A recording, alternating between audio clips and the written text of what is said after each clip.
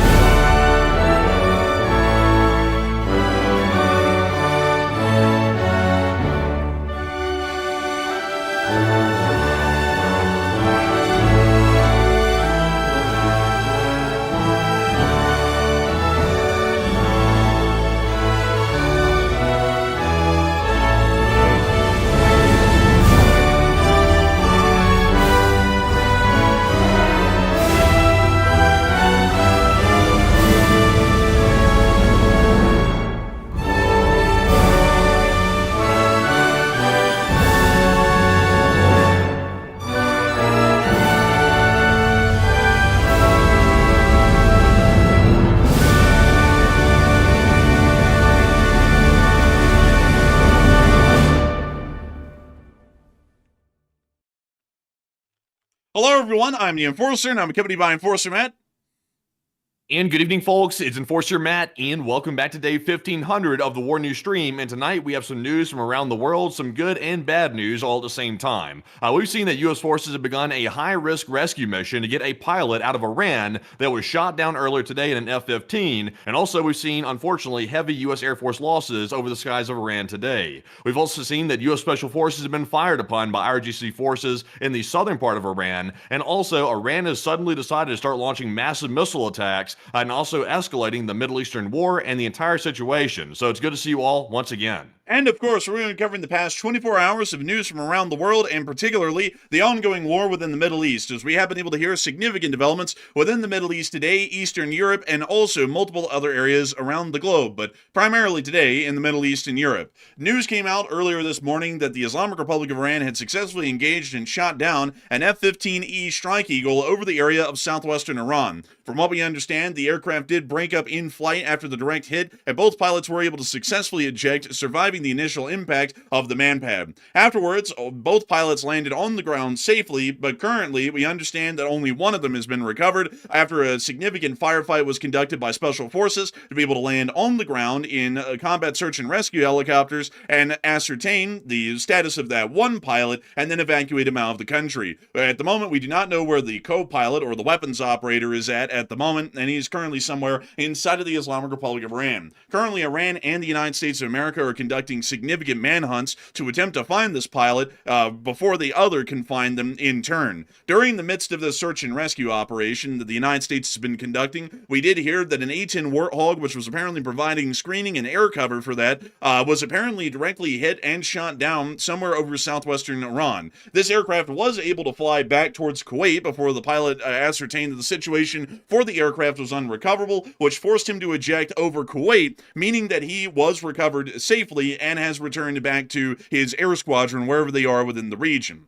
We have also heard that both AH-60 Black Hawk recovery helicopters, which were involved in the combat search and rescue operations earlier in the day, which we have on film, did suffer moderate to severe damage due to ground fire, and both helicopters had to return back to their facilities. We have heard that while they are still in flying condition, they are mostly going to be down and out for repairs for a significant amount of time due to the amount of damage that they sustained from ground fire. Not only that, we have also been able to hear additional information and reports that there may have been a third aircraft that just went down a little while ago, which may have been an F-16. Currently, we do have pictures that have come out from the Islamic Republic of Iran showing what appears to be a debris field that would seem somewhat close to being that of an F-16, at least from what we can tell by the debris, but we are still waiting further confirmation and information at this moment about that possible development, as we are not exactly sure whether or not that footage is, or if the photography that the Iranians took is authentic and actually does confirm the loss of a third U.S. aircraft over the area. This also is,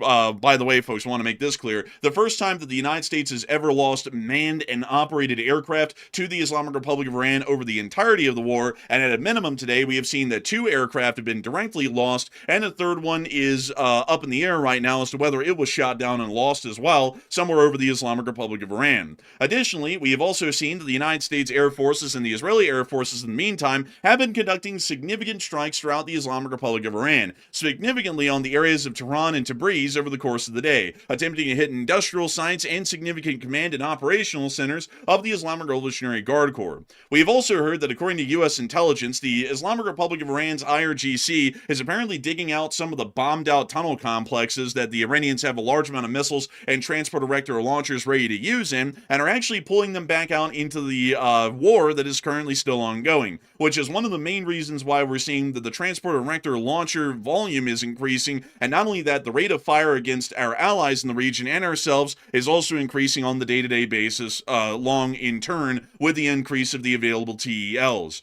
We've also been able to ascertain from U.S. intelligence, which has stated the same of which we heard yesterday, but has been able to corroborate and confirm our analysis from yesterday, that the Islamic Republic of Iran has no clear intention of reopening the Strait of Hormuz at any point within the near future. And even if the conflict ends, the Islamic Republic of Iran is going to continue to extend direct control over the area of the Strait of Hormuz and ensure that U.S. and Israeli vessels or U.S. and Israeli aligned vessels are not able to make it through the strait at any point within the foreseeable future. The President of the United States has reiterated, however, that it is the United States' problem to open the Strait of Hormuz, and we are going to be trying to reopen it at this point. We've also heard that one French intermodal container ship was able to make the passage today, which is the first Western vessel that has actually been able to safely transit the Strait of Hormuz at all. We've also seen that the Iranians have continued to hit commercial and generally civilian shipping and vessels within the area of the Persian Gulf, with a fishing vessel being hit today somewhere within the Persian Gulf. We've also been able to see that near to the area of Bahrain, the Islamic Republic of Iran conducted another significant missile attack against the country, with some of those missiles making impact in Bahrain and others being shot down before they were able to make it over the small island nation. We've also seen that the Iranians were able to hit an oil refinery inside of Kuwait, and that there were significant ATACMS launches by M142 HIMARS units inside of Kuwait by the United States Army against Iranian targets inside of the Islamic Republic of Iran. Further on up north and in Erbil, we also saw that there were continuing explosions in Erbil as ongoing air attacks by the Islamic Republic of Iran have been attempting to hammer and largely knock out U.S. and allied forces within the city of Erbil. We've also seen that the Israelis have taken some decent hits today as well, as the Islamic Republic of Iran's missile fire does appear to have largely overwhelmed the air defense perimeter over the course of the day, leading to significant hits around the Tel Aviv area and even further south towards the city of Beersheba. Meanwhile, the Israelis are conducting their own strikes against Hezbollah forces within Beirut, and these explosions inside of Beirut and the interceptions over Israel were so loud and voluminous that they were actually heard all the way from Damascus, as eyewitness reports in Damascus were actually stating that they were able to hear all of the engagements in Lebanon and Israel over the course of the day in outgoing fire and return fire coming into the area.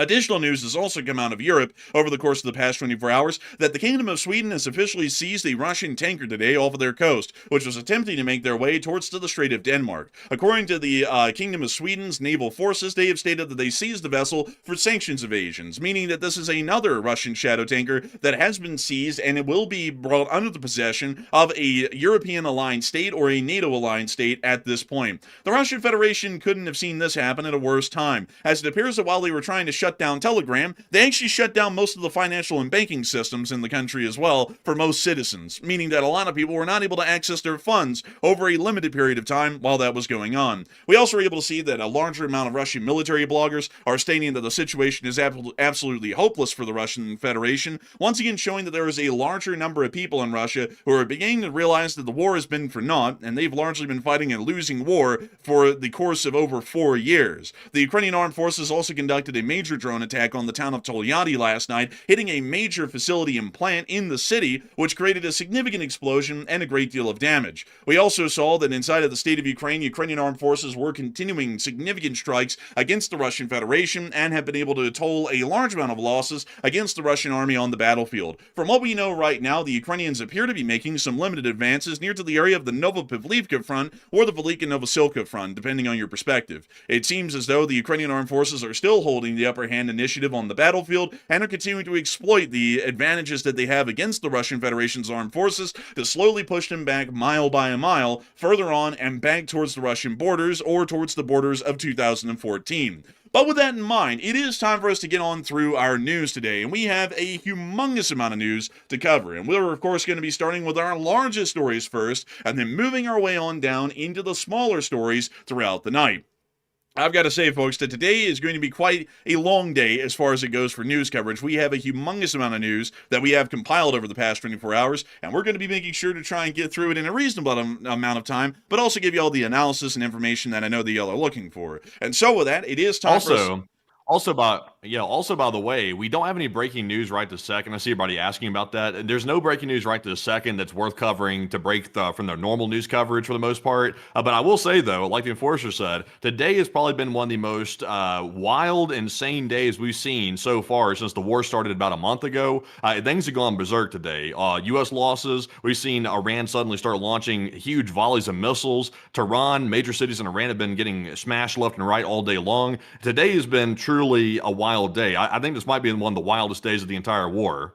It certainly does appear that it is a wild day, folks. And we're, of course, going to have to be moving into our largest story of the day, which pertains to the devolving situation that has happened within southwestern Iran. As many of you all will know, the United States Air Forces of the Navy, Army, and Air Force have been conducting significant air operations over the Islamic Republic of Iran. While I did mention the U.S. Army there, our understanding of the involvement of any U.S. Army rotary aviation forces is incredibly limited, and we believe for that reason that their involvement in the conflict has been wildly small, if not non-existent at this point. However, there are still some Army rotary aviation elements within the area, and we'll be talking about them a little bit later on. But right now, our main story is going to revolve around the air forces of the U.S. Air Force and the U.S. Navy. As we understand, the United States Navy and the United States Air Force have been conducting hundreds, if not thousands, of sorties over the Islamic Republic of Iran over the past month and really a week or so to be able to try and cause as much damage as possible and to originally see the toppling of the regime, but we understand that the war goal has now been reduced to just trying to cut the Iranian military down to size.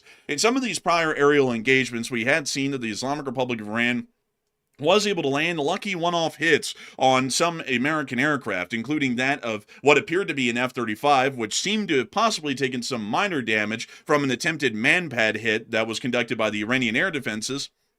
And we also saw as well along the coastline, near to the area of Bandar Aftab and Bandar Shinas, that there appeared to have been an FA-18 Super Hornet that was also targeted by manpads as well of the Islamic Republic of Iran's armed forces, and appeared to have almost taken a direct hit to the fuselage, with the manpad exploding only about a foot behind the aircraft near to the exhaust nozzles of its turbojet engines. At that point, we were largely starting to see that the Iranians had not, well, the United States had not been able to achieve air supremacy, and at best we had air superiority over the Islamic Republic of Iran.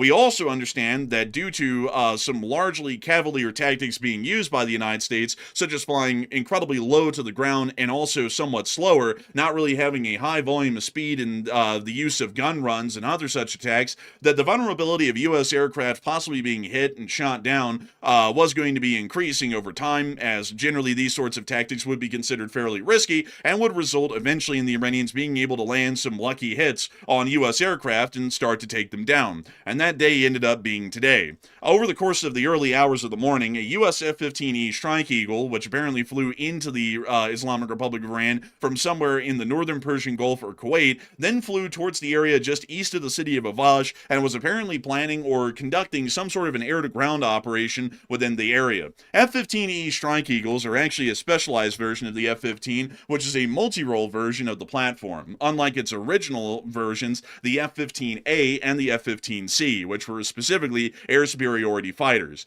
The F-15E is primarily used and has been primarily used throughout this conflict, from our understanding, to be able to strike ground targets throughout the country of Iran, all the way from Tehran and down to the coastline near to the area of Bandar Abbas. From what we understand, this aircraft was conducting some operation just east of the city of Evasion in southwestern Tehran, but the exact information as to how it was hit and how it was shot down is a little bit foggy and unclear, at least at the moment. We do not know the altitude and speed at which this aircraft was flying at, but we would assume at a minimum that the aircraft was most likely flying at a subsonic speed, most likely around 600 miles per hour.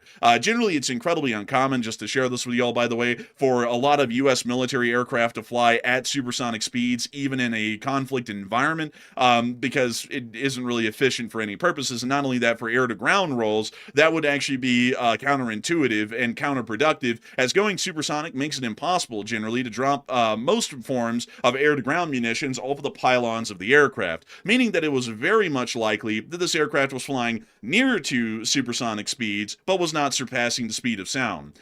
At some moment in time, an Iranian ground air defense force operating some sort of a man-pad fired at the F-15 and was able to successfully shoot the aircraft down. We were able to see that later on, just about 30 minutes later, there was clear debris fields that were beginning to appear on the ground, which is showing us that there was a confirmed shoot down of an F-15 over the area. And we also were able to see a larger montage of the debris that had fallen onto the ground, and we can see that from what we're seeing right here, this actually appears to be one of the control surfaces of the vertical stabilizer of one of those F-15s. And let me actually quickly pull y'all up one of these F-15s to show y'all exactly what part of the aircraft this is from.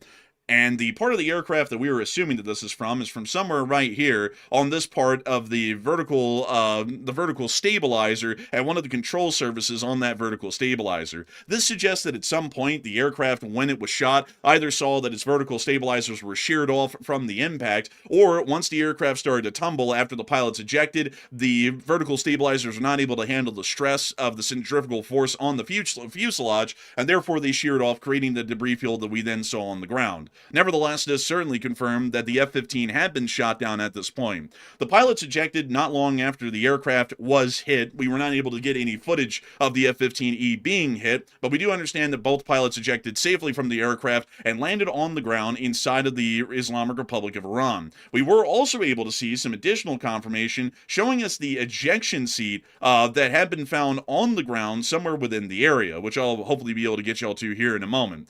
Afterwards, the Iranians immediately started putting out on media an announcement that an F-15 had been shot down within the area, and that all Iranian citizens should go and try and find these pilots and bring them to Iranian authorities for who knows what, possibly to be taken prisoner, possibly to be executed. We're not entirely sure. But this was actually the statement that was made. Also, they were offering bounties, too, for the pilots. There was some, like, Iranian rial bounty that they were offering to people if they found the pilot and turned them over to the IRGC. They would get some lump sum of money as well. I don't know exactly what the amount was. It was sizable, though, because obviously most people in Iran are very poor and not well off financially. So that obviously it probably gave them a massive incentive to go find the pilot. But so far, though, haven't heard anything about it. Actually, the bounty was around the equivalent of $60,000 to find this pilot, which, to be entirely honest with y'all, for the Iranians, that is a humongous payout. Yeah, that's massive. I would say that's making somebody very rich. And also, this was the public broadcast that was made within the region after the F-15 had been shot down, notifying the citizens that there were basically two walking money bags on the ground at this point with the bailed out pilots, and to try and find them as quickly as they could. And here's the clip from Iranian state television showing that announcement within that region. اهالی استان کوهگیلوی و بویراحمد مردم عزیز و I don't think we showed this, by the way. Nevertheless, they played a little crappy like army marching band thing. It sounded like a flea circus sort of a marching band. And then they stated that the pilots had been shot down and they need to go out there into the desert and try and find these pilots however they can. U.S. combat search and rescue was already on the scene almost immediately after the aircraft was shot down, and we had video footage showing U.S. aircraft already making their way into the region, including C-130 Hercules, which are a part of the combat search and air rescue operations, which we could see right here. We also had some longer clips as well showing this C-130 and Blackhawks making their way on into the region, which we also saw in this clip right here.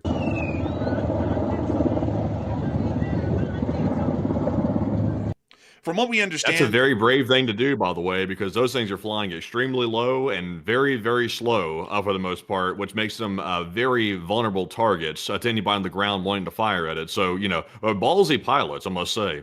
I would have to say it's certainly ballsy. From what we know, the C-130 was most likely a refueling variant, which was there to support the operations of the AH-60 Blackhawks, which had been brought into the area as a part of the U.S. Air Force's combat SAR operations to be able to try and find the pilots and recover them from the ground before they were captured by the Islamic Republic of Iran. These operations were supported apparently in air cover, which was provided by A-10 Warthogs, which will become an important detail later on in our story. Nevertheless, these aircraft were seen multiple times flying over the region, with the C-130 also releasing flares intermittently to be able to try and avoid any manpad fire that might be directed at it, considering that the F-15 that they're searching for had also been shot down by manpads earlier on before the search and rescue operations were being conducted for those pilots. And we see the deploying of the flares right there.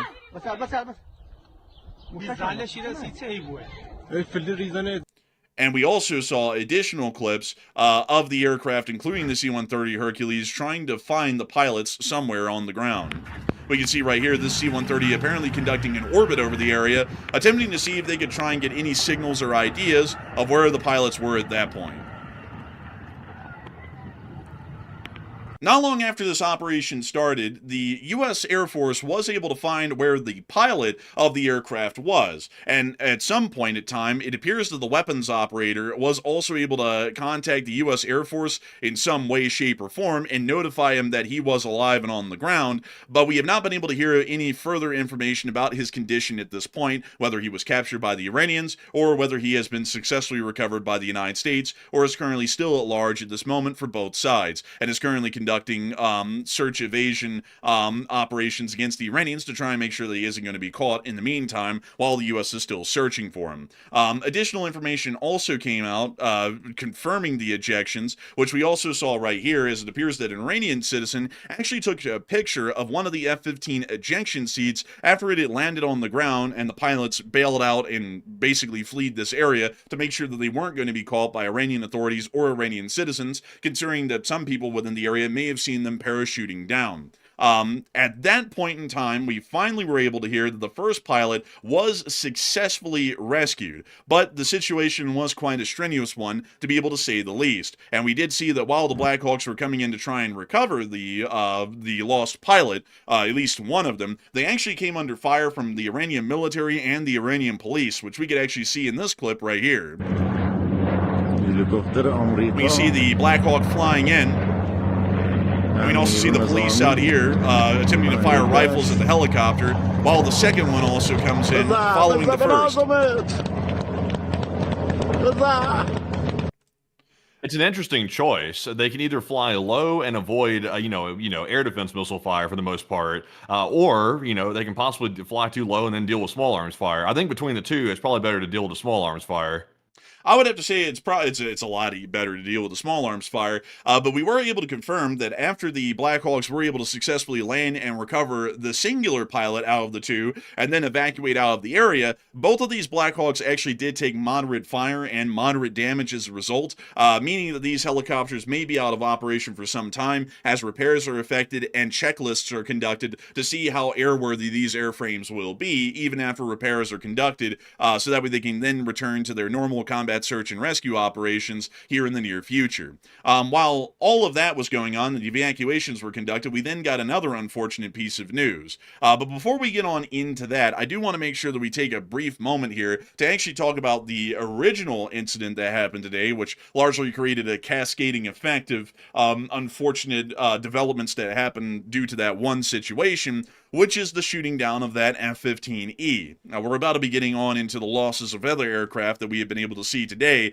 but a lot of people are wondering, why was Iran able to shoot down multiple U.S. Air Force aircraft, despite U.S. claims of complete and absolute air supremacy? To make this also a little bit clear, folks, the President of the United States several days ago claimed that every single air defense system within the Islamic Republic of Iran had been completely destroyed, and the Iranian government was completely hopeless and helpless against U.S. air power, and wouldn't even be able to try and really cause a how would we describe it, a dent in the armor of the U.S. Air Force due to the fact that we had already so thoroughly destroyed their air defenses. We generally stated on the channel when that statement was made that that wouldn't really necessarily be true, as manpads would always pose an existent threat to low-level and slow-speed air operations in the country, but nevertheless the claim was made, and now we're seeing that at this point at least 2 U.S. aircraft have been shot down today, and there is word that a third F-16, or a third aircraft, which is an F-16, may have also been shot down, which we're trying to confirm at the moment. And Matthew, what are people thinking is the reason for these aircraft being shot down today, and what are you thinking about it as well?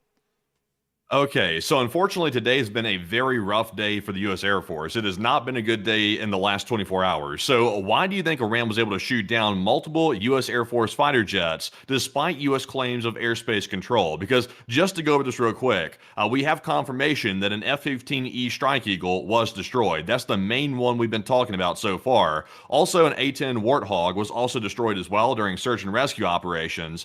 We also saw that 2 Black Hawks were damaged severely. We also know a Chinook was destroyed on the ground, and also there's possibly an F-16 that might have been downed and destroyed as well. We're still waiting on confirmation about the F-16, but today has not been a good day for certain. So what do you think about this? 44% said the U.S. got reckless with their flights, and they simply got unlucky. 35% said Iran got weapons from Russia or China and caught the U.S. off guard, and 13% said it seems like lucky strikes, and the Iranians just happened to, stumble across a lucky day, basically, for them. So I would say this one's a little bit interesting because the U.S. is getting a little bit reckless with flights. They are flying very low, and they're doing that very often. And they're using the A-10 Warthog, which, by the way, is a very slow aircraft. It is reinforced and armored quite heavily. It does have a titanium bathtub around the pilot, so it is armored, but it's still very vulnerable, and it's specifically not used in areas where air defense is a problem because it can be shot down real easy. So we're seeing multiple aircraft get shot down. So generally, though, I would say this. Here's a very important note. The Russians had recently supplied Iran with ships in the Caspian Sea in the last 72 hours. Now, all of a sudden today, we're seeing multiple fighter jets get shot down out of the blue, and we're hearing from different reports that apparently Iran's using a new type of detection system. They're using infrared to detect the aircraft. So because of that, there was no early warning in the cockpit that there was a radar lock on these aircraft because they're using infrared, which doesn't emit radar signals of a normal traditional variety. So they only got a warning when the missile was actually fired. That's the earliest the pilots knew about it, is because of that infrared system that's currently being used. So I'll be honest, I'm kind of leaning toward the idea that Iran might have gotten weapons from Russia. I'm kind of leaning toward that because this is a very big change in the last 24 hours. But Enforcer, what say you? And really quickly, I have to show you this because this is something that we've seen as an existent threat, and I'd actually have to say that I'm going to be with a large majority with the 44% here for this reason. Multiple countries in the world, largely every single country in the world, has this type of air defense within its armed forces because it's incredibly cheap and easy to field and doesn't require incredibly extensive, large, and expensive air defense systems and also training to be able to operate. And that is these right here. This is a man-portable air defense system. The media these days have been calling this thing some sort of a super technical name, which makes it sound like a super weapon, but the reality of it is that these things have been around for an incredibly long amount of time, almost 50 years at this point, and have been wildly effective at close-range, low-altitude air defense. Man-portable air defenses are largely the last line of an advanced country like ours air defense systems, considering that this is portable by the infantry and can be carried with them on the battlefield. These also can be vehicle-mounted as well, which we have seen in a large large amount of instances, for example, with the I believe it's the, what in the world's the name of that vehicle, Matthew? The Iranian one that has the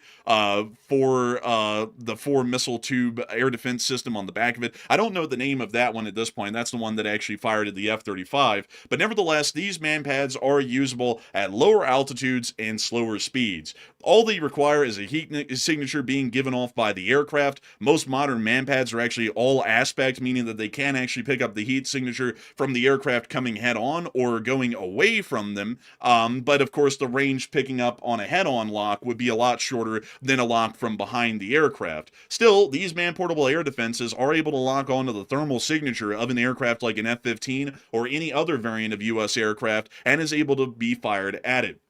Generally, there is really no alerts that are given to be entirely honest with y'all, even U.S. aircraft, when one of these sorts of missiles are launched. They do not have an active radar ping and instead are working off of a sensor in the front of the missile that's fired out of this tube here to be able to try and find the heat signature and keep flying towards that heat signature. That means that the only defense against these things is somehow visibly seeing a smoke plume of a man-pad firing on the ground and then trying to fire off flares. Flares are these hot little balls of material that are popped out of the back of an aircraft that give off a false heat signature very similar to the exhaust of the aircraft that man-pad locked onto. There is a chance when those flares are fired that the missile may actually mistake those flares, which are just these little burning balls of material, for the exhaust of the jet engine. It might go for those flares instead of the aircraft itself. However, to be able to do that, you kind of have to know the man-pad's coming at you. And the high chances is that really nobody knew that the man-pad was even coming for them when they got hit, considering that these things really don't put off any RWR receivers inside of an aircraft. And we've seen that numerous times with the Russian Federation's armed forces in the war in Ukraine. While Russian aircraft are more crude and less advanced, they still cannot pick up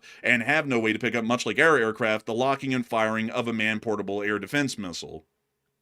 Yeah, and that's a big problem right there, because if the pilot doesn't have enough warning that the missile is coming toward their aircraft, then they don't really have a good chance of evading it. But here's my question, though. If this was what was used, which it appears to be, the reports are corroborating that infrared was used to target these aircraft, which would suggest maybe a man-pad or something of that variety, or perhaps a newer weapon, perhaps. We just simply don't know for a fact. But infrared was used, according to the confirmation.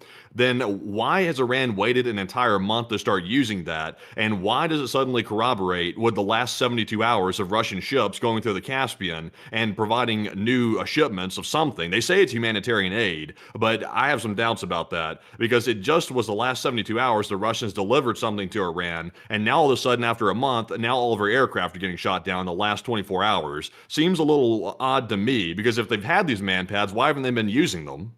Well, the thing is that they have been using them. It's just that they haven't been lucky enough to get a killing hit until today, and several times over today. We've seen multiple times in the past, just to bring up some of the best instances that we've had that we've been able to confirm on film. The F-35 that was targeted over to Iran by a man-portable air defense system, which was attempted to be hit, and from what we know, did take minor damage according to the Department of Defense. And we also understand that an F-A-18 Super Hornet down near the Persian Gulf's coast was also fired upon by a similar man-pad system, and just due to almost sheer luck, the man-pad was not able to turn in as hard as it needed to be able to land a direct hit in the central area of the fuselage, and generally hit about a foot behind the exhaust nozzles of the turbojets of that Super Hornet, meaning that it was almost a near direct hit, but still a slight miss. And we've been talking about this quite a lot here on the channel with our footage, and the fact that we've been seeing on film that U.S. aircraft have been operating at incredibly low altitudes, which opens them up to seeing an imminent threat by man-portable air defenses, and also they've been operating at slower speeds at these lower altitudes, which at that point makes them a sitting duck for man-portable air defense systems, because flying at a low altitude puts you in range of these man-pads, and also flying at slower speeds less than near to the speed of sound also makes it to where you may not have enough inertia or kinetic energy to be able to try and actually conduct a maneuver that's called cranking, to be able to try and outturn the incoming missile, meaning that they wouldn't have enough kinetic energy stores to be able to avoid a direct hit. hit. If this F-15 was operating in similar circumstances as the prior videos that we've seen, with aircraft either flying in a perfectly straight line, not even knowing that a missile's coming in at them, or flying incredibly low and slow to where they are well susceptible to the threat of a man-pad hit, we could see that today the Iranians just got lucky and were actually able to land one of those 1 in 100 kind of man-pad hits that was able to slam directly into the fuselage and take the F-15 down, which then lured in other U.S. aircraft, including that A-10, which we're about to get to here in a moment, folks, which also happened to be hit heavily and was bailed out of over Kuwait, also confirming another shoot down by the Iranians over the course of the day. So I think that's the reason why. I would have to say that the Russians go ahead.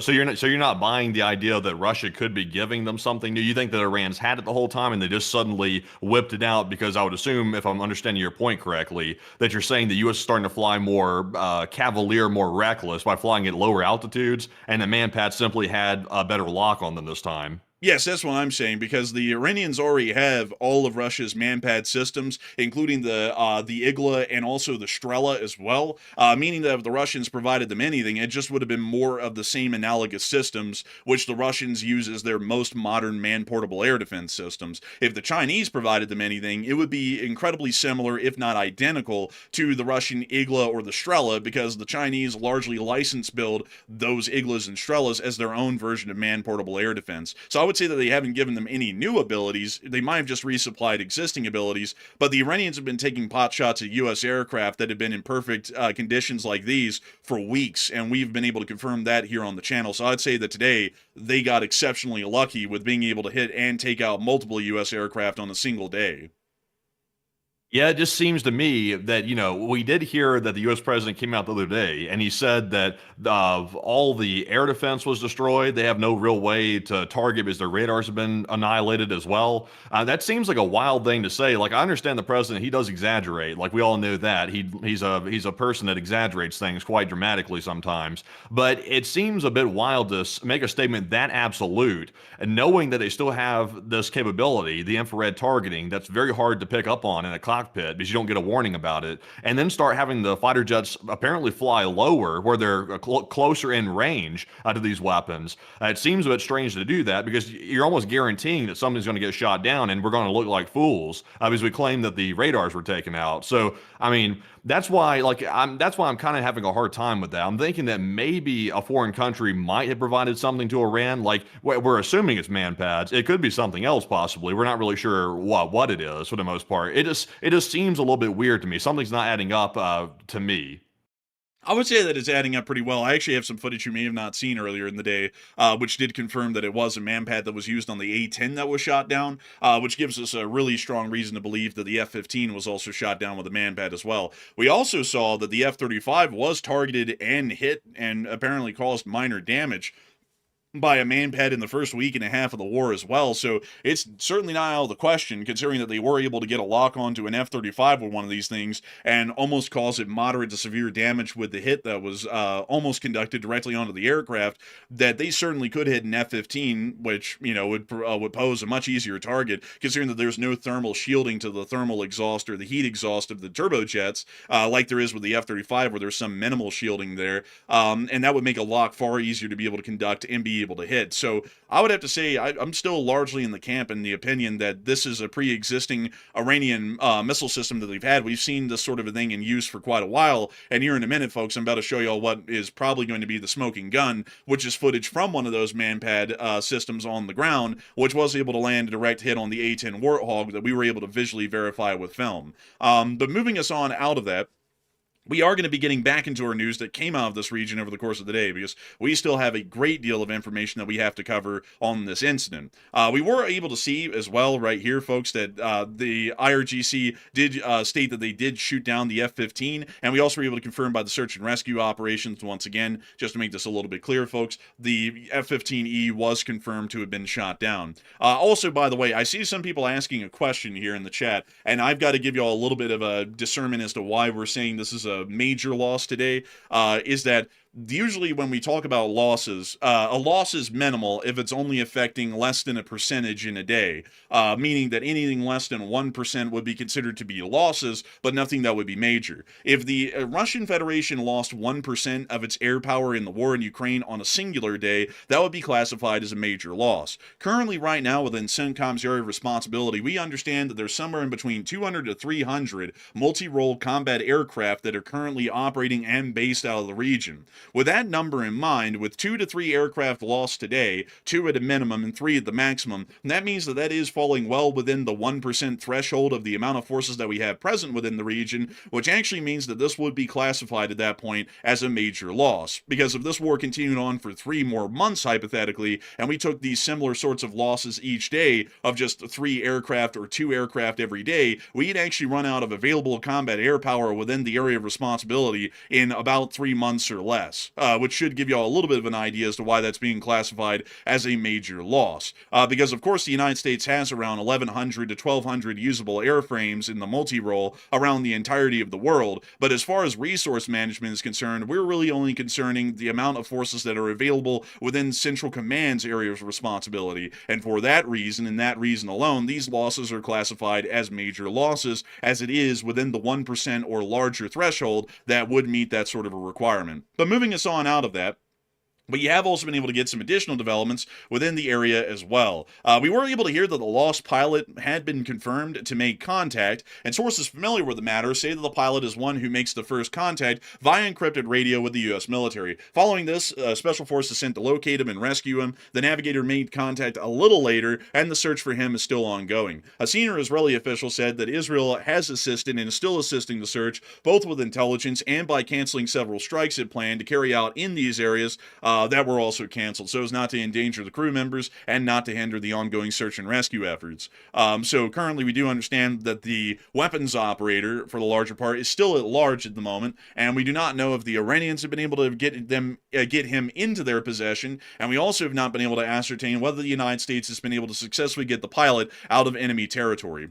Unfortunate news did come out a little bit later, however, that an A-10 Warthog, which was apparently providing air cover for the combat search and air rescue operations that were being conducted within the region, did come under heavy Iranian fire and was directly hit by a manpad. This footage here appears to be from an Islamic Republic of Iran short-range air defense system, which we've actually seen in prior times. And let me go pull up Iranian Army equipment here really quickly, folks, because I have to go and try and find the specific name of this vehicle, because I cannot think off the top of my head how this vehicle is exactly named. So let me go and try and get the air defenses here and show y'all what vehicle was most likely used to be able to shoot down the A-10 Warthog. So let me go here. We're almost there, folks. Hang tight. I should be able to have this for y'all here really quickly, because we are believing that the vehicle is a Majid, which is this one right here. This is well, actually, let me close this down really quickly before we show you all the hit. The Majid is a little truck-based man-portable air defense system carrier. Basically, it's a small self-propelled anti-aircraft missile system. These use 4 tubes, all equipped with the Majid ManPad, which is a domestic produced version of an Iranian man-portable air defense system, to be able to target onto heat signatures that are given off by these aircraft and attempt to successfully shoot them down. One of these very systems was the one that was able to land a minor hit onto an F-35 that was operating over Tehran, which gives us a clear understanding at this point that this air defense system is more than capable of targeting an F-15 or an A-10 Warthog and hitting them directly, considering that both of those aircraft do not have the kind of heat, I guess you could say, shielding that an F-35 was designed with in mind. An F-35 actually has a reduced heat signature from what we understand according to what's known to the public, but the F-15s and the A-10 Warthogs are 50-year-old airframes and largely do not have that kind of heat shielding built into their design to try and reduce their thermal signature, meaning it'd be a lot easier for Majid to get a lock onto these two types of aircraft instead of the F-35, which we already saw it attempt to hit a good while prior, almost a month at this point. But here's the footage that the Iranians published of the A-10 Warthog getting directly hit by a Majid man-portable air defense system. And we see the A-10 right here, and we can see the Majid hitting right behind it, and throwing what appears to be some sort of sparks either from the explosion and shrapnel or off of the airframe itself. CENTCOM did confirm that the aircraft was directly hit and did suffer heavy damage. Somehow the pilot was actually able to manage and handle the aircraft long enough to be able to fly it over Kuwait, to where CENTCOM confirmed that he was able to successfully eject over Kuwait, and he was recovered successfully by U.S. combat search and air rescue operations. Considering that he was in friendly territory, that's far easier than trying to find someone who's in hostile territory, like a couple of dozen miles away, where that weapons operator is probably still at inside the Islamic Republic of Iran. But this did confirm the second air loss of the day, but the singular pilot in the A-10 was successfully recovered and has been returned back to his unit, we would assume, or back towards some sort of a processing and collection area, to where he could then be further returned to his unit at some later date. All of this information happened in just a few hours. That entire story that we just told you right there happened over the course of what we could tell of about 2 to 4 hours is the best time window that we could ascertain. Just a little bit before we went live on air, about 2 hours before we went live, we started to hear some sort of word that there may have been a possible F-16 that was shot down. I want to make this wildly clear, folks. This is not confirmed at the moment. There's some sort of debris fields that an Iranian news agency, Tasnim News, took pictures of and published online, saying that another unknown aircraft may have been shot down. Many people have started to believe that this might have been an F-16, but I have to say, folks, that we have to take Iranian information with a grain of salt. The Iranians lie about just about everything, kind of like some people, you know. Anyways, the Iranian government lies about a whole bunch of stuff, and so does the Iranian state television. So we are still trying to get any confirmation on this at the moment. So I want y'all to know this clearly. Take this one with a grain of salt. We don't know if this one actually happened or whether this aircraft was shot down or not, but it does appear that there may have been a third aircraft that might have been shot down. We did get to see what appears to be a turbojet engine right here, or at least the remaining debris of one, which might indicate that there may have been a third aircraft shot down. But once again, folks, we are trying our hardest to be able to confirm that one, and at the moment, we cannot confirm it. So right now, today, we can confirm 2 U.S. aircraft were lost, an F-15E and an A-10 Warthog, and there is an unconfirmed loss of an F-16, which might be taken off of the record if we find out that that information is faulty or inaccurate that the Iranians are now putting out and publishing. Outside of that, however, we do have a lot more news to cover that came out of the Islamic Republic of Iran today that was a lot more positive than the news that we got out of southwestern Iran, where those 2 aircraft were shot down and a possible third one may have been taken down as well. But before we get on into all of that news, a lot of people have been talking about the United States and its difficulty in finding the weapons operator of that F-15, who still appears to be at large inside of Iran, and we can't find them, and we haven't gotten any word that the Iranians have found him yet either, meaning that he's still somewhere out there within the middle of the desert or somewhere within an unpopulated area, or possibly being harbored and sheltered by some Iranian civilian who's taken it upon himself to take a great risk to try and save this pilot's life. A lot of people are wondering what's going to be happening next in this ongoing situation. And Matthew, what are people thinking about that, and what are you thinking about that as well? Okay, so far, we have not heard that the U.S. has been able to locate the missing F-15 pilot, which we believe to be the weapons officer, who's currently still on the loose inside of Iran. So what happens next? 36% said the pilot will be recovered by the United States very soon. 26% said this might be bad, and ground operations might be coming as a result of this. And 24% said Iran will likely capture and then use the pilot or the weapons officer in bargaining, basically. So as far as we know right now, the U.S. is still doing SAR missions over the area, trying to locate the weapons officer. But at the same time, though, here's the problem. The Iranians are cordoning off the area, which the weapons officer is believed to be hiding out in, and they're also searching, and they know the terrain a little bit better. So that's a little bit concerning. Now, to answer the question, I've seen a lot of people saying in the live chat, a lot of people are saying, do the pilots carry sidearms, and also what is their training? U.S. Air Force pilots are trained very well for this type of situation. They go through something called seizure school, which is basically survival and resistance training, and also evasion training as well. It's a very strenuous school, and it's actually very mentally strenuous as well. It's very tough to get through. We actually have a family member that went through it, and it was very challenging, to say the least. They put you in like a mock-up prisoner of war camp. It's like a whole thing, and they put you through the paces, to say the least. And it's very, I don't want to say torturous, but it's very strenuous, to say the least. Also, to answer the other question, The pilots do carry sidearms, by the way. It's mission dependent. The pilots don't always carry sidearms, but when they go into a war zone or a combat zone, they are issued a 9mm SIG pistol for protection. Now, obviously, with a 9mm, you can't really fight off like a unit with that, but the presumption is the pilot will be trying to evade capture, and if they come into contact with maybe like a lone patrol, they can use the 9mm to defend themselves. That's the logic behind it. So I think ultimately the pilot will be recovered by the United States, and also I'm hoping they are, because obviously we don't want that pilot to fall into enemy hands. We don't know what the Iranians are going to do to that pilot. So, Enforcer, what say you? I would have to say that the pilot will most likely be recovered by the United States, but there is a significant concern at the moment that he may be captured by the Islamic Republic of Iran, because every hour that this guy is on the ground in Iran, the chances of his capture by Iranian forces is increasing. We do not know how much that will be. I mean, he might be in a great hiding spot, or he may actually be harbored by some sort of a civilian on the ground that was willing to help him and is currently hiding him somewhere within his house or somewhere in some sort of a building out in the middle of nowhere where no one's really going to be able to find the guy. That might be the case, but we're not entirely sure, because once again, folks, we just don't know where this guy is, and we don't know his condition at the moment. However, pilots do carry a 9mm pistol like Matthew was talking about, but generally, in most training, it's generally claimed or stated that you really don't want to try and fire back, because if you don't fire back, there's a decent chance that you might be taken alive and not executed on the spot, even by a country like Iran, because they're probably going to be wanting to interrogate the guy, which means that torture would, of course, follow soon. The Iranians do not really follow the Geneva Convention in that regard, but torture would most likely follow soon, but there's still a chance that he could eventually be ransomed by the Iranians and we could get him back, or once the conflict ends, he could be released at that point, at least by that measure, he would be able to save his life. But if there's any sort of a risk assessment, however, to where it's believed that the Islamic Republic of Iran might be so ideologically driven that they might conduct some sort of a revenge execution of a captured pilot on the spot, then they would most likely try and fire back, because at that point, they're probably going to be dead either way, whether they fire back and get taken out that way, or whether they get executed on the spot. And right now, I don't know what kind of threat assessment they've given to those pilots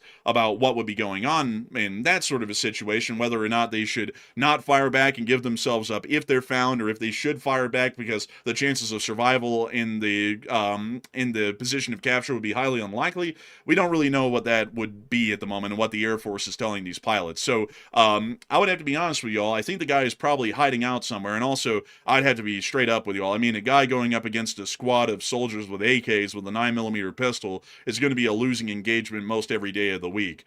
So, you know, they're probably going to choose to surrender. Well, luckily, though, like I see a lot of people talking about SEER school. I'm not an expert on it, but I have heard stories about SEER school, and also I generally know the basics about it. I see some people in the chat that's actually been through it, and they're talking about how they lost weight in it and stuff like that. And they really do. They come close. They obviously really can't cause, you know, permanent harm to you, but they are making sure that these guys are able to survive in these circumstances. They're able to find food and sustain themselves on their own for possibly weeks at a time if necessary. And also, if they are captured, they're trained on how to resist the interrogation. But, you know, ultimately, though, if the Iranians start torturing people, there's not much you can do to resist against that, except for basically hold on and hope for the best. It gets ugly when people are willing to torture people. It gets nasty. So, you know, they are trained in this. They're not, like, new to it. They're not, like, completely unprepared. But, you know, the faster they get the guy and get him out of there, the better, for certainly. Also, I've seen some people asking the absolutely incredible question of, how the hell do you know that an American pilot would be tortured? And I don't mean to laugh at the question. The question's rather serious, but I mean to laugh at the absurdity of the question. When the Islamic Republic, well, not the Islamic Republic of Iran, but when the Republic of Iraq, under the control of Saddam Hussein, was able to successfully shoot down U.S. aircraft and take the pilots as captives and prisoners of war during the Gulf War of 1991, those pilots were tortured extensively. When Gary Powers was shot down over the Soviet Union in 1960 at the height of the Cold War, he was brutally tortured by the Soviet Union, even knowing that the United States was a nuclear-armed power and still the most powerful country in the world back then, like it is today. And with Iran knowing that they were about to get curb-stomped by the U.S. ground offensive that was going to be rolling into Iraq any day, the Iraqis still tortured all of the U.S. pilots that bailed out over Iraq. If the guy is captured in Iran, there is absolutely no reason that we should assume that the Iranians would treat a pilot with hospitality according to the Geneva Convention. They are most likely going to be quite brutal to these pilots, even if our words were quite tame to them while the war was ongoing. Ideologically, they look at us, and they generally look at any of our soldiers of the armed forces as infidels, and not only that, wicked, wayward people attempting to destroy their Islamic revolution. And because of that sort of radicalization by their ideology, most military officers are going to take it upon themselves to inflict significant amounts of torture and significant amount of emotional strain to be able to try and get answers out of this pilot that might be important, like what air squadron was he in, what were their general targets that they were trying to hit, how many other pilots were operating, does he know future air operations and sorties that were going to be conducted, and where those aircraft might be heading, and what they might try and hit next. Those sorts of questions are incredibly important for them, even just knowing the combat capabilities of the aircraft itself, and possibly being able to be told by the pilot some of the vulnerabilities of the F-15 that the Iranians might not know about is crucial and important information. And they'll be put under significant pressure to try and give those answers, and that means that the Iranian military will most likely go to torturing pilots incredibly soon. It's an unfortunate reality, but we have no reason to believe otherwise. If a country chants in its parliament death to Israel and death to America at the end of every session, I would assume that they're not going to be that hospitable to captured U.S. forces. That's something that we could take as a granted assumption. But anyways, with that, I hope that does address that the best I can, and that's also why, folks, the time is ticking. We are hopefully going to find this guy before the Iranians find him, because if the Iranians find the guy, it's not, he'll most likely live, because they're going to want to get information out of him, but it's not going to be a pleasant time for that guy whatsoever. We'd rather have him out of there, so that way he's not going to get tortured, and at a minimum, he can at least return home, or maybe return to his air squadron, whichever he chooses, if the military gives him that choice. So, with that, I hope that does address it the best I can, at least from what I know at the moment. But with that, folks, it's time for us to move on into some more positive news that we were able to get out of Iran today of the ongoing strikes that were conducted. Before we do that, however, I do want to make sure to show y'all this list today that was actually made by Malcontent News to give y'all a decent idea right now of the situation that we know inside of the war, just over the past 24 hours for the airspace situation.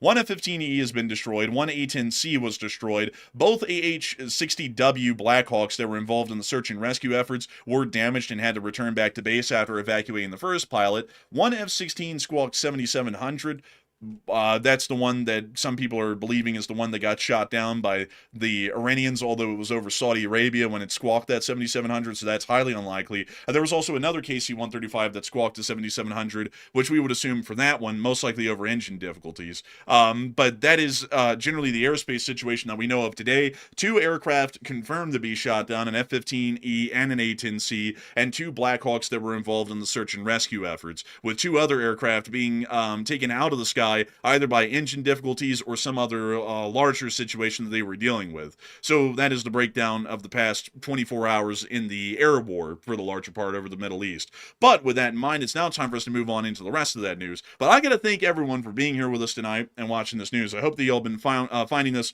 well researched and well covered so far tonight. We try our best to make sure that our news is well informed and well analyzed for the larger part, and I hope that our first hour here has been up to enforcer quality and enforcer spec, like we've been doing for 1,500 shows at this point, which is unbelievable to think that we've made it to that number. I also got to thank the 24,000 people who are here at the peak tonight, and the 104,000 people who have watched this stream in the first hour for being here with us tonight and listening to this news, because we find it to be a high honor and a privilege to be able to tell you all what's going on in the world each and every day, the good, bad, and the ugly, and just getting to tell you all what's exactly coming out of the news each day. But with that in mind, we're actually going to be taking a brief little moment here to address 3 questions from y'all in the chat, and then we're going to be moving on into the rest of the news within the Middle East, and then we're going to be moving on into the major developments that have occurred within Europe today. And so, Matthew, what do we got?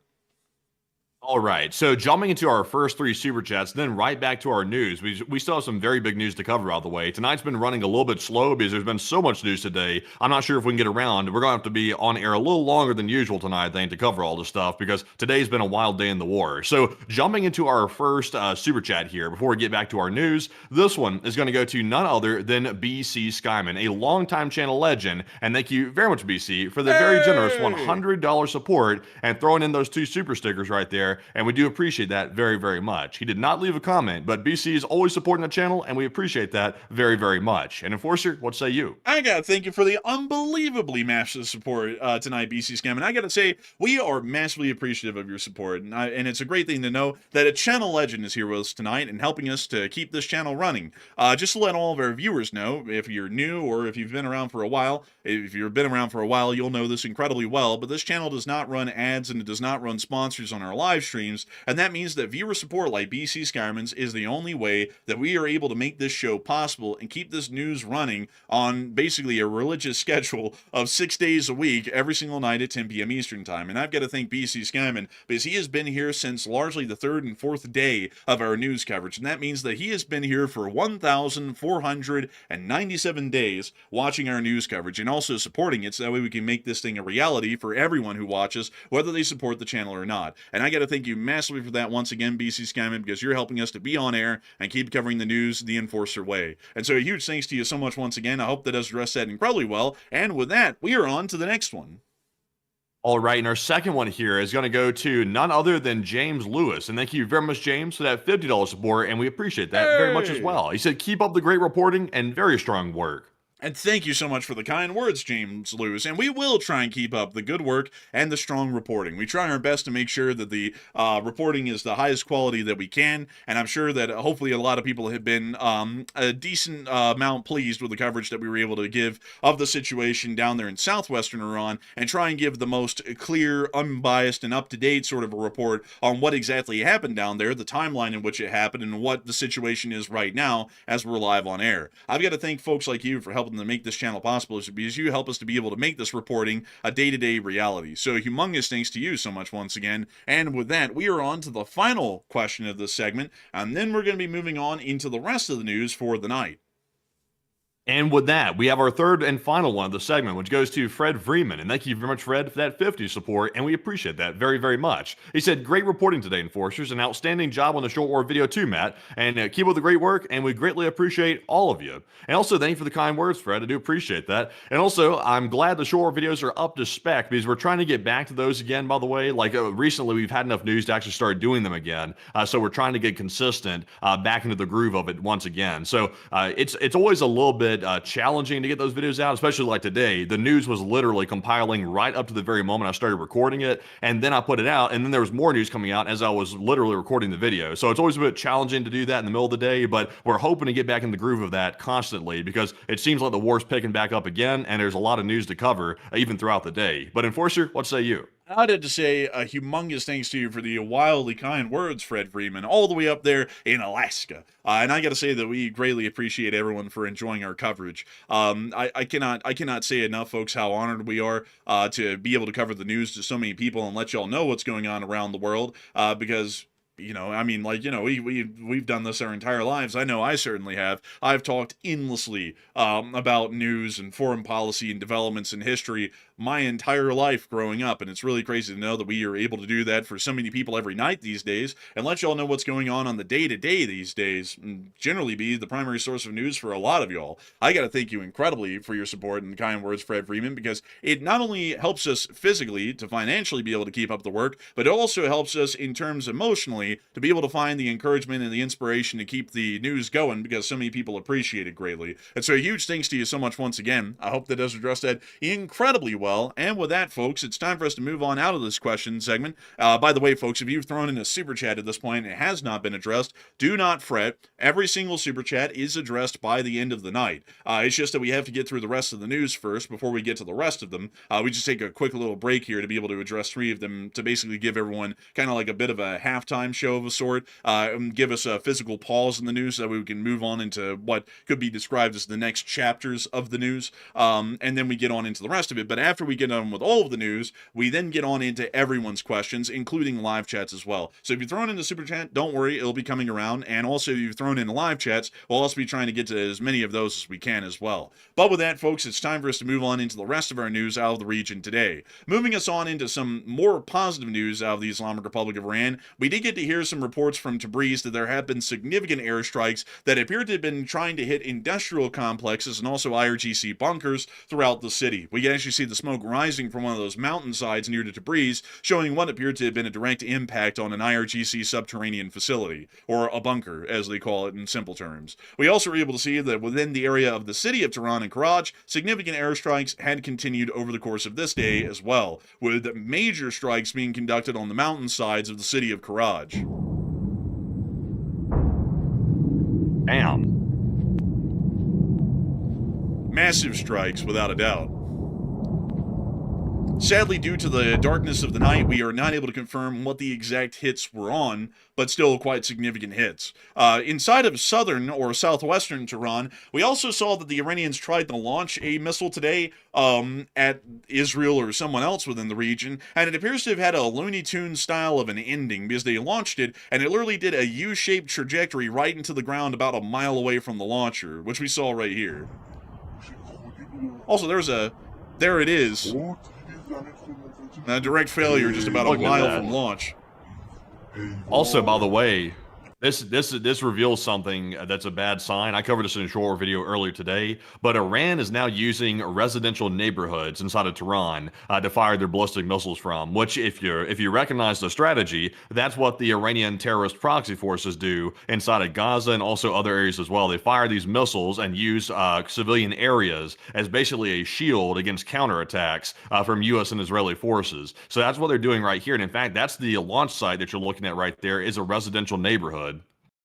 And it does appear that that was the launch site. It was actually within a built-up urban area of Iran, meaning that if we were to attempt to hit this transport erector launcher, which would be a justifiable military target, there would be a wildly high chance that there would be civilian collateral in that strike, which the Iranians might try and capitalize on, and that might also be why they're conducting these strikes or attempted launches from these locations, to largely try and use the Iranian civilians as a human shield. And even if that doesn't work, and we still hit the TEL, we end up killing enough civilians that they can try and make a pity story about how the U.S. is trying to attack and kill civilians deliberately at this point. A lot like other groups do, like Hamas and Hezbollah, which also conduct very similar tactics, which lead to civilian casualties, and then they blame those civilian casualties on whoever attacked them. But we were able to see the plume of the missile launch right here as well.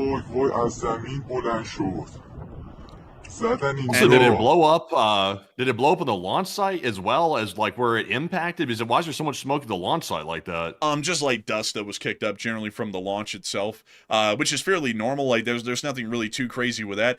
But it doesn't appear that the missile had arms, so it was really just a solid missile itself that just came tumbling down into this neighborhood and has apparently landed down there and might be on fire at this point. Yeah, that's crazy right there. It literally just went up, sideways, and straight back down. Unfortunately, it probably hit civilians where it went. So, that's obviously a travesty. But, that's a hell of a malfunction. That's why you probably shouldn't launch off missiles from civilian areas, because you're putting your own people at risk and also obviously using them as a shield. The Iranian government, it's really disgusting how sick this regime is. They are truly sick to the core. I mean, I don't even think the Russians do stuff quite like this level right here when it comes to like actually using the civilians as a direct shield. They've done it occasionally, but I mean, this is blatant right in the middle of their own capital. This would be like the Russians launching attacks straight out of the center of Moscow or something. It really would be, and I mean, not even the Russians do something like that. It really is something crazy right there to see. But moving us on out of that, we also were able to see heavy strikes that were conducted in Tehran throughout the day, including this one right here.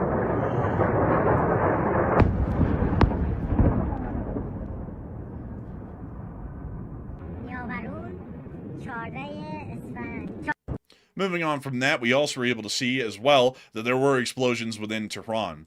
I also saw someone ask, what if that, an Iranian missile that was faulty, struck the school in Manab? Highly unlikely. We actually had video evidence showing that it was a Tomahawk that hit the school, and the Iranians don't have a missile that is even close to looking like a Tomahawk, so that was confirmed to be a direct U.S. hit, and that's also why CENTCOM is investigating the matter, because CENTCOM also confirmed that the U.S. actually did hit the school, but we do not know why we hit the school, so there's still an ongoing investigation to figure out why a school was targeted with the Tomahawk. But outside of that, we were also able to see the additional strikes within Tehran here.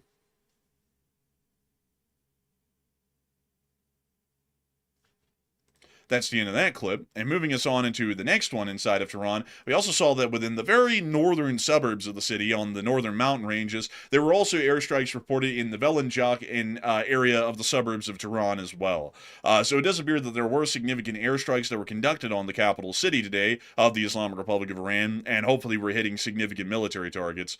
Unfortunately, however, the strategic situation is not really coalescing to our advantage at the moment, and we did get to hear that the Islamic Republic of Iran is apparently digging out underground missile bunkers and silos that had already been hit by American and Israeli bombs, which attempted to cave in the entrances, and they're returning them to operations hours after attacks were conducted. This means that this may be the reason why we're seeing an increased volume of transport-erector launchers and also ballistic missiles that are being fired on by the Islamic Republic of Iran daily, and those numbers are starting to increase day over day. This is also giving us an indication that initial U.S. strikes against TEL launchers was not as successful as we originally believed, and while they were able to knock out a significant number of them, there is still a significant number more that are still operational and still are capable of conducting ballistic missile attacks against us and our allies inside of the region. The Islamic Republic of Iran is also taking a hardline stance against the United States of America in ongoing attempted negotiations, as the Iranians today have rejected a U.S. proposal for a 48-hour ceasefire, according to Fars News, and we also got additional information that they completely rejected all U.S. demands and have refused to meet with the American officials in Islamabad. So this confirms that at the moment the Islamic Republic of Iran still believes that their strategic condition is favorable to them continuing the war, and for this reason, they are now entering a war of attrition and attempting to grind down the U.S. and Western economies before the U.S. Military can grind down the Islamic Republic of Iran enough to where the Strait of Hormuz may be reopened and Iran loses all of its strategic hand. So right now, the Iranians are trying to play a race against time. They're trying to see if they can keep the strait closed long enough that we economically suffer greatly enough that we might just back off and walk away without demanding much of anything from them. And on the other hand, we're trying to bomb them enough that eventually the Iranian government might make a deal with us somehow to where we end up coming out of this thing a little bit better for wear than just, completely getting choked out at the Strait of Hormuz for the larger part of this point. So that's currently the strategic situation that we're understanding by both sides and the approaches that they're taking. So this clearly means, just to put this out there for y'all, this war is not ending soon. At all. If the enemy is not willing to negotiate with us and end the conflict, the war cannot end. We are now physically stuck in this conflict until we find some sort of a resolution. Either we lose and we admit defeat and we give them significant concessions, which would end the war and we could walk away, but at that point we've lost a lot strategically, or we could continue the war on for quite a significant amount of time and hope that we're somehow able to defeat the Islamic Republic of Iran before the Strait of Hormuz and the economic complications there start to cause us such significant economic damage that we might decide to leave the war anyways. So that's currently the position that both sides are taking and are attempting to conduct against each other to try and see some form of success and a victory in the war. Right now, a lot of people are talking about the Iranian missile launch that was conducted within the neighborhoods of southwestern Tehran and how the U.S. might start dealing with this. And Matthew, what are people thinking about that, and what are you thinking about that as well?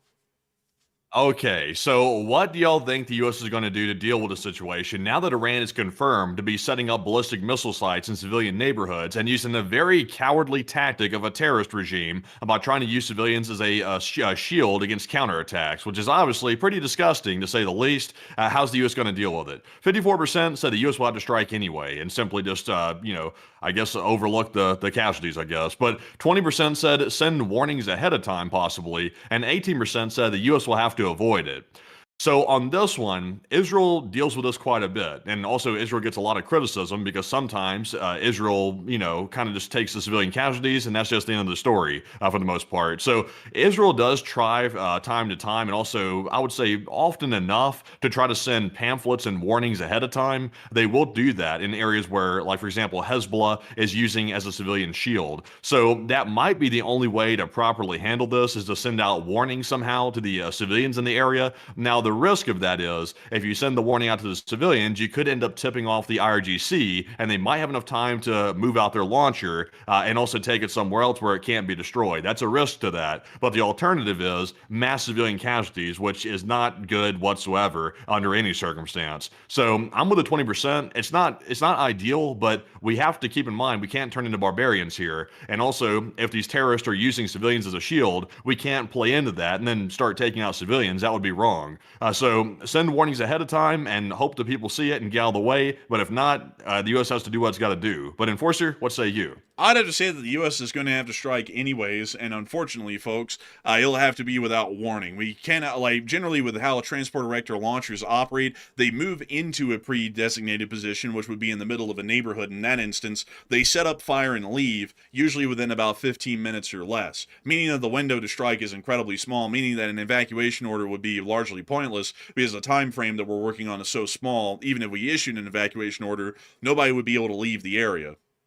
That means that in this particular situation, we probably have to make the tough call that regardless of civilian collateral, the strikes would have to be conducted nonetheless. These transport erector launchers pose a significant strategic and tactical threat to U.S. forces and allied forces within the region, and for this reason, they are such a high priority target that regardless of civilian collateral, they would have to be hit regardless. I generally say, folks, that as far as I approach war and how I analyze it, I always look at trying to minimize civilian casualties as much as possible. Because generally it's not a great thing to kill civilians. No matter how much people try and desensationalize themselves to it, we've watched civilians get killed on this channel for 4 straight years, and I don't think that any of y'all have seen say, for example, children that have been brutally, maimed and butchered by a bomb that's blown up in the middle of a neighborhood in Kharkiv or anything like that a whole lot. And once you see that for 4 years, you really want to make sure to try and mitigate unfortunate tragedies like that a whole lot. Because if it's scarring to see from a photograph and a video from thousands of miles away, y'all can kind of get an understanding of how brutal that would be for the civilians on the ground who have really no stake or skin in this war, either for the Islamic regime or for us as well. And I generally believe in being a civilized person, so I'm not really a big fan of that.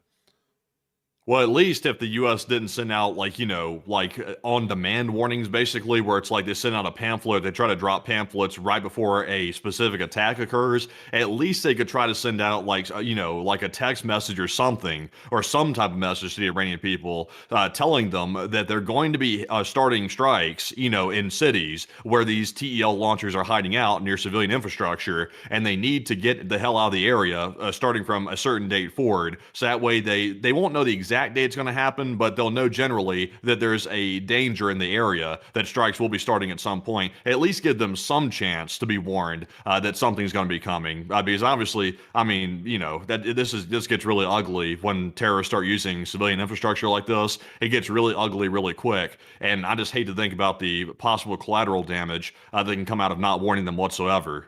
I would say that probably the best thing we could do, trying to meet that in a reasonable way, would just be to put out a general warning for the concern of the safety of the citizenry of the Islamic Republic of Iran, that if any citizens are near to an operational transport erector launcher, wherever it may be, that would put them under the high threat of injury or death due to incoming U.S. strikes that may happen on that launcher, wherever it's at. And just make it a nationwide warning to Iranian citizens that if you see a transport erector launcher rolling up into your neighborhood, you might want to leave the house for a little bit while that thing's there, because we can't guarantee their safety beyond that point. They might get caught in the blast radius and wounded and killed as a result. Yeah, but maybe so. This is always a tricky one right here. And also, like you were mentioning earlier, if the U.S. gets too reckless and they're like, who cares about the collateral, and they start striking all over the place and they start just having collateral damage to civilians all over the place, that becomes a war cry, and it might radicalize people that weren't radicalized before. It might start turning people against the United States, and the people that were kind of, neutral toward the U.S. or possibly leaning positively toward the United States, they might go hard the other direction and end up, fighting against us possibly. So it can have a dual effect. You might be taking out some IRGC, and then you're creating double the problem by the amount of people that gets radicalized from that action. So we have to be very careful. I would definitely have to agree. And one thing, folks, that I had to say is that mitigating civilian collateral not only takes a humanitarian perspective, it is also a strategic design that we need to emphasize heavily. Killing civilians even if it is necessary, is something that we need to do sparingly. I mean, wildly sparingly. Whenever Never actually, no, for all intents and purposes, never. By the way, just because if you get my drift.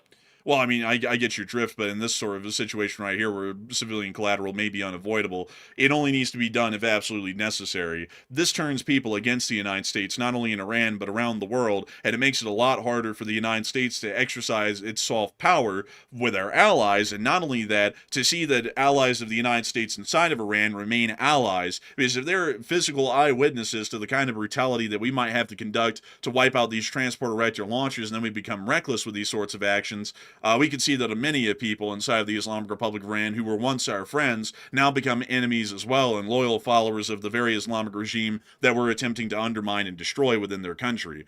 So I would have to say that, once again, folks, we have to make wildly clear and exceptionally clear that any civilian collateral has to be mitigated to the absolute extreme. It's not only important for humanitarian purposes and that of moral concerns, but it's also incredibly important for those strategic concerns as well. But with that, I hope that does address that the best I can, at least in my opinion, but that generally should be the most effective approach by the U.S. Armed Forces if we're looking to see that we mitigate the suffering of innocents, which I think that we should always be looking out for. But moving on from that, we do have additional news that has come out throughout the entirety of the region. We were able to hear that moving us on further down south and towards the area of the Strait of Hormuz, U.S. intelligence has started to echo exactly what we were telling you all yesterday. So I want to make sure to do our little plug right here. If you didn't believe our channel for the past few days when we said that leaving the war and just packing up and walking away wouldn't reopen the strait, well, now the CIA and other intelligence agencies within the United States have apparently taken our report and are now using it as intelligence, or they've been able to find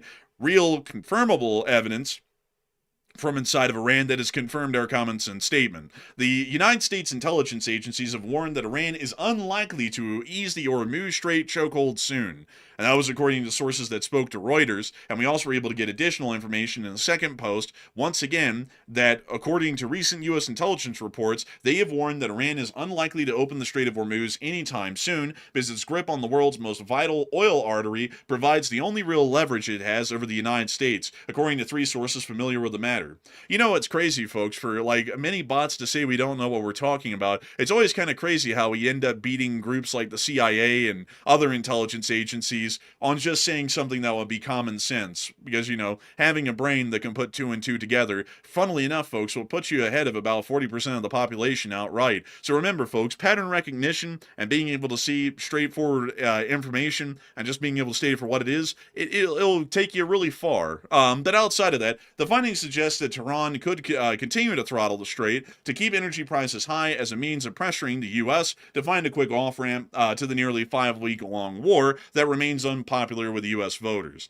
So we do understand that the Iranians are not going to be letting go of the strait anytime soon, and there will be no such thing as naturally reopening the strait. While that's the case, one French container ship was able to make it through the Strait of Hormuz today, which is the first Western European ship that has left the Persian Gulf and made it through the strait successfully over the entirety of this war of 5 weeks. That is the first one.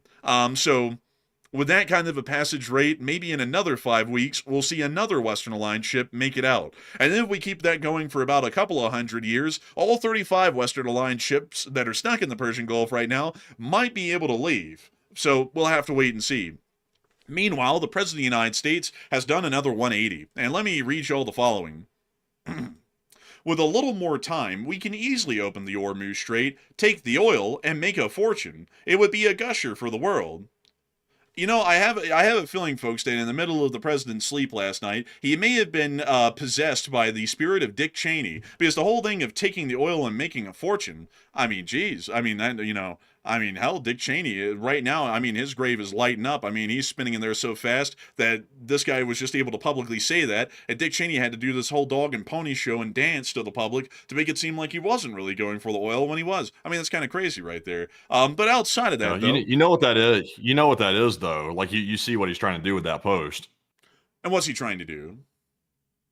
he's trying to probe the public and see how the general sentiment is, because the only way to take the oil is a ground operation. So he's trying to probe the public and see what the backlash is going to be to this idea right here, because it implies, sending in troops on the ground to seize the oil. So I'm sure that they're probably analyzing the reaction to it to see what people are saying, to see how well it's going to go over with the base for the most part. So, that's kind of an interesting thing. Also, it's definitely a big flip flop, by the way, because I thought they said they were going to leave that alone for the most part, and they're going to try to wind the thing down in 2 to 3 weeks. So how are you going to wind it down and then take the oil at the same time? You can't do both. So let's see. Let me think of some of the 3 key statements that the President of the United States has made in about the past week. It's not our problem. It's Europe's problem, and they're going to have to come down here and reopen it. And then the last statement before this one was something along the lines of the Strait of Hormuz could be reopened, but we're not going to do it militarily. We'll just end the war and it'll open up naturally. And now the new statement is that just with a little bit more time and a small monthly payment of $9.99, we can easily open the Hormuz Strait and also take the oil for ourselves and sell it to make money. So, I'm sure that tomorrow it'll circle back around to this is Zelensky's fault because if the war in Ukraine wasn't going on, the Iranians wouldn't have closed the Strait of Hormuz because, Zelensky would have been hauling the barrels of oil on his back through Ukraine or something. We'll see. But that's the new statement today. So just want to make it clear, folks, that's the new statement of the United States, and that's our new foreign policy position, is that 1 week ago, 7 days ago, it was Europe's problem. 4 days ago, it was not our problem anyways, and it would open naturally, and now today we can physically reopen it just with some time. But moving us on from that, we've also been able to see that it appears that a lot of people are talking about whether or not this war can really end at this point. And Matthew, what are people thinking about that, and what are you thinking about that as well? Okay, so cutting through all the noise, because we're going to ignore all the political statements that are out there, all these statements from the U.S. officials, and all the statements that Iran's making, cutting all the noise out and purely looking at the situation for what it is. Factually speaking, Iran has once again rejected all U.S. demands and refuses to negotiate whatsoever. And also, the Hormuz Strait is remaining closed, and Iran says they're going to keep it closed indefinitely to try to hurt the United States. So that's where we stand. That's the actual situation. So what are your thoughts? About 36% said the U.S. can still end the situation, either through diplomacy, militarily, or simply leaving the area, possibly. 52% said it's impossible for the war to end, and 6% said I'm 50-50 on this one. So I'm with the 52%. At this point, unless we're just planning on allowing a disaster to take place and simply, washing our hands of it and walking off like we're blind and, possibly just sticking our heads in the sand, it's really impossible for the war to end. We've gone past the point of no return, and we either have to finish the job or we're going to have to accept defeat. So I'm much more in favor of finishing the job, personally. I don't think the U.S. can afford a defeat from a country like this. That would be devastating, to say the least. So we're going to have to finish the situation. We started it. We got to finish it. And the Hormuz Strait has to be opened. I know people say that it doesn't have to, but unless, people are blind, you have to reopen the Strait of Hormuz. It affects all of us. And anybody with a brain knows that. So regardless of what politicians say, it has to be reopened. Also, the Iranian regime is going to have to be, dealt with. They're currently saying they're going to go berserk on the region indefinitely, and they're going to keep hurting tons of people until they feel that they're just worked it out of their system, basically. So to leave that regime in charge and still with their full capabilities of at least 50% missile capability and thousands of attack drones, it seems like a bad idea. So, gotten in deep, got to finish it. But Enforcer, what say you? Here's our current situation. For us to leave the war, we have to be able to negotiate an end to the conflict that sees that the Strait of Hormuz is reopened. If we just try and end it unilaterally and walk away, they're going to keep the Strait of Hormuz closed, and they're also going to continue attacks on the broader area of the entirety of the region. That is going to greatly degrade our control of our sphere of influence in the Middle East to the point that it might not exist in about a year, and also it's going to lead to wildly high oil costs globally, which would benefit Axis powers like Russia and Iran, but will leave many of us out here in the greater world to suffer, especially here in the Western sphere of influence. So to be able to end the war, it's the necessity that we have to be able to talk to them. Right now, the Iranians aren't even willing to talk, and if they are willing to talk, they are going to be demanding absolutely massive concessions from us, which would basically see that we admit defeat and walk away, which we would not be willing to accept. The fact that they're not willing to talk to us right now largely buries that idea 6 feet under already, because we can't even see what their proposals are because they're not even willing to talk to us right now. So with that in mind, the war has to continue until they're willing to talk to us. On top of that, I'd have to say, folks, that there is a lot of raw stupidity that's kind of going on in our foreign policy at this point, not to put it that frankly, but I'll explain why. This war was started to be able to stop the Islamic Republic of Iran's regime from creating a nuclear weapon, an ICBM to shoot that nuclear weapon at the United States, and also their funding of terrorist groups throughout the region. By our current war goals and war objectives, which we have artistically changed about 3 weeks into the war, instead of trying to overthrow their government, we're now just trying to decrease the size of their military by, killing a lot of them. We're not really achieving any of those 3 war goals that we were originally looking for. So once this war ends, our original war goals, all 3 of them, were not achieved. The Iranians will still be funding their terrorist groups region-wide. They will also still be working on an intercontinental ballistic missile, and they will also be working on developing a nuclear weapon. So our original 3 war goals have not been achieved and will not be achieved. Meaning that at this point, folks, because how we measure the success of a war is if a country is able to reach its original war objectives, this war will actually end up most likely with the current thinking within the administration end up being a strategic defeat, because we didn't achieve any of our 3 major war goals that we started with by the time this conflict ends, based off of what they're saying right now. We have to find some way, somehow, to be able to, 1, open the Strait of Hormuz, because they're not going to open it themselves, and see that the flow of oil returns, which will greatly stabilize our economic position here in the West, which will make the war possible to be carried on for an indefinite period of time. And then once we're able to carry this war on for an indefinite period of time, we will then just have to conduct military operations against the Iranians that we're willing to conduct until they eventually meet us where we want, which we achieve at least 2 out of our 3 main war goal objectives. And I would say that those 2 most important ones at this point would be stopping Iran from developing a nuclear weapon and stopping Iran from developing an ICBM.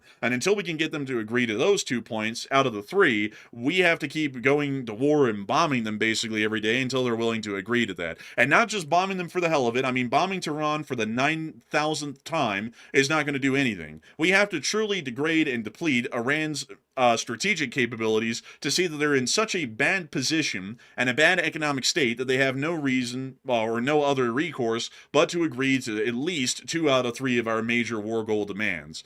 So that would be my opinion at the moment, and I would say that at this point it's impossible for the war to end. The war largely has to keep going until we achieve our strategic objectives and prerogatives that we had at the very beginning of the war, regardless of how bad the war has been going at this point because of the poor planning that's permeated for a month and a week. So with that, I hope that does address that the best I can. And with that in mind, folks, it is time for us to move on and into the news out of the Persian Gulf. Over the course of the day, the Iranians did conduct an attack on a fishing vessel, which we were able to see the major fire of right there. And that is quite... I want to show a clip of that video, by the way. Yeah, I was pausing it right there. That is one hell of a fishing vessel. Looks to be quite sizable. We don't know what the name of the vessel was, but apparently it was a fishing vessel that was on fire. Moving us on from that, we also were able to see that a Lucas drone was floating in the Gulf somewhere. We don't really know where, but here it is, and we can see them actually circling the Lucas drone. That's a real win right there, catching that. It's basically catching their own drone that's been reverse engineered. Allah Akbar! Man, we're gonna reverse engineer this thing, and they're going to produce the Lucas Shahed. Like it's gonna be a reverse engineered Shahed 136, which brings them all the way back around to the original creation. But moving us on from that, we also saw that within Bahrain there were significant attacks that the Iranians conducted and appear to have had some success with, which we were able to see one of the Iranian impacts right there, and we also were able to see an additional video here, which seemed to show us what seemed to be smoke that was rising from the aftermath of the explosion. From what we know, the resulting fragments hit residential areas and caused partial damage, and the footage indicates that an air defense malfunction was likely responsible for the damage at the Bahraini capital. We also got some additional footage of that as well right here, which was a little bit of a longer clip showing the aftermath of the damage that was caused. Oh.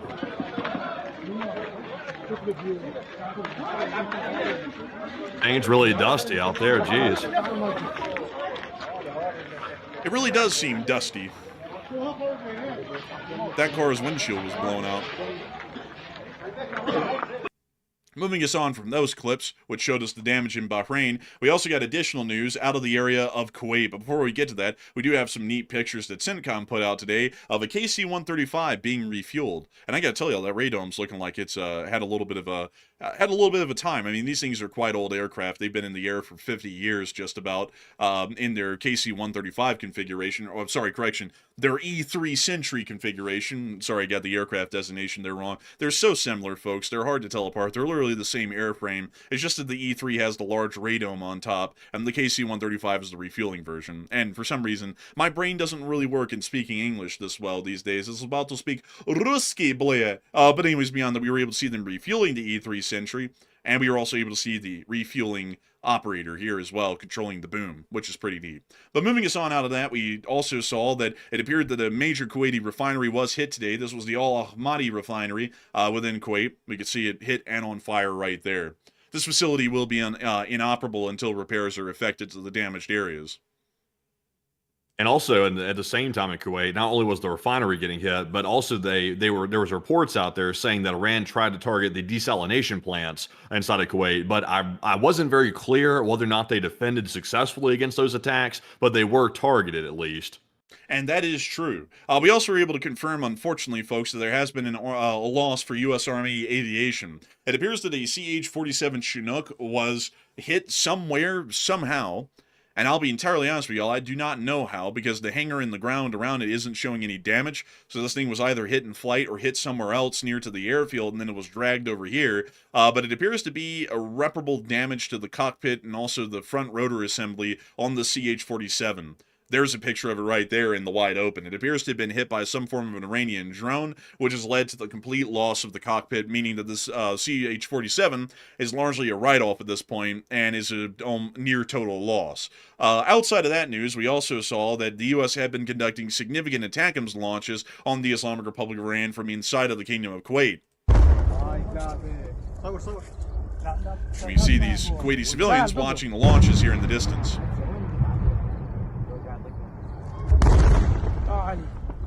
Damn, that's some concussive sounds. I mean, really.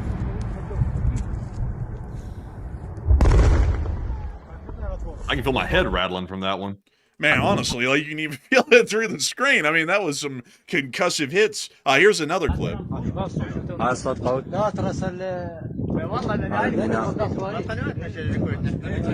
You see all the mill fans out here trying to get their footage.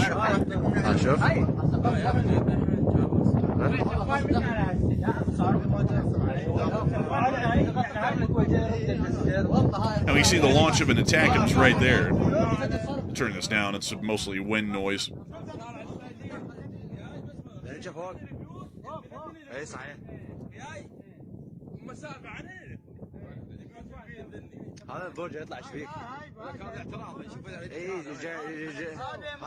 We see another ATACMS being fired there. And another. You can hardly see them, folks. Unfortunately, they're off at a great distance from the cameraman.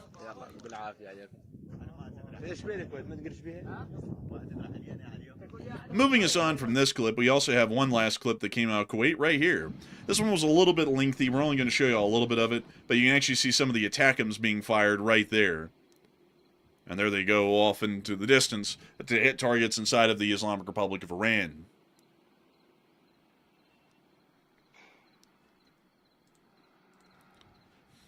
You know, folks, I always loved the new products Iran and Iraq. They were great products when they were introduced to the market, but these days they seem to be a little bit troublesome.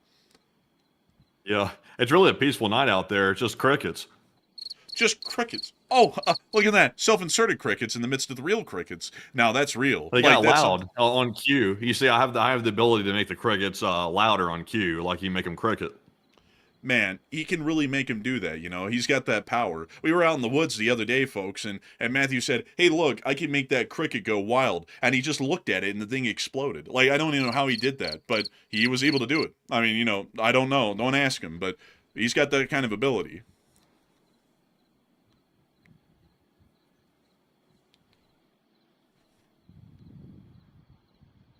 But that's the end of that clip. Generally, the rest of it's just calmly watching ATACMS being launched from inside of Kuwait. So moving on from that, we are now going to be moving on up towards the area of Erbil, where we were able to confirm that there were more explosions that were reported in Erbil overnight. Here's one of them. Looks like it might have been an Iranian drone that was shot down. We also got another clip here.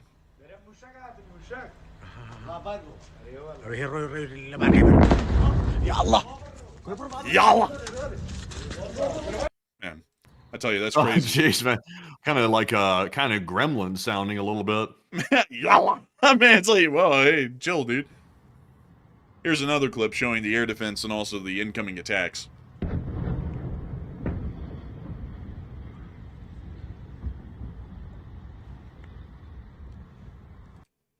And that's the end of those clips. I also saw someone say that we ought to be careful of ticks. You could get Lyme disease. I'm not really one for limes. I'm more of a lemon kind of a person myself. I would much rather get lemon disease instead. But moving us on out of northern Iraq, it's time for us to move on over into the area of Israel and Lebanon, as we do have significant news that came out of this area as well.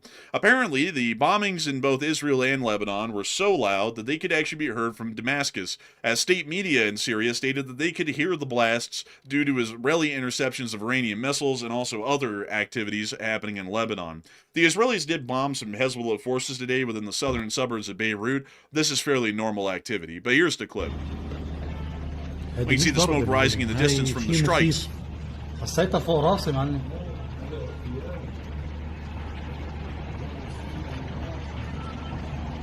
شو هالاغتيال هيدا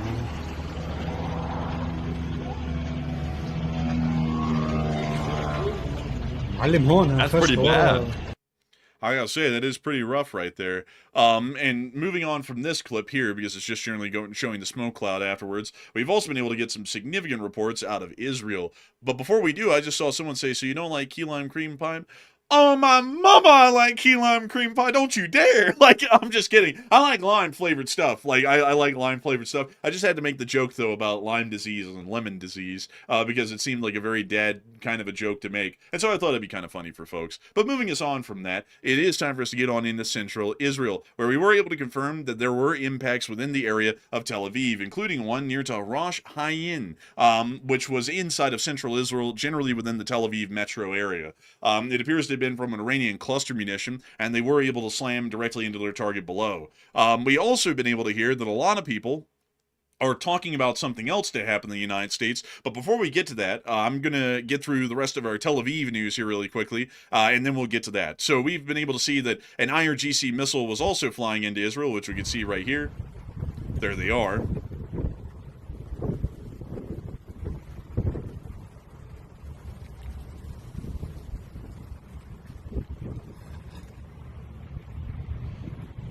See them going on in.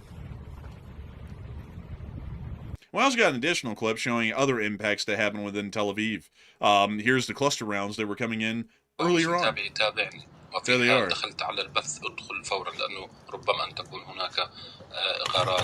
Someone apparently is getting a free Duolingo lesson in the middle of the attacks. We also were able to see this clip right here as well. Actually hear the sound of the incoming. Oh yeah. I mean, that's a real cluster F right there. We also were able to see this clip.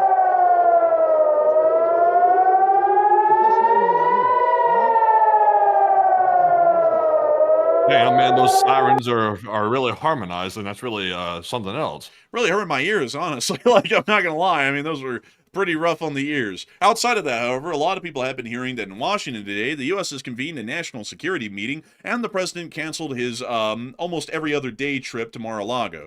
So it does appear that there might be something going on at the moment, and they might be trying to think up or hatch up a plan, which is something incredibly rare in current conditions. But outside of that, a lot of people are wondering, how will the U.S. respond to Iran's escalations? Matthew, what are people thinking about that right now, and what are you thinking about that as well? Okay, so now that we've heard today that the U.S. convened a national security meeting, literally right after the aircraft was shot down today, they went there to go discuss the situation, and then there was more, aircraft disasters after that. So how will the U.S. respond to Iran's escalations? 51% said the U.S. is likely going to bombard Iran's infrastructure that they've largely been holding off from striking so far. 28% said the U.S. will commit to ground operations as a result of this, and 15% said the U.S. will continue status quo. So I believe until the pilots recover, they'll probably remain status quo. Their main focus right now is the CSAR operations to get back the pilot. That's their main focus as of this moment, and they're going to probably be working extremely hard to get that pilot back because, number one, if he gets captured, that looks bad for optics. Number two, if he gets captured, he could be in for some really bad time inside of Iran. So they got to get him quick. So ultimately, when they get the pilot back and the pilot's not harmed, I think they'll probably start bombarding infrastructure. I'm with the 51%. The U.S. is going to escalate after this because obviously it's a bit of an embarrassment to see Iran shooting down aircraft left and right. So they're going to do something to get even for this. And I think it's going to be bombarding the infrastructure. But Enforcer, what say you? I would have to say that, in my opinion, the U.S. will most likely bombard infrastructure at some point here in the near future, because it seems like a significant amount of threats have been made about that, and this might just be the issuance of that order to go on down the chain that we're going to start bombarding critical infrastructure inside the Islamic Republic of Iran. So that's what I would think. I would have to be with the 51% for that matter, and we'll have to see how that goes. All the strategic planning so far has gone rather abysmally, so we will only expect similar results out of continued planning on that line of logic. But moving on from that, we've also been able to see that within southern Israel, there was also hits within that area as well, which we were able to see in this clip right here. So let me show that to y'all.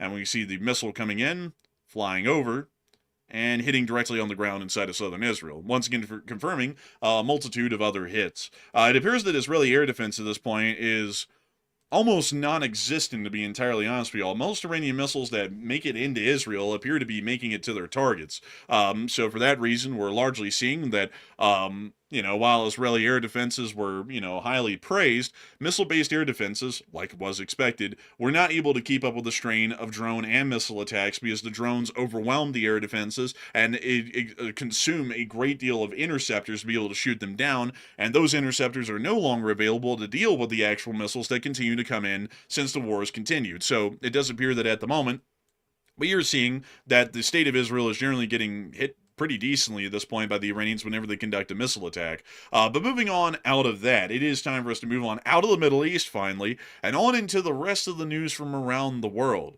Moving us on up and into Europe, because we actually don't have anything that came out of the United States today, but moving us on up and into Europe, we were able to hear today that the Kingdom of Sweden has seized a Russian tanker.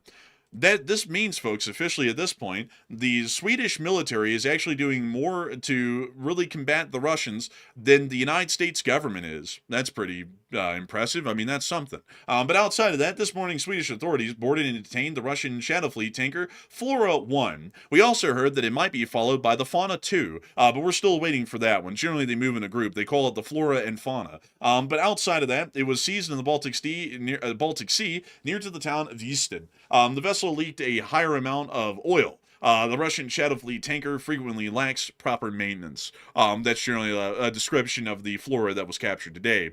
But outside of that, it does appear that the Kingdom of Sweden has seized another Russian shadow tanker today and will be taking it into their custody. So good on them, and it's great to see that European countries continue to ensure that the Russian Federation is not able to unjustly enrich itself or profit from its oil sales in the midst of an ongoing war of aggression against the state of Ukraine, which is against America and the greater Western sphere's strategic influences within the area. But moving on from that and into the area of the Russian Federation, the Ukrainian armed forces have conducted a fairly large attack tonight and have been able to see some incredibly successful results. Inside the town of Tolyatti, we were able to see that the Ukrainians were able to hit none other than the Tolyatti Chinook chemical plant in the Samara region. This was in the town of Tolyatti, and they hit that thing like John Gotti. Take a look at it. Да, вот, что там горит, вон. Вот. Oh, wow. They got that thing bad. You want to see more of how badly they got it, Bliat? I can show you. Yeah, give us another one. Give us another one. Here's another one, Bliat. That thing is cooking. Holy moly! Why does it look like it's like the sun's rising in the middle of the night? Oh, don't you know, Matthew? This chemical plant was actually working on the chemical that they call the sunrise, and so when they hit it and caught on fire, it looks like a sunrise. Isn't that kind of cool? That is kind of cool. Like, Russia's really innovating. You know, Russia's a land of magical charms. Really, take a look at this one. This is even more magical. Oh, I hear the sound of a lawnmower.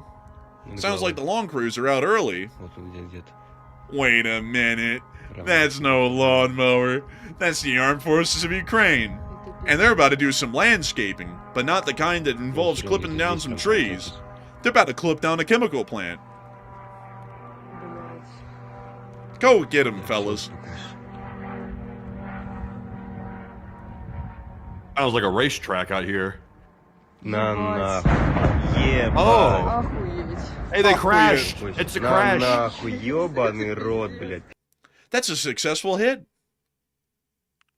What a wonderful day. Wow. A beautiful thing, really. I mean, impressive, honestly.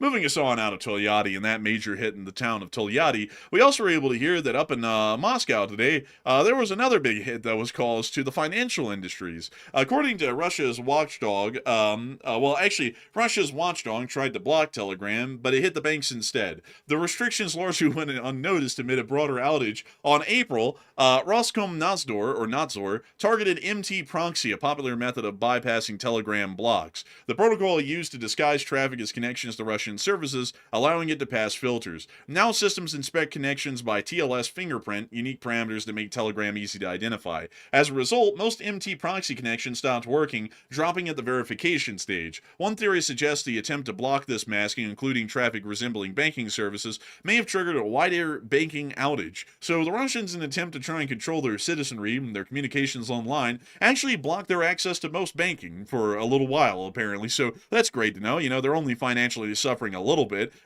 Nothing like cutting them completely off of financial access as well, to top it and to boot.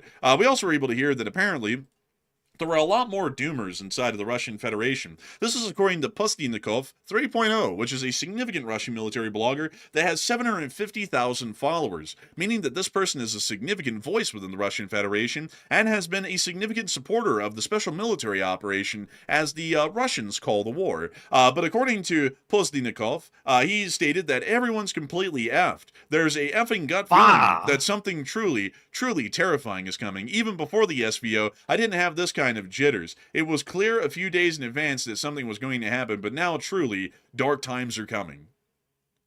Oh, man. That's crazy. Honestly, that sounds pretty dark if you ask me. Someone they're not very happy over there. Man, it sounds like Russia as usual, just utter depression at the incompetence of their government. But moving us on out of Moscow, it is time for us to get on down and on into Taganrog. You know, a lot of people back in the day, they used to play this game called Tag, and it would go, tag, you're in. Well, in Russia, they have this game called Taganrog, meaning that you tag them and then you rog them, which is that you rock their shit. And then they named a town after that sport. So the town of Taganrog is named after Taganrog, which is very similar to the Western version of Tag You're It, just includes knocking someone's teeth out. Very Russian kind of an activity. Outside of that, though, a lot of people are talking about that development with the Russian banking system. Before we get on into the whole Taganrog deal, Matthew, what are people thinking about that blocking of the Russian banking system, and what are you thinking about it as well? Okay, so I see that just an hour ago, it looks like the CEO of Telegram, Pavel Durov, actually made a statement on Twitter about this whole situation. And he said in a Twitter post, he said, Telegram was banned in Russia, yet 50 million plus Russians still use it daily via VPNs. And the government spent years trying to ban the VPNs too, and their blocking attempts just triggered a massive banking failure, and cash briefly became the only payment method nationwide in Russia. Which is exactly what we saw today, by the way. We saw the Russians try to do their version of the Great Firewall that China generally has set up. They tried to ban VPNs, which is their secondary method of trying to ban Telegram and make sure that nobody can access it. So when they did that today, they crashed their entire banking system nationwide. So that's embarrassing, to say the least. So was it intentional? 46% said no, it was simply an embarrassing blunder, and they're not quite on the level of China's Great Firewall. While 38% said yes, Putin actually wants to stop the banking because there's probably something happening with the banking situation inside of Russia. 7% said I'm 50-50 on this one. So this here is actually a self-own, as Mr. Wires just said in the live chat. Putin kind of owned himself with this one, and it looks like the Russian banking system is working its way back into operation. But I don't know how that really happened, but somehow they crashed the entire banking system when they tried to block VPNs. So we don't know if the Russians are truly cut off or not at this point. I'm seeing the Russians still making posts on Telegram, so that would seem to suggest that the VPNs were unsuccessfully blocked. And until the Russians can block all the methods of getting around the firewall, then generally there's nothing the Russians can do to stop the Russians, getting on the app. So, Enforcer, what say you? I'd have to say that I would believe that it's just really an embarrassing blunder at this point. That's how I would chalk it up. It looks like they were trying to deal with one situation, they screwed themselves over in another way. It didn't seem like it was a big ordeal because it looks like they might have actually fixed that problem at this point. But still a pretty funny slip up to have at a minimum. But moving us on out of that, it is time for us to get on and down into Taganrog. Let's go take a look at what happened down there. Was it a missile attack? Oh, Bliad. Look at the smoke rising from that little missile attack the Ukrainians conducted. It's interesting. The Russians have, no air defense. It's kind of interesting, they've been at war for 4 years and they still really haven't found out how to defend their airspace. That's a real unfortunate tragedy, isn't it? Well, they didn't find that out either in the occupied Ukrainian territory over 4 years either, as Luhansk was also hit today by Ukrainian attacks. Oy, oy, oy. Oh!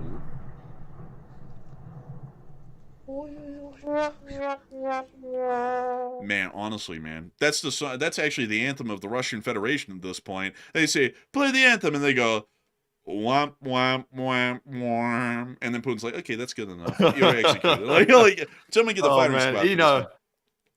It's interesting that the whole time that, the situation down in Iran's going on, Ukraine's still putting the hurt on Russia, even though the sanctions have been lifted on Russia, and they were supposed to, I think, give Russia a boost or some help or something. The Russians are still struggling with the oil exports because Ukraine kind of fixed that situation up. So Ukraine's whooping ass. They're still whooping ass even right now while there's, problems happening in the Middle East.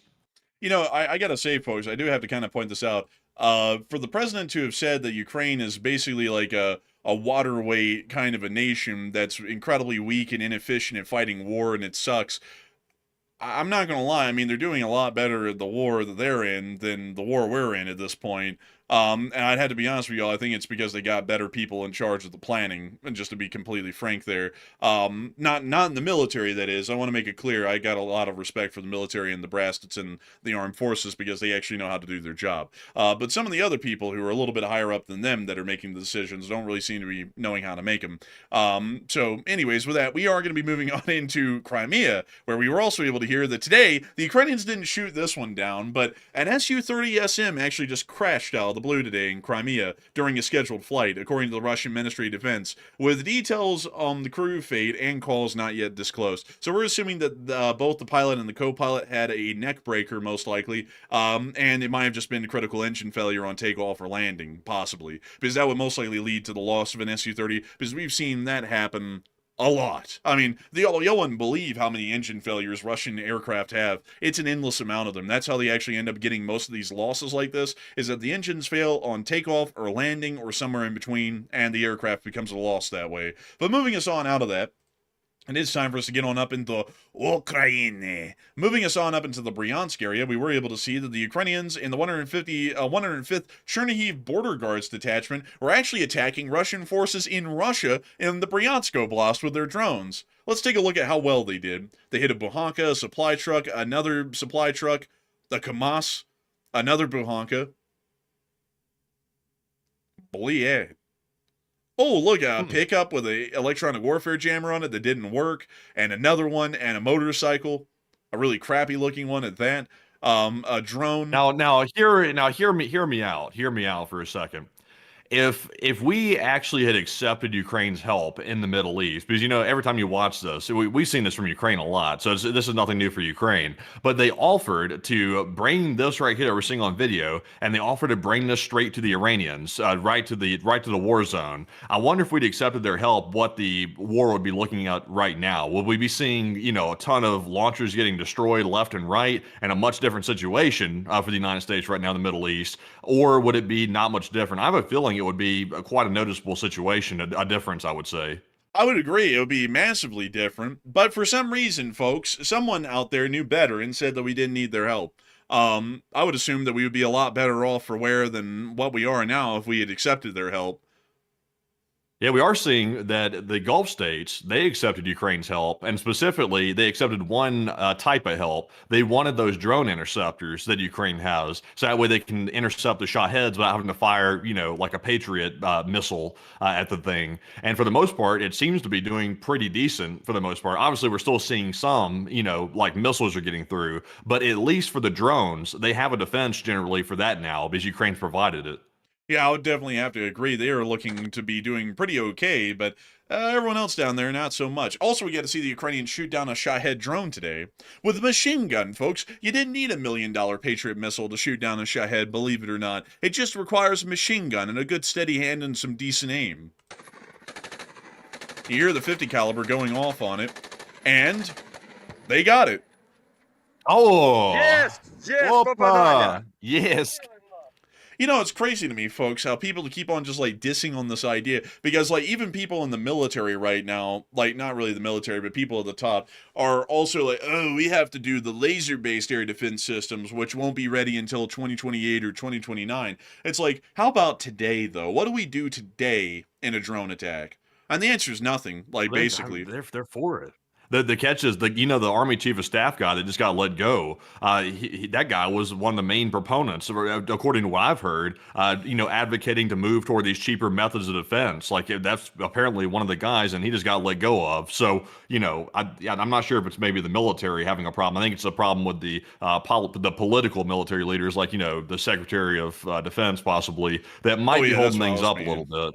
Yeah, that's what I was meaning. I was once again wanting to point that out to people. It's a little bit interesting how they seem to not really be a big fan of implementing what works and what works today instead of what works in 3 years. I kind of find it funny that so many people in the elected leadership in the military want to keep on deriding Europe that they're not ready for a war with Russia. It's like, well, hell, we're not ready for a modern war in this country either. Our military might be incredibly large and incredible looking, but if we don't implement the most modern innovations in the armed forces and rapidly, our massive military really doesn't mean much of anything because we have a humongous Achilles heel that someone else can take advantage of. And, we're kind of seeing that a little bit right now, and everyone is right now in the Middle East. You would just think that, people would take the easy lessons like the Ukrainians are showing us, and we didn't have to learn the hard way and just implement them instead of having to find it out the hard way with clear evidence for the past 4 years showing that we could have done that a lot easier. But moving us on from that, we've also seen that in our location unknowns, the Russian casualty report came out today, and holy moly! Oh, they got 2 Bobcats today. They got 2 of them, by the way, the U.S. needs to come up with a Bobcat count in the Middle East, I would say. They must need that, too. I gotta say, I hope so. I say. But Ms. D, secure the record, say a solid average day and plus 2 Bobcats is nice. And it is, really. And so with that, we have the following report. 1,230 Russian soldiers wounded and killed, along with 6 APCs, 177 supply trucks, 3 main battle tanks, 65 artillery pieces, 1,236 drones, and 2 Bobcat skid steers. All in all, a pretty impressive day. Moving us on out of that, and on into the rest of our news for the night, we also were able to see that within the area of the front lines, there wasn't really a lot of combat footage that came out, except for the area of the Novopavlivka or Velika-Novosilka direction. Here we saw that the Ukrainian armed forces were conducting significant attacks on the Russian Federation, including the 91st Brigade, which we can see here, which was able to smack a couple of Russian comm systems up in the trees.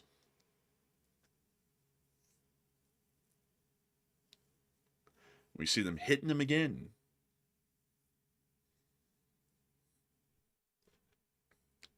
Oh, and there's the drone. It's a fiber optic, actually. Oh, that's interesting. It can't be jammed, Can be jammed. Unjammable systems, We also get to see that down near Velika Novosilka itself, the Ukrainians were engaging Russian forces with a Humvee tow. This is actually incredibly rare.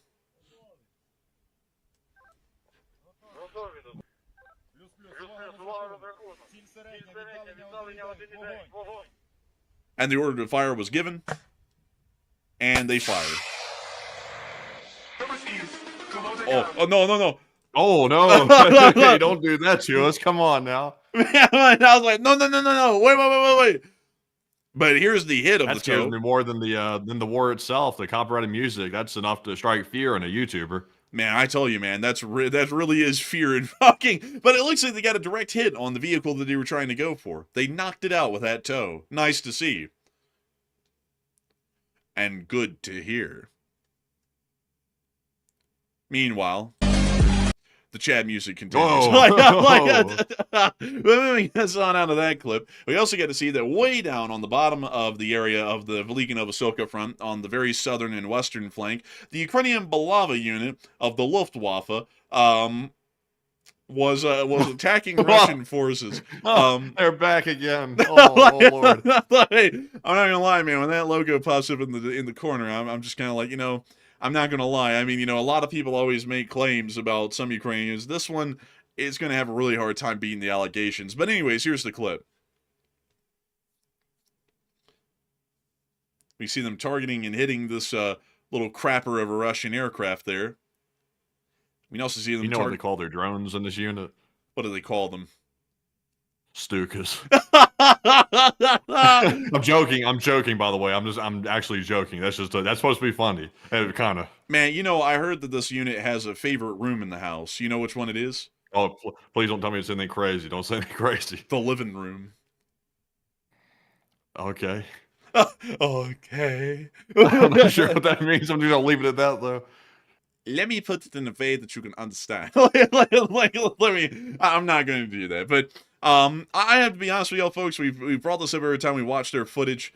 I mean, they need to change their unit emblems, like they really do. I mean, these are a little, out there, to be entirely honest with y'all. And y'all are really going to see it when they run their end card here a little bit. I mean, it's really on the nose, to be entirely honest with y'all. But we can see them also hitting this Uragan as well with one of their drones.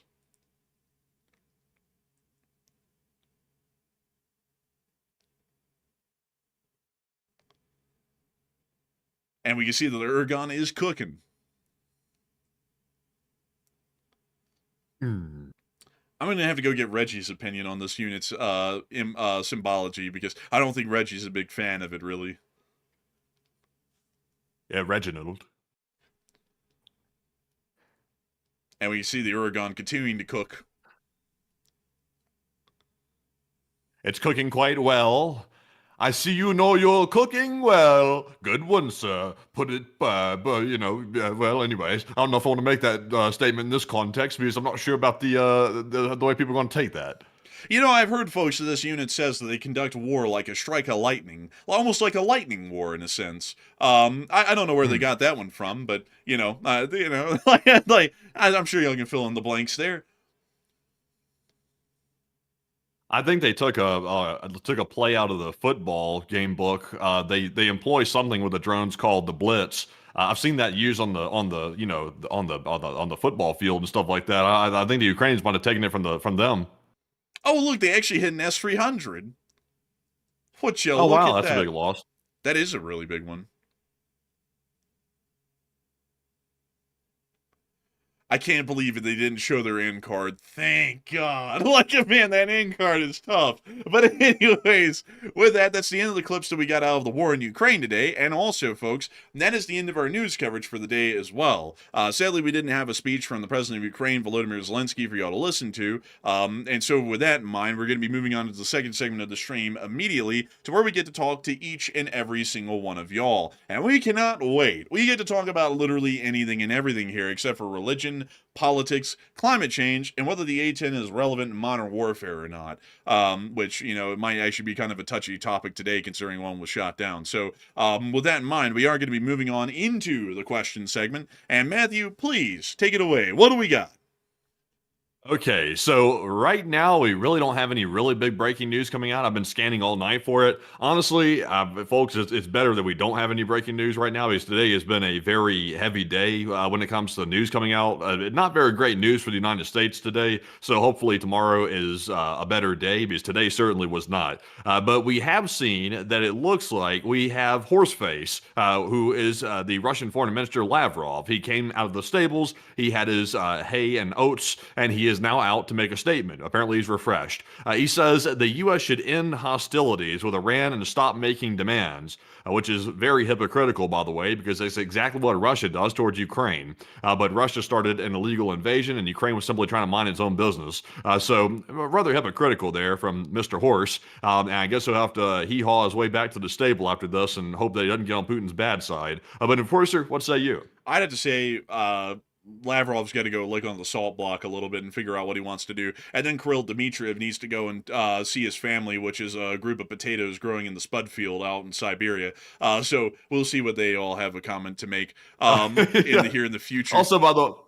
Also, by the way, while we're still on this topic right here of mentioning Russian officials and stuff like that, I put out yesterday a tweet. It ended up going crazy. I had like 3 million views on it or something like that. And it was that tweet I was talking about last night. It was like a simple, goofy question. It was nothing deep. It was like the most simplistic question ever. And I said, what's up with the military generals, getting fired in the U.S. military, and also the U.S. administration changing out top cabinet officials all in less than 24 hours? Seems a little bit strange. So guess who waltzed onto the Twitter page, by the way? Y'all would never believe who waltzed onto there. This fella right here, who's the wannabe Rasputin, Alexander Dugin, apparently watches the Twitter page from the looks of it. So I would assume he hadn't watched the show, because if he's watched the show, he'll probably have heard us mocking him in the past. But, apparently he hasn't. But he apparently watches the Twitter page and doesn't know much about us for the most part. But he said, it's a coup d'etat. And I was like, oh, come on. It's like the United States isn't like Russia. Like, Russia can have coups and stuff like that all the time, like Wagner and stuff like that. I mean, that's possible in Russia, but that's not really possible here in the United States, not to that level. So there's actually a coup that's still ongoing inside of Russia, and Putin's still trying to put it down by cracking down on Telegram and stuff like that. So, it's kind of interesting who's watching the page and stuff like that. And apparently this guy was right here as well for the most part. Also, by the way, he's a pretty close ally of Vladimir Putin. I think he speaks with him on a decently regular basis, if I'm not mistaken. But Enforcer, what say you? I gotta say, that was crazy, man. They actually sent it to me last night. He texted me. He was like, "What the hell is this?" I was like, "What the hell is that?" So apparently the guy saw our tweet, Matthew's tweet, and he responded to it. And I gotta say, it's like this guy would know shit about anything. I mean, have y'all read his tweets? I mean, this guy talks like this guy talks.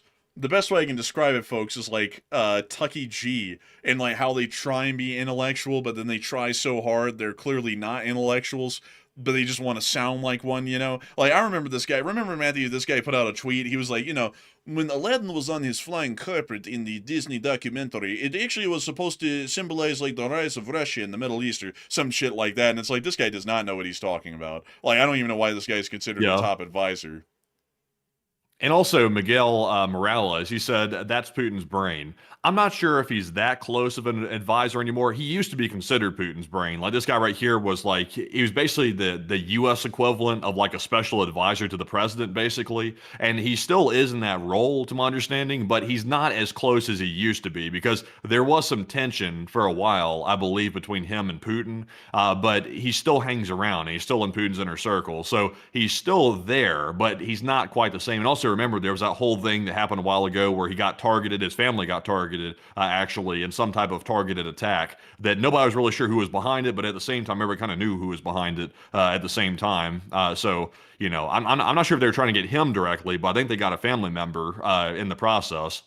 I heard that on the day that happened, Budanov grew a new chin, completely unrelated, but there was, a whole thing with that. But beyond that, I would say, I'm not going to lie, folks, it's kind of shocking to see people like that respond to the stuff we put out on Twitter. But, it is what it is these days. Honestly, though, that's not really an honor to have this guy retweet our stuff, because it's like, I don't hold this guy in any regard whatsoever. The guy's basically a loon who happens to have the ears of some important people in Russia, but outside of that, what he says, honestly, is coming out of his ass, because most of it just doesn't make any sense at all, and is very illogical and doesn't come from a realistic position. But anyways, with that, I hope that does address that well, at least in my opinion. And also, I gotta say, folks, it's also kind of lame. Like, you can tell how hard the guy's trying, because he's tried to make himself look like Rasputin as much as he possibly can. So he has, like, that, he can kind of, like, imitate a little bit of that mystic aura, probably, that Rasputin had.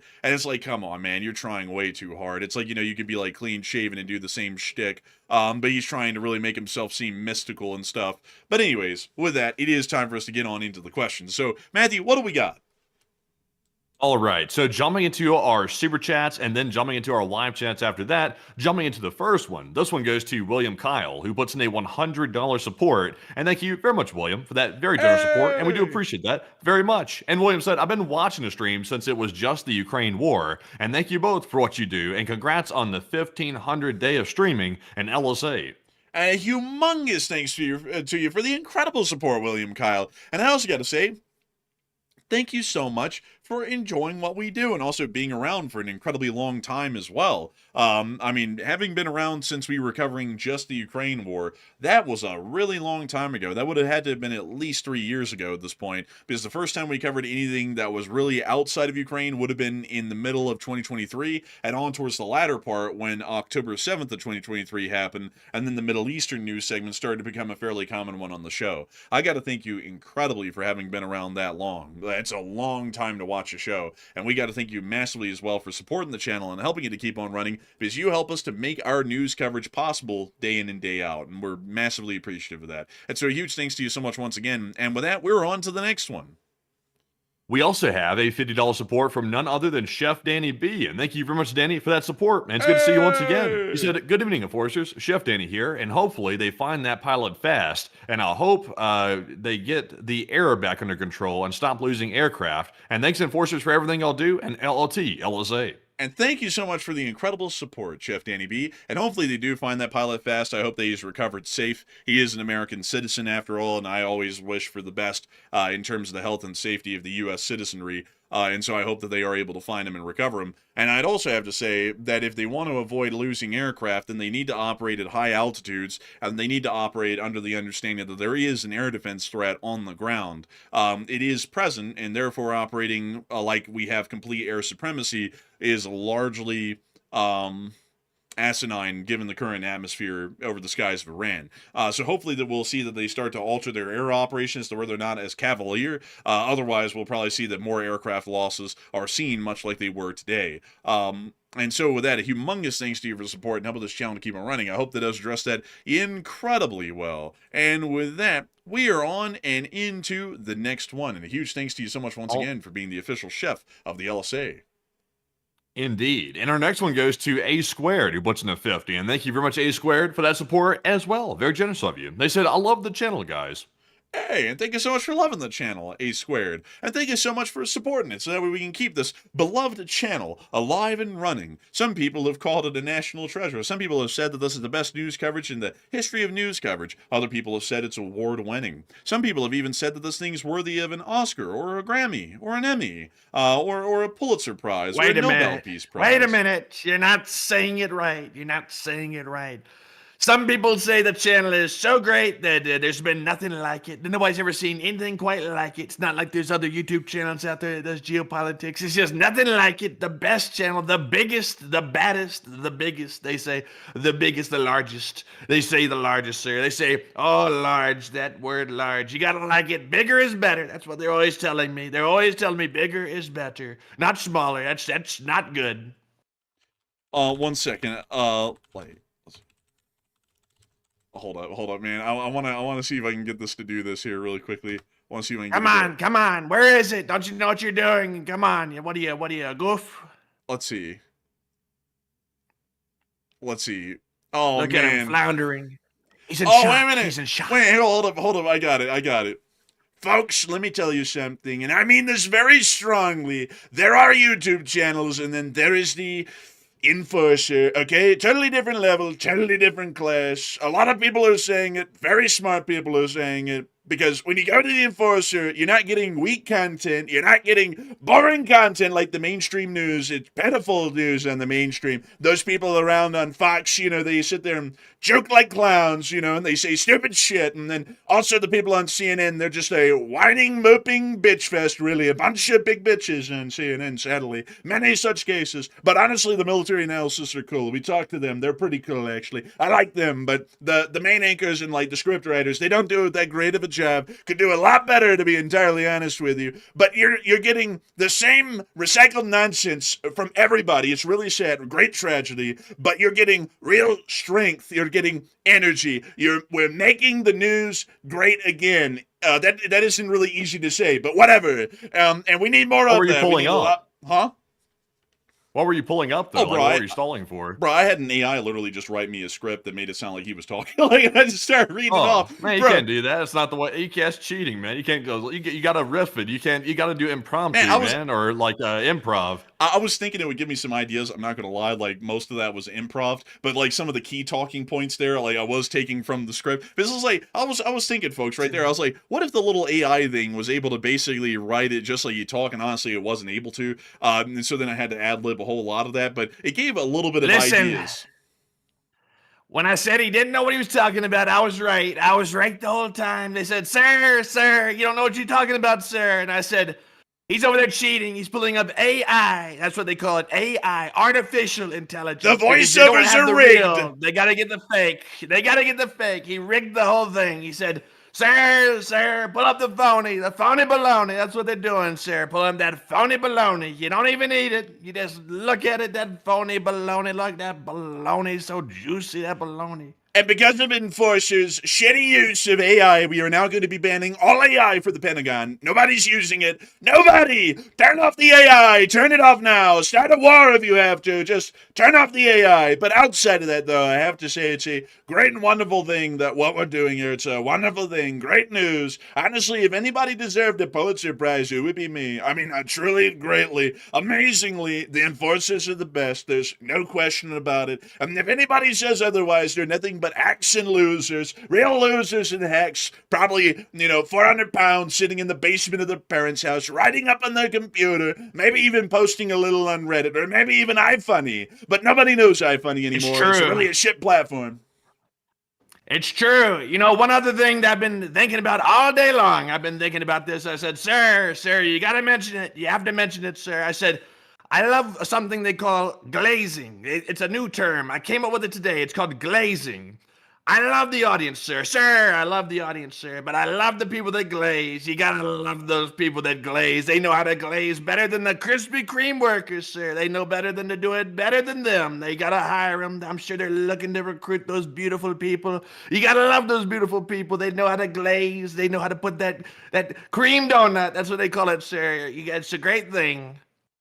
I sat there one day, folks. I was a very young kid, already the smartest person alive. I was 15 years old. And I went into a Krispy Kreme and I saw the glazing machine through the window and I said, wow, if only I could have a whole bunch of... If only I could have a whole bunch of soft, doughy cabinet members that did nothing but glaze me like those donuts, I would be in great business. F all of the written reports. Honestly. We're just going to have highlight clips that I watch every morning, and that's going to be it. Honestly, those donuts are looking actually very good. Actually, those look fantastic. That looks like an actual sugar bomb, but it looks very good. Man, I'm not going to lie. It is looking pretty good. Honestly, man, I could actually go for some of that. I could go for some of that right there, folks. I cannot deny. But anyways, enough of that, folks. Enough of the voice impersonations. We still thank you incredibly for the support, by the way, A Squared, and I hope that you've appreciated the show greatly, and I hope that you continue to appreciate it, because we try our best to cover the news with good analysis, and also hopefully get some laughs out of folks. And so a big thanks to you so much once again, and with that, we're on to the next one. All right, so moving on to our next super chat here. This one is going to be a $50 support from Jenna, last name Toolshed. And thank you very much, Jenna, for that support. I said, tariffs, bing, bong, bing, bing, bong, bing, bing, bong, bing, bing. And that's pretty much all it said right there. That's pretty much it. Bing, bing, bong, bong. But a big thanks to you for the support, and thank you for helping this channel to keep on running. I'd have to say that that the president's policy on the Strait of Hormuz kind of does this whole bing, bing, bong, bong, because one day it goes bing, and then it goes, it's Europe's problem, and then the next day it goes bong, and then it's our problem again, and then it goes bing, bing, and then it goes all the way to the far corner, and then somehow it's going to open naturally. And it's a great, wonderful thing how that works. It's called saying everything so that way no one can hold you to it, and then you can call them a liar and call them a hack later. But anyway. Yes, a big thanks to you for support and helping this channel to keep on running. I hope that has addressed that well. And with that, we're on. Also, I just saw someone say your real voices sound faker than the impersonation. How dare you? You've been around for a minute, and honestly, they kind of do. Like a lot of people are like, "Why do you sound like sport announcers?" And I can't tell you all why. It's just how we naturally talk. I don't know how to explain it. It's just what we do. It was how we were born. Well, Chinese secret. Yeah, it is an ancient Chinese secret, actually, because if y'all heard our real voices, we actually speak in Russian. Isn't that crazy? I'm just kidding, by the way. Like, I'm absolutely kidding about that. We were born now we're sunk. Huh? Now we're sunk. Man, actually, probably we would get we might get a government job at this point, but you never know. I mean, we might have a promising career in Cuba here in like a month. But I'm also joking, by the way, folks. We were born in Alabama. We was raised in Alabama. And if y'all actually heard our real accent, which was largely like kind of like shamed out of us when we were growing up, we sounded pretty country back when we were kids. But anyways, with that, we are on to the next one. And our next one goes to Chef Danny B once again. And thank you very much, Danny B, for that $50 support once more. That's the second one. He said, Chef Danny again. And question, is the U.S. losing aircraft because we are not flying at a high enough altitude? And also, can't believe it's 1,500 streams already. And shout out to the Enforcer channel and the old guards and channel legends and the entire LSA as a whole. And I got to say, a humongous thanks to you once again, Chef Danny B, official chef of the LSA. And I got to say, generally that's probably why, at least from what I know, the A-10 certainly wasn't flying high when it was hit, because A-10s don't fly that high. And generally, it probably wasn't flying high enough, and it might not have been flying fast enough to be able to avoid the man-pad, or it may just be that generally the man-pad can really reach the F-15 at any reasonable altitude, and that means that there is an existing air defense threat inside of Iran that would have to be dealt with. So, it could be any one of those answers, but I'd be entirely frank, based off of prior U.S. air sorties that we've seen on film, I would say that was probably too low and too slow, and that's probably what led to the aircraft being shot down. So I hope that does address that the best I can, and a big thanks to you once again for that incredible support and help with this channel to keep it running, and a humongous shout out to the whole of the LSA and the old guards as well. The old guards have been around, folks, since the first 30 days of the channel, which was a long time ago at this point, and we are greatly appreciative to know that a lot of them are still around to this day. And so with that, we are on to the next one. So our next one goes to Grand Moff Clubby, and thank you very much for that $50 support as well. And they said, let's see here. Let's see here. So sadly, I can't read this one. It gets too political. Like we skirt around politics these days. It's kind of hard, not to get at least close to the line. But sadly, I'm not going to be able to read this one. It gets a little bit too across the line. But Enforcer, what say you? Now, I'd have to say that while Matthew might avoid politics, I dive straight in. I'm just kidding, by the way. I don't do that. Now, I will openly criticize, and I might pop a shot verbally off at people here and there and, diss on them. But getting in deep into politics and, talking about them, that's something I'm really not. I really don't do either. I was actually the one, folks, a long time ago, before Matthew was here. I was like, I'm not doing politics, and we stuck to that for 4 years because it actually was a really good idea. But outside of that, though, I would have to say I do thank you massive for the support and help with this channel to keep on running. And I'd have to say that, for one, long live the East Spring Army and long live the Republic. But secondly, trying to touch on it a little bit because I don't really like to, leave a chat unanswered, but I'm also not going to be able to get into the political side of things.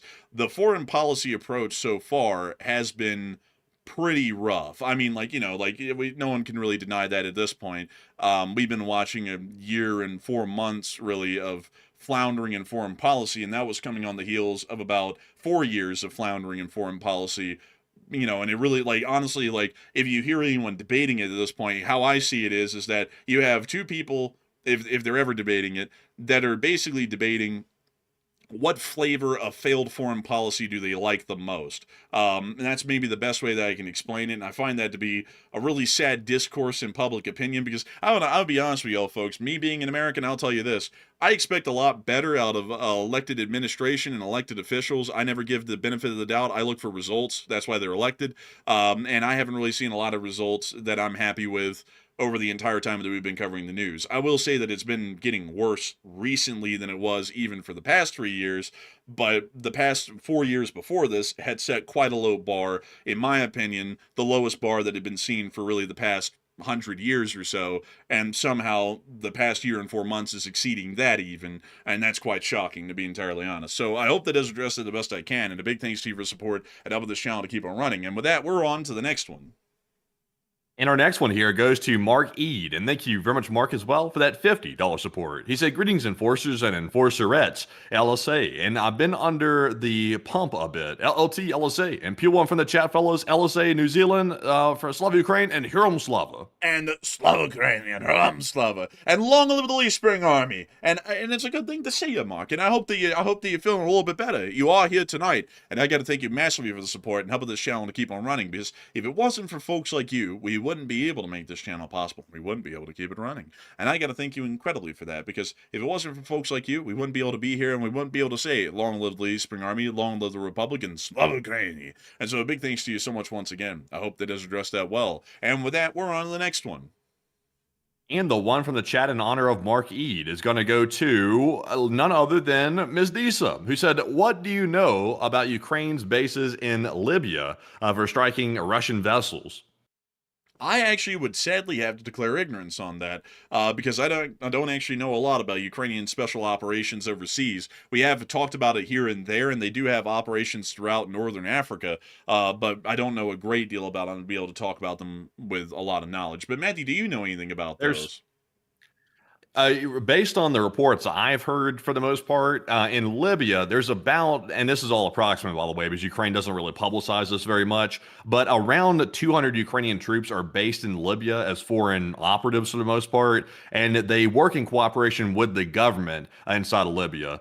So it's presumed that they're primarily there to conduct attacks using sea drones for the most part. That's why it's presumed that they're there, and I think they have a deal that they even signed, apparently, with the government inside that country. I think they even signed a deal where it's actually formal for the most part. So they're definitely there. And I do know that they carried out an attack on a Russian tanker a short while ago. I'm not sure how they're doing right now, but they did carry out one a short while ago. But Enforcer, what do you think? And I would have to say that probably addresses it a little bit better than I have knowledge on right now on Ukraine's Libyan bases. So I hope that does address that the best I can. And with that, we are on to the next one.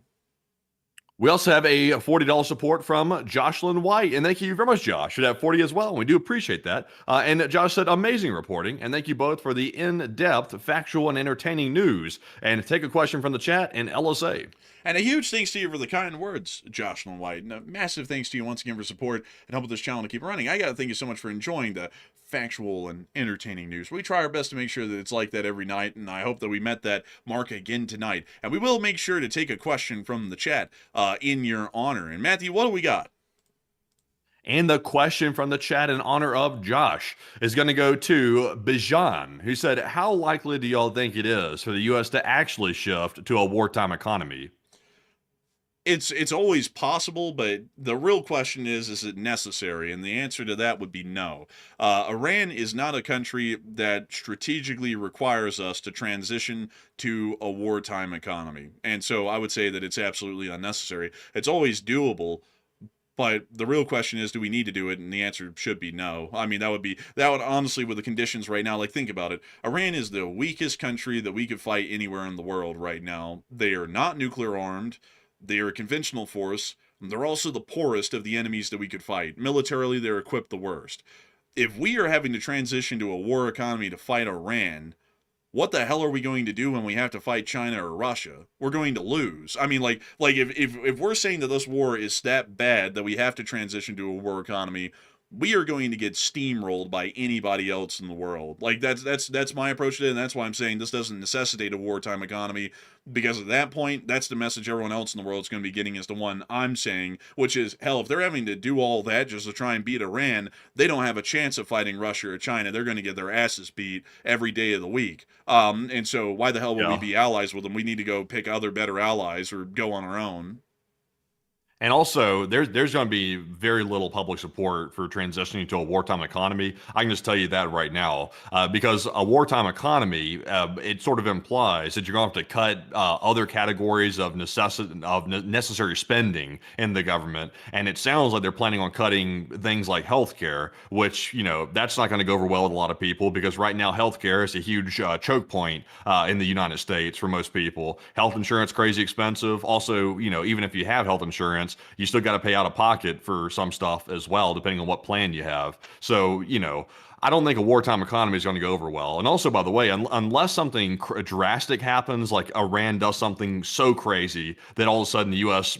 Population starts realizing, oh, we need to do whatever we got to do to take out Iran because they're going to end up taking us out first. Unless it comes down to something that's existential like that, then I doubt people are going to support a wartime economy. That'll probably be a major political debate that might lead to possibly losses in elections. And also, a lot of people like to talk about things and act like they're a fan of it right now. But, I gotta say, folks, I just gotta be honest here. Some people are acting like that's fine now because a lot of people don't have any real, moral compass or real ideology. They just basically, cling to some person and, kiss their ass and agree to whatever they say. And a lot of voters are like that. But let's think about this here for a minute. A year and a half ago, people were bitching every day about the price of groceries and the price of gas. So, how in the world are those people going to feel about a wartime economy to where everything's being rationed? To where even if you have the money, you're getting none of it. And even then, it might be incredibly expensive because most everything else is being diverted to the military. How in the world is that going to work for people? Because if people were saying that they were being squeezed with the price of gas last year getting up kind of about $4 a gallon, and right now it's almost up to $5 because that's what it was almost up to when I got my gas the other day. And then people were saying the groceries are expensive and everything. Folks, all those prices are going to rise in a wartime economy for consumer costs and spending. And not only that, there's going to be less of it available, meaning that rationing is going to go into effect as well. So how the hell are people going to really like that? And my answer would be not at all, because a lot of people like to talk big talk. But, a lot of these people out there who talk big talk about they'll go to the ends of the earth and all that stuff. I mean, just a year and a half ago, they were complaining that gas cost about $1 more than it did 4 years before that. So I don't really think those people are going to be that happy about that. Or if they are, then they just bitched for no reason. Like a year and a half ago about the price of gas and groceries, and they didn't really care, and it didn't really affect them, and they just pretended like it did, which isn't true either. Also, really was affecting them. And also, why are we transitioning to a war economy anyway? It's like, I mean, it can be just for the war in Iran. It's like we don't need to transition to a war economy for that. It's like if we already need to do that, like you were mentioning, then we're in foul shape. So it's like that's the point I was ranting on last night as well. If they're going to go to a war economy, there has to be some explanations to the public. Here's the catch, though, folks. If they feel that it's not necessary to explain to the public, they're going to pay dearly when it comes to the election, because the election is not going to go good for a party that is unwilling to explain things to people when it comes to something as drastic as a war economy. It's not going to go well. Now, that's not getting into politics. That's a simple, basic political science. That's common sense. You don't even need to go to school for that. You can tell that from basic common sense. So, I don't, this isn't a good recipe right here. Like if I was a politician and I was in this circumstance right here, I would be very worried about my election capabilities at this point, because, obviously this isn't going to go over well with the public. You know what I'd be doing? I'd be saying I'm not with them. That's what I'd be saying. I'd be like, I'm running on a whole different policy point.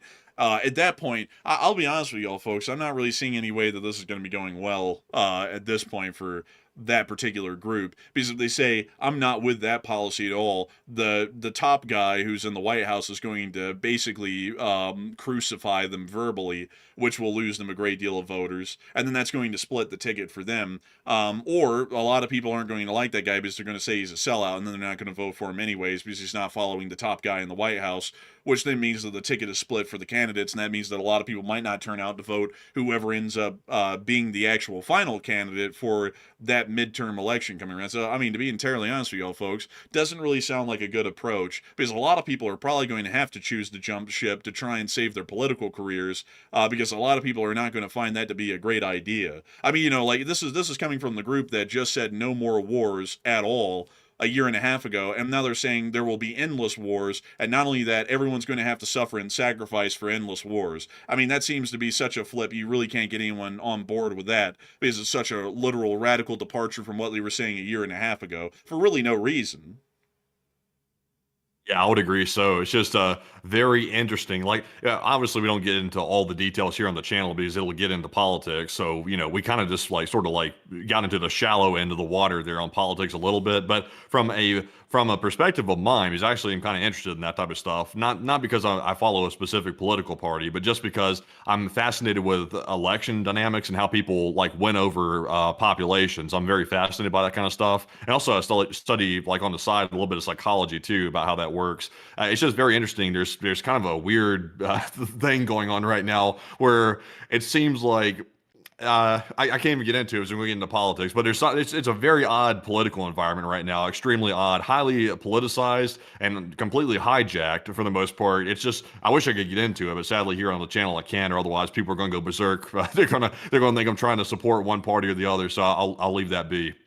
And then we'll probably get a claim that we're of both parties in the chat simultaneously. Like, people will be saying we're on the far left and the far right simultaneously. So, you know, we'll just leave that for what it is. But anyways, with that, it is time for us to move on and into the next one. But a big thanks to you once again for the support, Jocelyn White, and helping this channel to keep on running. Indeed. And our next one goes to Cliff H, who puts in a $22 support. And thank you very much, Cliff, for that support. And we do appreciate that. He said, Happy Easter to you and worldwide and LSA. And a big happy Easter to everybody. You know something, folks? We didn't even realize that we were getting close to Easter Sunday here on this channel until yesterday when people started to talk about it. And I hope that y'all have an absolute blast of an Easter. I don't know what we're going to be doing on Easter Day, but I have a feeling that we'll probably be traveling around or hiking some trails with those new hiking poles that we got. I got some new ones because I hadn't, new ones. I got some. I never even had them before. To be able to try and clamber up and down the steeper trails up there on the mountains around here. And hopefully we'll be able to see that we can do that. Maybe on Easter. Maybe that's what we'll do for Easter Day. Because outside of that, we don't really have any plans because this is something we just realized was coming around. And I bet you everything's going to be closed on Sunday, so outdoors activities it is. So with that, I hope that does address that the best I can, and a big thanks to you once again for support, and a happy Easter to all of y'all out there in the chat. And with that, we are on to the next one. And our next super chat is going to go to none other than the Secret Vault. And thank you very much for that support, by the way. They said click the like for the LSA.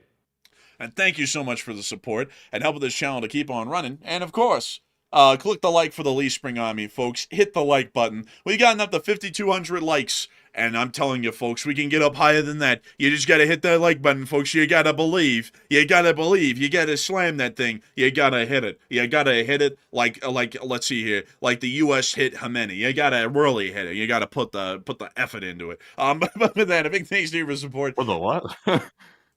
You gotta hit it with some effort into it. That's what I said. Oh, okay. Man, that came out like a strange. I don't think it came out the way you thought it came out.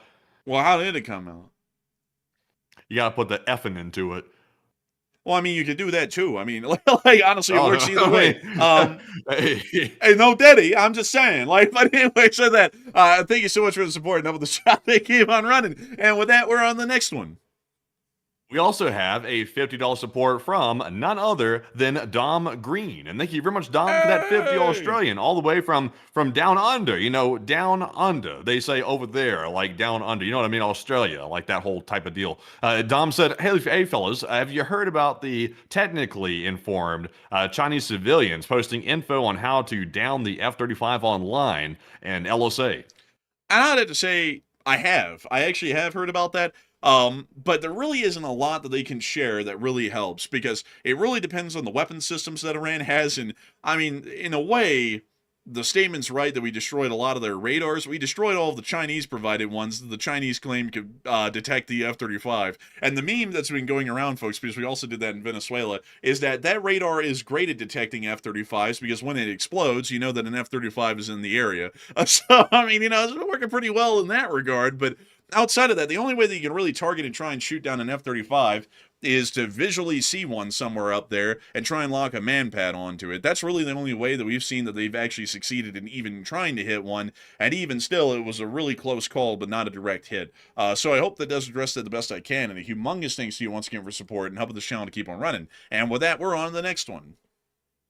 We also have a we have a $20 support here from Tyler9112. And thank you very much, Tyler, for that $20 support right there. And we do appreciate that very much. And I was just double checking to make sure that there was not a comment attached to it. And I don't think there was, but I'm scrolling up to check because I don't want to miss it here.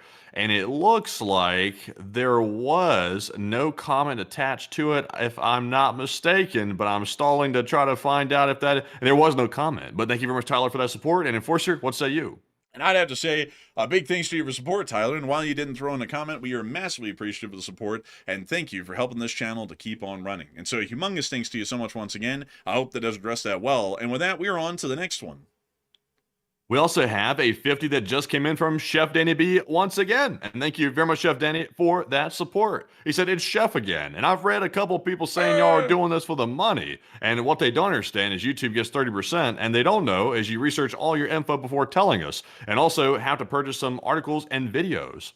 And also, thank you very much, Danny, for that support. I never understand when people say that. It's like, well, obviously, we're doing this for a job. So, I mean, we're doing it for money. That's true. I mean, but at the same time, though, we're doing a service, and people find the service to be valuable, and then they donate the money, like our supporters have done over time. And we're very grateful for that, of course. But I don't understand the people that are like, they're making money off of this. Like, well, I mean, don't you make money at your job? It's like, I would assume you're not working for free. I would assume because you have to support yourself and pay your bills. So I'm like, I'm not really sure, why people say that. Also, it's like, what are they saying? That all media companies are freeloading? It's like, then why are you watching the media company if you think they're freeloading? It's like, I don't understand those people. But Enforcer, what say you? I find it funny because people sit there and talk about, oh, the enforcers, they do it for the money. And I mean, like, if we're being honest, yeah, we have to do it for the money. I mean, if we don't do it for the money, how the hell do we pay our bills? I mean, everyone's got bills to pay, so it's like, yeah, of course we have to make money and make a living doing this thing. It's like, that's a really stupid complaint. And also on top of that, like, people always like to sit there and just think about things neutrally, but I can demonize any job out there in the world and make it sound like the people who are working that job is an asshole. Like fast food workers, like, how dare they take cash to feed these people? Don't they realize that some of these people might not have money to pay for food, and if their jackass doesn't cook them up the food and give it to them for free, those people might starve? How dare those assholes at McDonald's not give that guy food for free? He's going to starve in the street.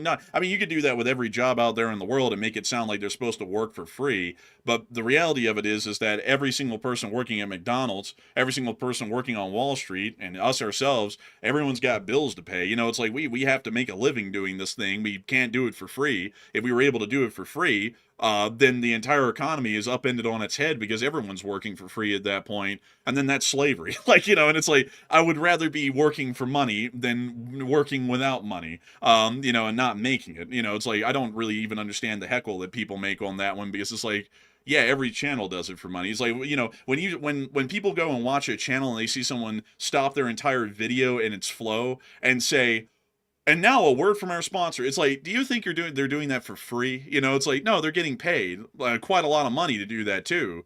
It's like, it's like, hell, we go out of our way. Like, we have to make money doing this, but we go out of our way here on this channel to make as little money as possible. We don't run ads on the streams, and we don't have sponsors on anything. And that's a huge money flow that we cut ourselves out of to try and make this thing as free to access as possible for people, but we still have to pay bills nonetheless. And if we didn't get support on this channel, we wouldn't be able to keep the thing running because we'd have to go get another job. And also, we made our income largely merit-based for the most part because, unless people, enjoy the content enough to support it through a donation on the channel, on the live stream specifically, then, we don't really make hardly anything at that point. So, it's basically merit-based. So, like you were saying, we could cash in a lot, but then it would be monetized. It would be tacky, in my opinion. That's why we haven't done it. So, that's why we keep it that way for the most part. So, I don't understand. It's like when people see, it's like, would they feel any different if we ran the ads and got income that way versus running super chats? Like, apparently people see donations being sent in and they think it's freeloading. It's like, well, I mean, there's other ways to make income, but we're choosing to do this way because it's not as tacky. Yeah, it's really like, it's really the craziest thing to me because, like, it's like, when people think about this, it's like, like CNN and Fox are covering this war, and I'm pretty sure that they break to commercial almost every 5 minutes or so, and those commercials are nothing but paid ad slots. So, I would be honest with y'all folks. I feel a lot better running the show the way we do it, instead of having to break every 5 minutes like the mainstream news does to tell you, oh, by the way, 3 U.S. soldiers died today, and now here's an ad break for some company to tell you to buy their product, in the middle of us telling y'all that U.S. soldiers have died overseas today. I find it a lot better the way we do it, and so when people sit there and say stuff like, oh, they make money doing it, it's like, yeah, we do. It's a job, and it's a business. Telling the news isn't free, and no news company out there runs for free. Like none of them do. But a huge thanks to you for support and helping this channel to keep on running, and I hope that does address that well. And with that, we are on to the next one. We also have a $20 support from the baddest mofo alive, and thank you very much for that $20 support. They said, "Congrats on 1,500 streams, boys. Eat your hot out, hot dog man." Also, by the way, I don't even know what happened to him. Like he disappeared. So that little situation is apparently over with. He's apparently fallen off the relevancy charts. But he said, "Everyone, smash the like and take one from the chat." And I gotta thank you so much for the incredible support, and thank you so much for the congratulations on the 1,500th stream. It's really crazy to think that we've been running shows for that long, 1,500 days. And I gotta thank you incredibly for helping this channel to keep on running, because it is folks like you who have helped to make it possible for 1,500 days. And so a huge thanks to you so much once again. I hope that does address that well. And we will make sure to take one from the chat. So what do we got, Matthew? And the one from the chat is going to go to Plantier, who said, "Could the missing pilot cause the United States to go boots on the ground and invade under that pretext?"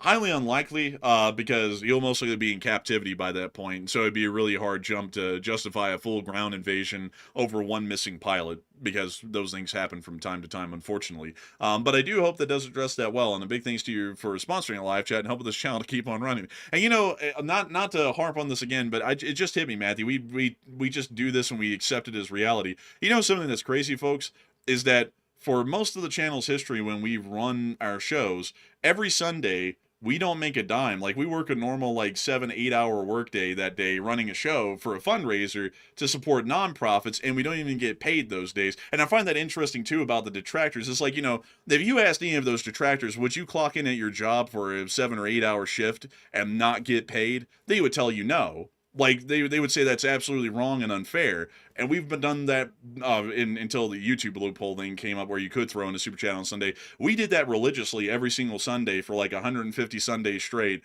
without ever getting paid that day. And I've never complained once about it, because we do that because we want to help out folks through the nonprofits that we fundraise for. And I honestly think that that's a good public service, and I'm totally fine with working for free those days. But that's something that we never really bring up at all or even talk about. But it's like, for people to be like, oh, they make money doing this, is like, yeah, and we also work for free, significant hours every week, and you never hear us even mentioning it because it's just what we do. But anyways, with that, we're on to the next one.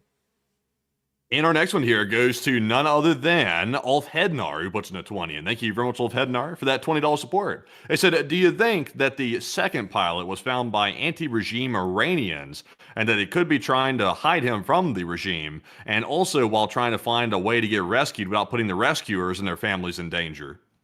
That's definitely possible. Usually there might always be people who are wanting to try and help out American pilots and stuff like that. Usually you're actually told in SEER training that if it seems like someone might be a little sympathetic to the U.S., to reach out to them. It's very risky, but to reach out to them and see if they'll try and help you or harbor you until the U.S. can get you, or until you can find a way to truly escape the country. And so there's definitely a possibility that could have happened, and that might be one of the best case scenarios, because that would keep them safe for a very long period of time, even inside of Iran, because at that point they're being hidden. And so big thanks to you for the support and helping this channel to keep on running. And with that, we are on to the next one.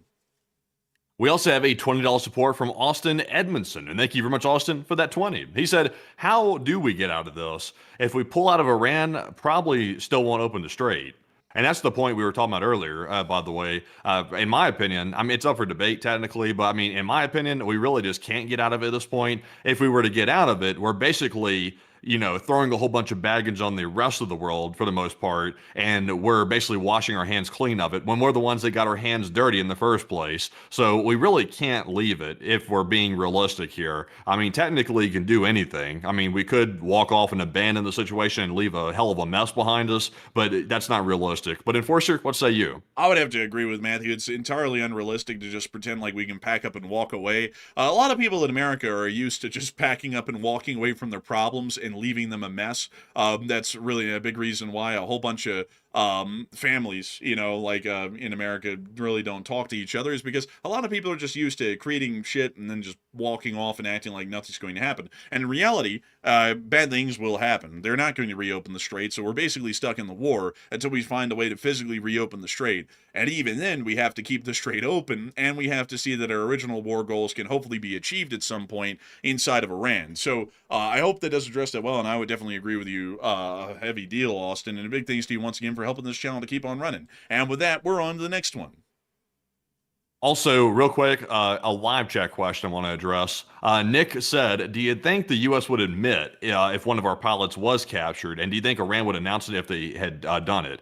And Iran would definitely announce it. 100% they would announce it. They would yell it from the rooftops. And they would also use it as propaganda, literally instantly. And also the U.S. wouldn't be able to deny it because the Iranians would make sure that we couldn't deny it. They would probably publish photos and probably all kinds of stuff like that. Probably forced confessions. Who knows what the hell they'll be doing. But we can't let the pilot fall into enemy hands. If that happens, we're in a much worse situation. But Enforcer, what say you?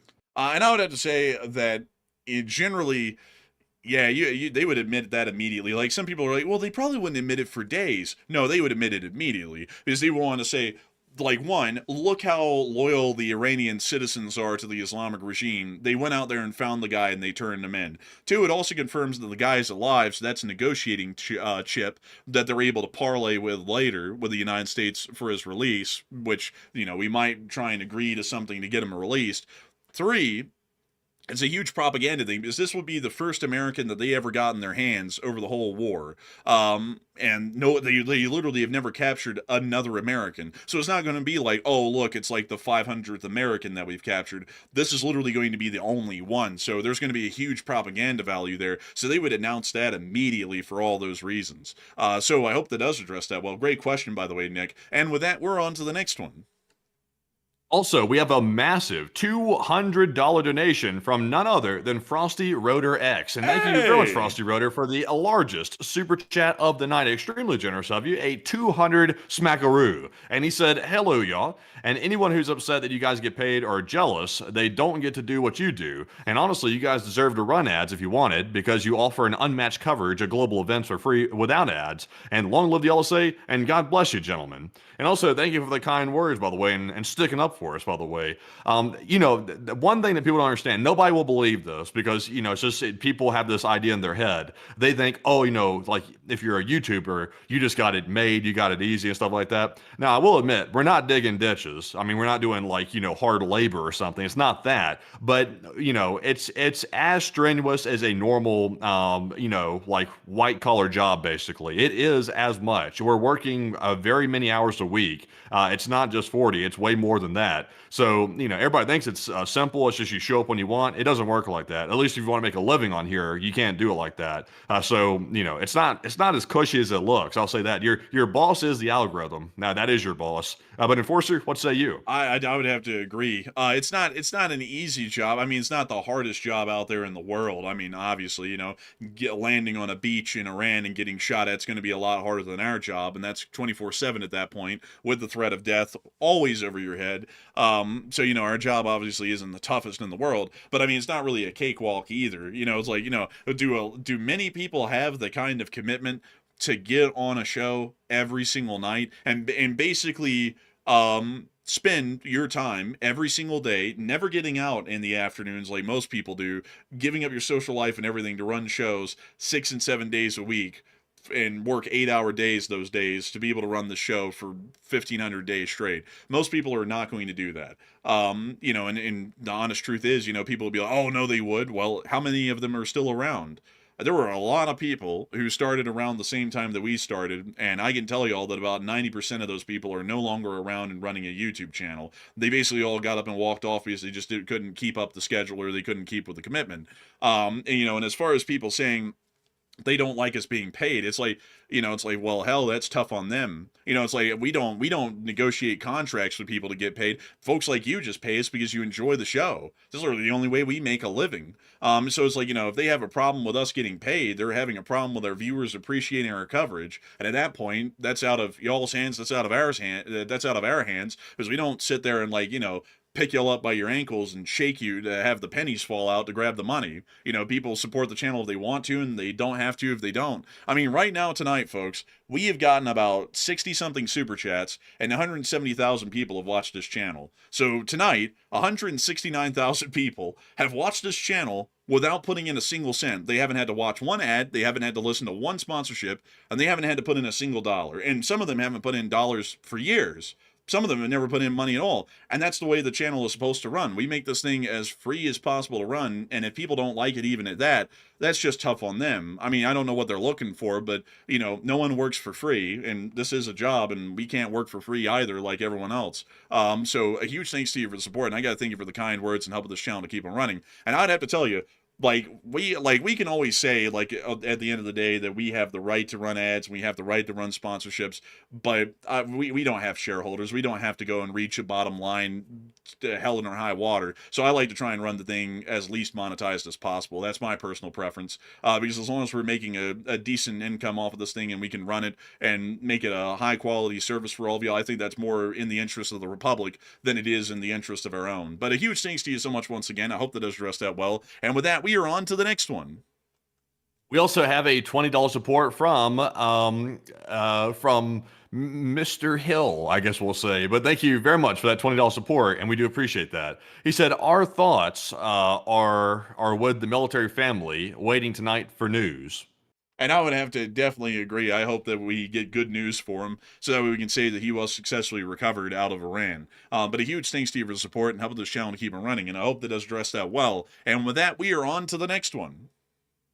We also have a 20 from Lil Dipcan, and thank you very much for that 20, by the way. They said, I remember the very first live stream when we were watching you play War Thunder. Oh, was that here? Yeah. But also, we've come such a long way, and love the support you give our troops and to the veteran community, and it means a lot. And a big thanks to you for the support, Lil Dipcan. I like the name, by the way. I gotta say, that was a long, long time ago. Matthew, before you were here, on the first time that I ever ran the show on Ukraine War News, I didn't know what to do. So for the first, I think, 30 minutes of that stream, I was actually on the War Thunder main menu, looking at an aircraft and just talking about what was going on. And then somebody in the chat, because there was only 3 people watching then live, was like, dude, this is clickbait, you're playing War Thunder. And so then I pulled up the first map ever, which was just Google Maps, and I started talking about where things were going on in Ukraine. And then I think it was the next day after that I got Google My Maps and I started putting down markers.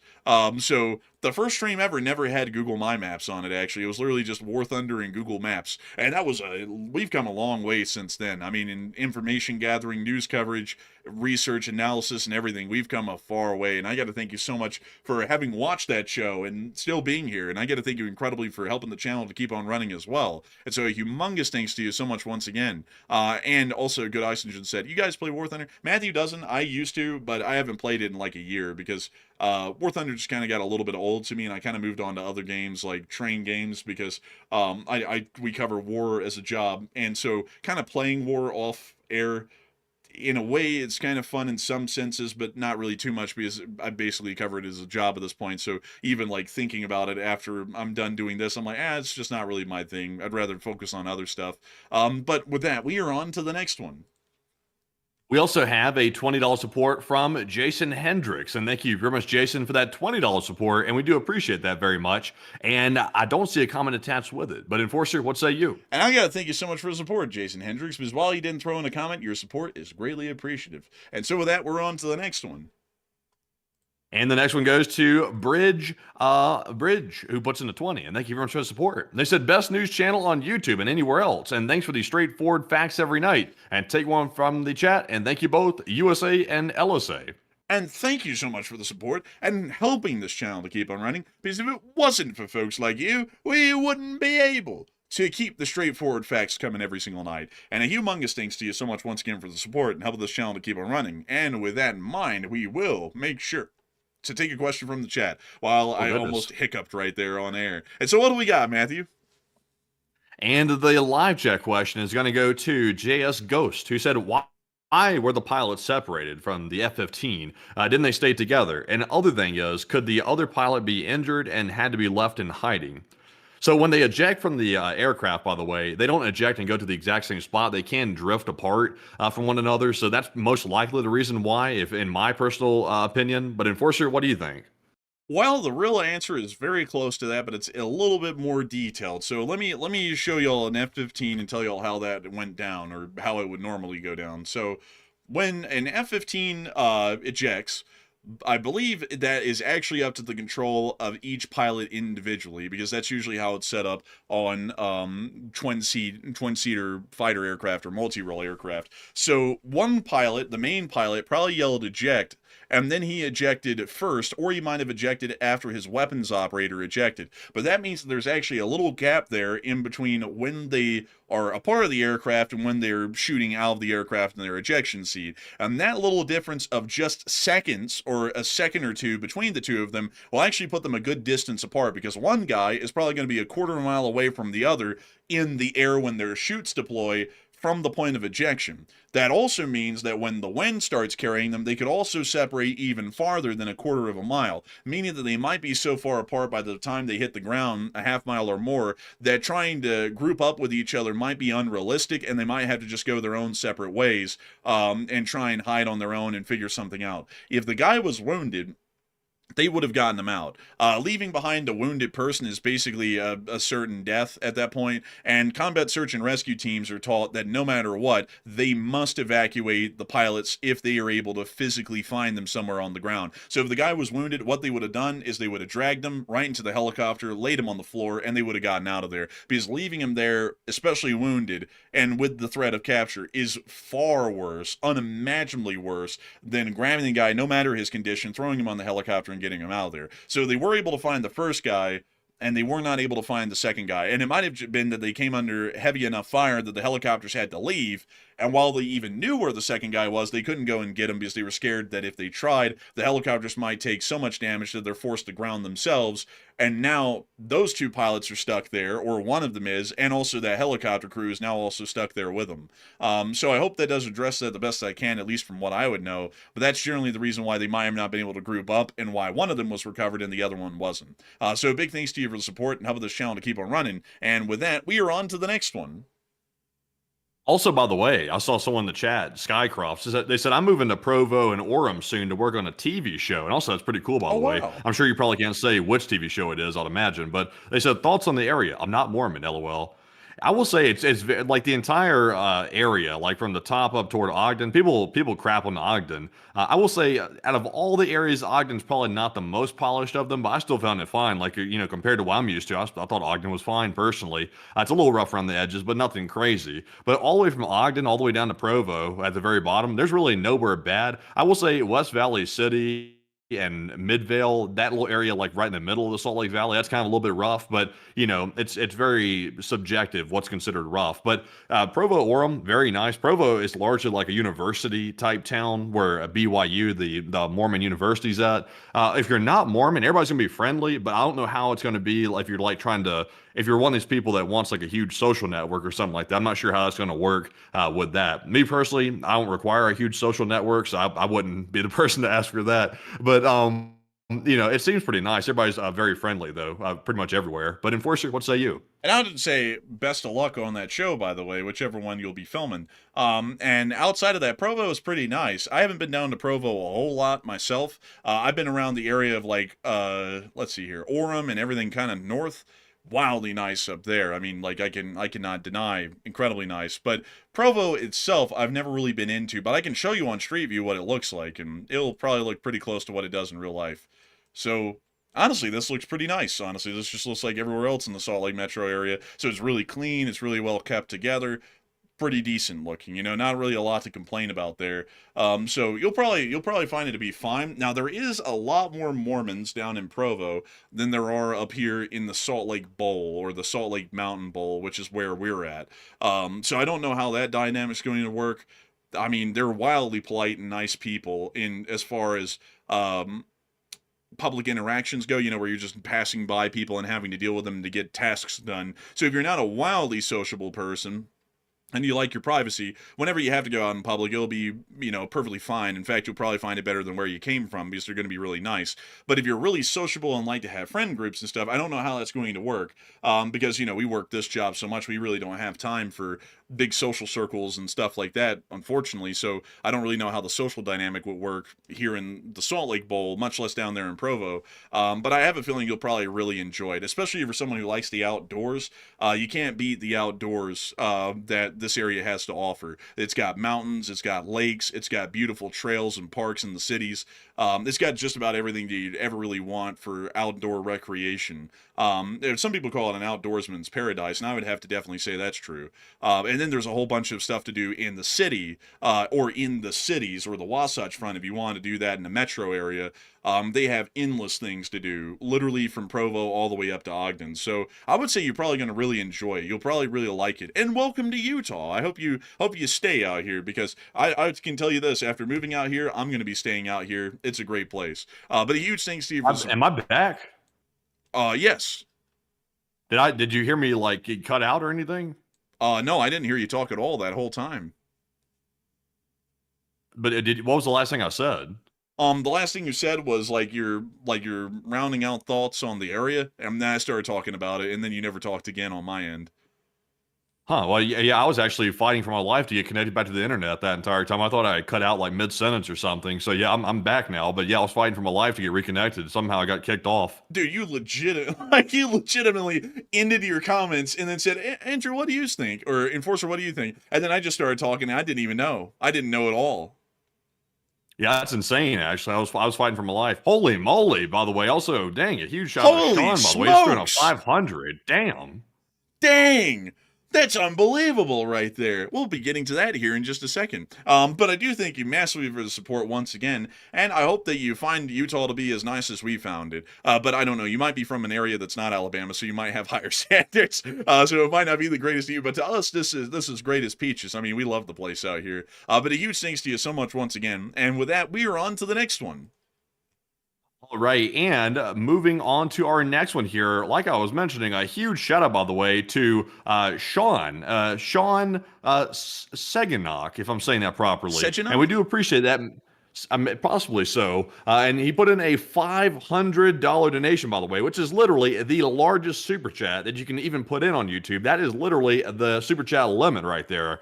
So a massive shout out to you, Sean. That is obviously the largest super chat of the night, and we do appreciate that. But Enforcer, what say you? And we got to thank you massively for that support. That is unbelievably huge support. And you didn't even throw in a comment. We don't even have a way to talk to you here for a second. But I got to thank you massively for the support nonetheless. Because while we don't get to have a little bit of a conversation with you, we do thank you unbelievably for that support. It's helping this channel to keep on running massively. And we cannot thank you enough once again. And so a humongous thanks to you for the support and helping this channel to keep on running, and I hope that does address that incredibly well. And I cannot thank you enough. That is unbelievably massive support. It's literally the largest amount that YouTube allows in a single super chat. That's unbelievable and incredibly generous of you. And so a huge thanks to you once again. And with that, we are on to the next one.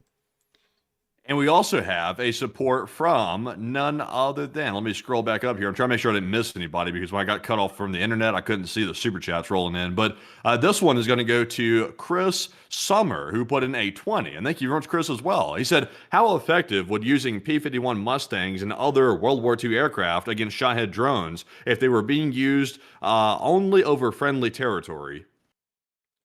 You wouldn't believe it. They'd probably be quite effective, actually, because the most effective air-based anti-drone systems we've seen in Ukraine are basically just slower-moving platforms that have machine guns. So the honest truth is that a P-51 Mustang or an aircraft like it would probably do incredibly well. And there is something out there on the market that is kind of like that, which is the Super Tucano, which I'll pull up for y'all here really quickly. And here it is.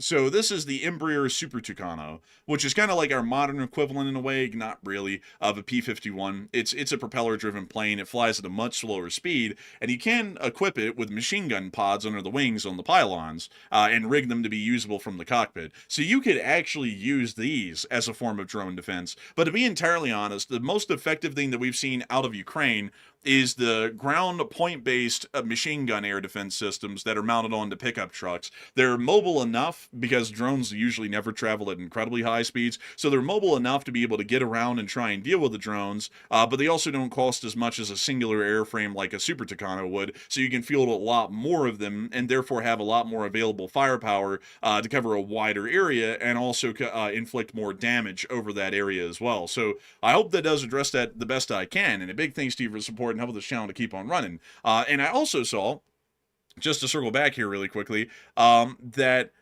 let's see here, I'm trying to see if I can find it here really quickly. Where is it? Where is it? Hold up, I'm trying to find it, because we actually did get a chat. We got a chat from Chris, and I'm trying to see if I can find it here really quickly, because he said something along the lines of, He said, I love this show and greatly appreciate all the hard work you guys do. and we thank you so much for that, by the way. We thank you tremendously, because we love to know that people really do enjoy the show and want to support it to help us to keep this thing rolling day in and day out. So a humongous thanks to you once again, and I hope that we were able to address your comment incredibly well there, because it didn't come in with a super chat, but I want to make sure to address it. But a huge thanks to you so much once again, and I also hope that that addresses your question incredibly well, too, Chris Summer. I think that definitely could be usable, but I think that would kind of be more niche, so you could get a couple of these, and if an area isn't really covered too well by the ground point-based air defense systems like the machine gunners, then you could send one of these things into an area with low air defense coverage and then try and shoot them down directly with an aircraft like this.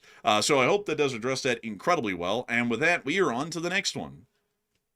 And we also have a $30 support from Lex Bartlett. And thank you very much, Lex, for that. Those 3 super chats, that is. And we do appreciate that very much. I didn't see comments attached to them, but very, very big thanks for that support. And of course, what say you? And I got to thank you incredibly for the support, Lex. And I got to say that if it wasn't for folks like you, we wouldn't be able to make this channel possible and keep it rolling. And so a huge thanks to you once again. And with that, we're on to the next one.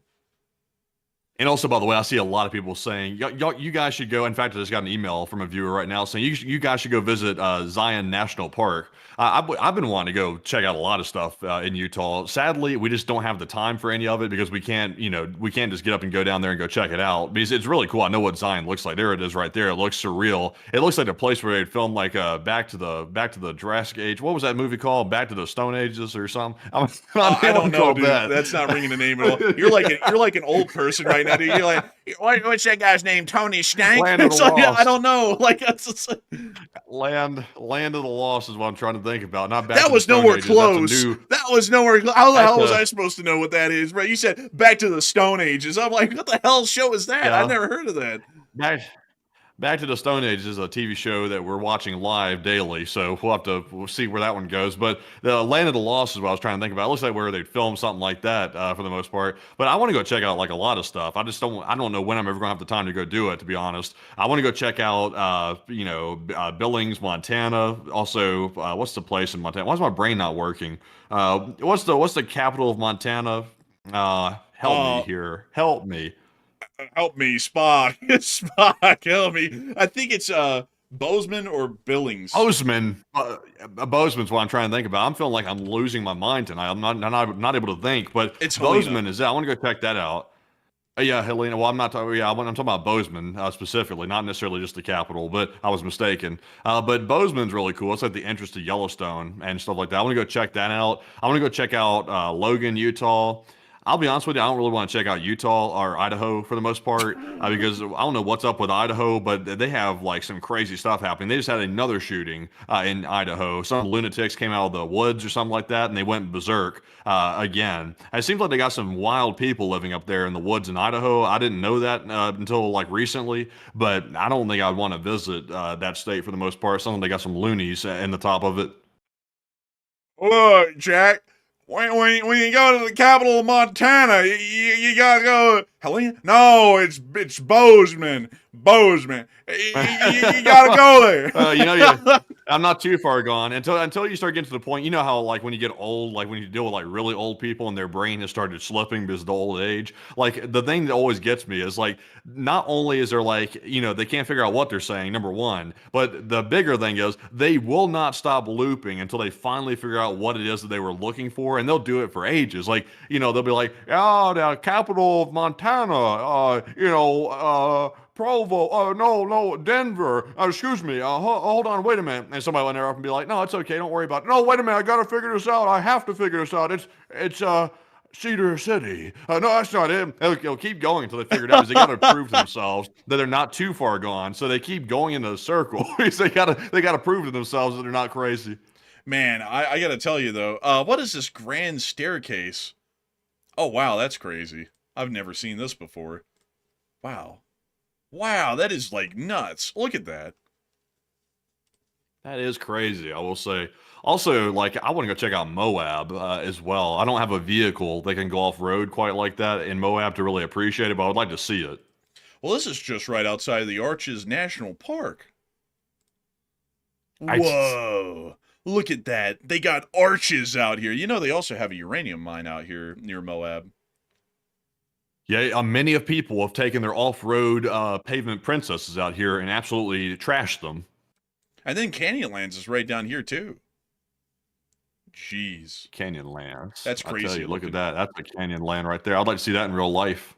I would like to, I would like to travel around a lot in Utah, folks. It's just that sadly we just don't have a lot of time to be able to do this stuff because we only get like half of the day of Monday off because, we don't run a show in the very later part of the night, so it's like a couple hours free. But outside of that, we're basically just having to wait around to do the show every day, or we're working every day. So, like it's really hard to get out and do stuff. Like long distance, that is, that's not directly in Salt Lake. But outside of that, though, I would like to travel around a lot of Utah. It's a really cool place, but there's some really cool places close to us up here that we've really been able to enjoy. But anyways, with that, I hope that does address that the best I can. And look, Jack, we're going to be moving on to the look. You got to talk about Wyoming. Everyone always talking about Idaho. You're not the hoe. Wyoming's really where it's at. You got the winds. They blow. They blow. Look, they sit there and sit there. They blow. They blow. You get it?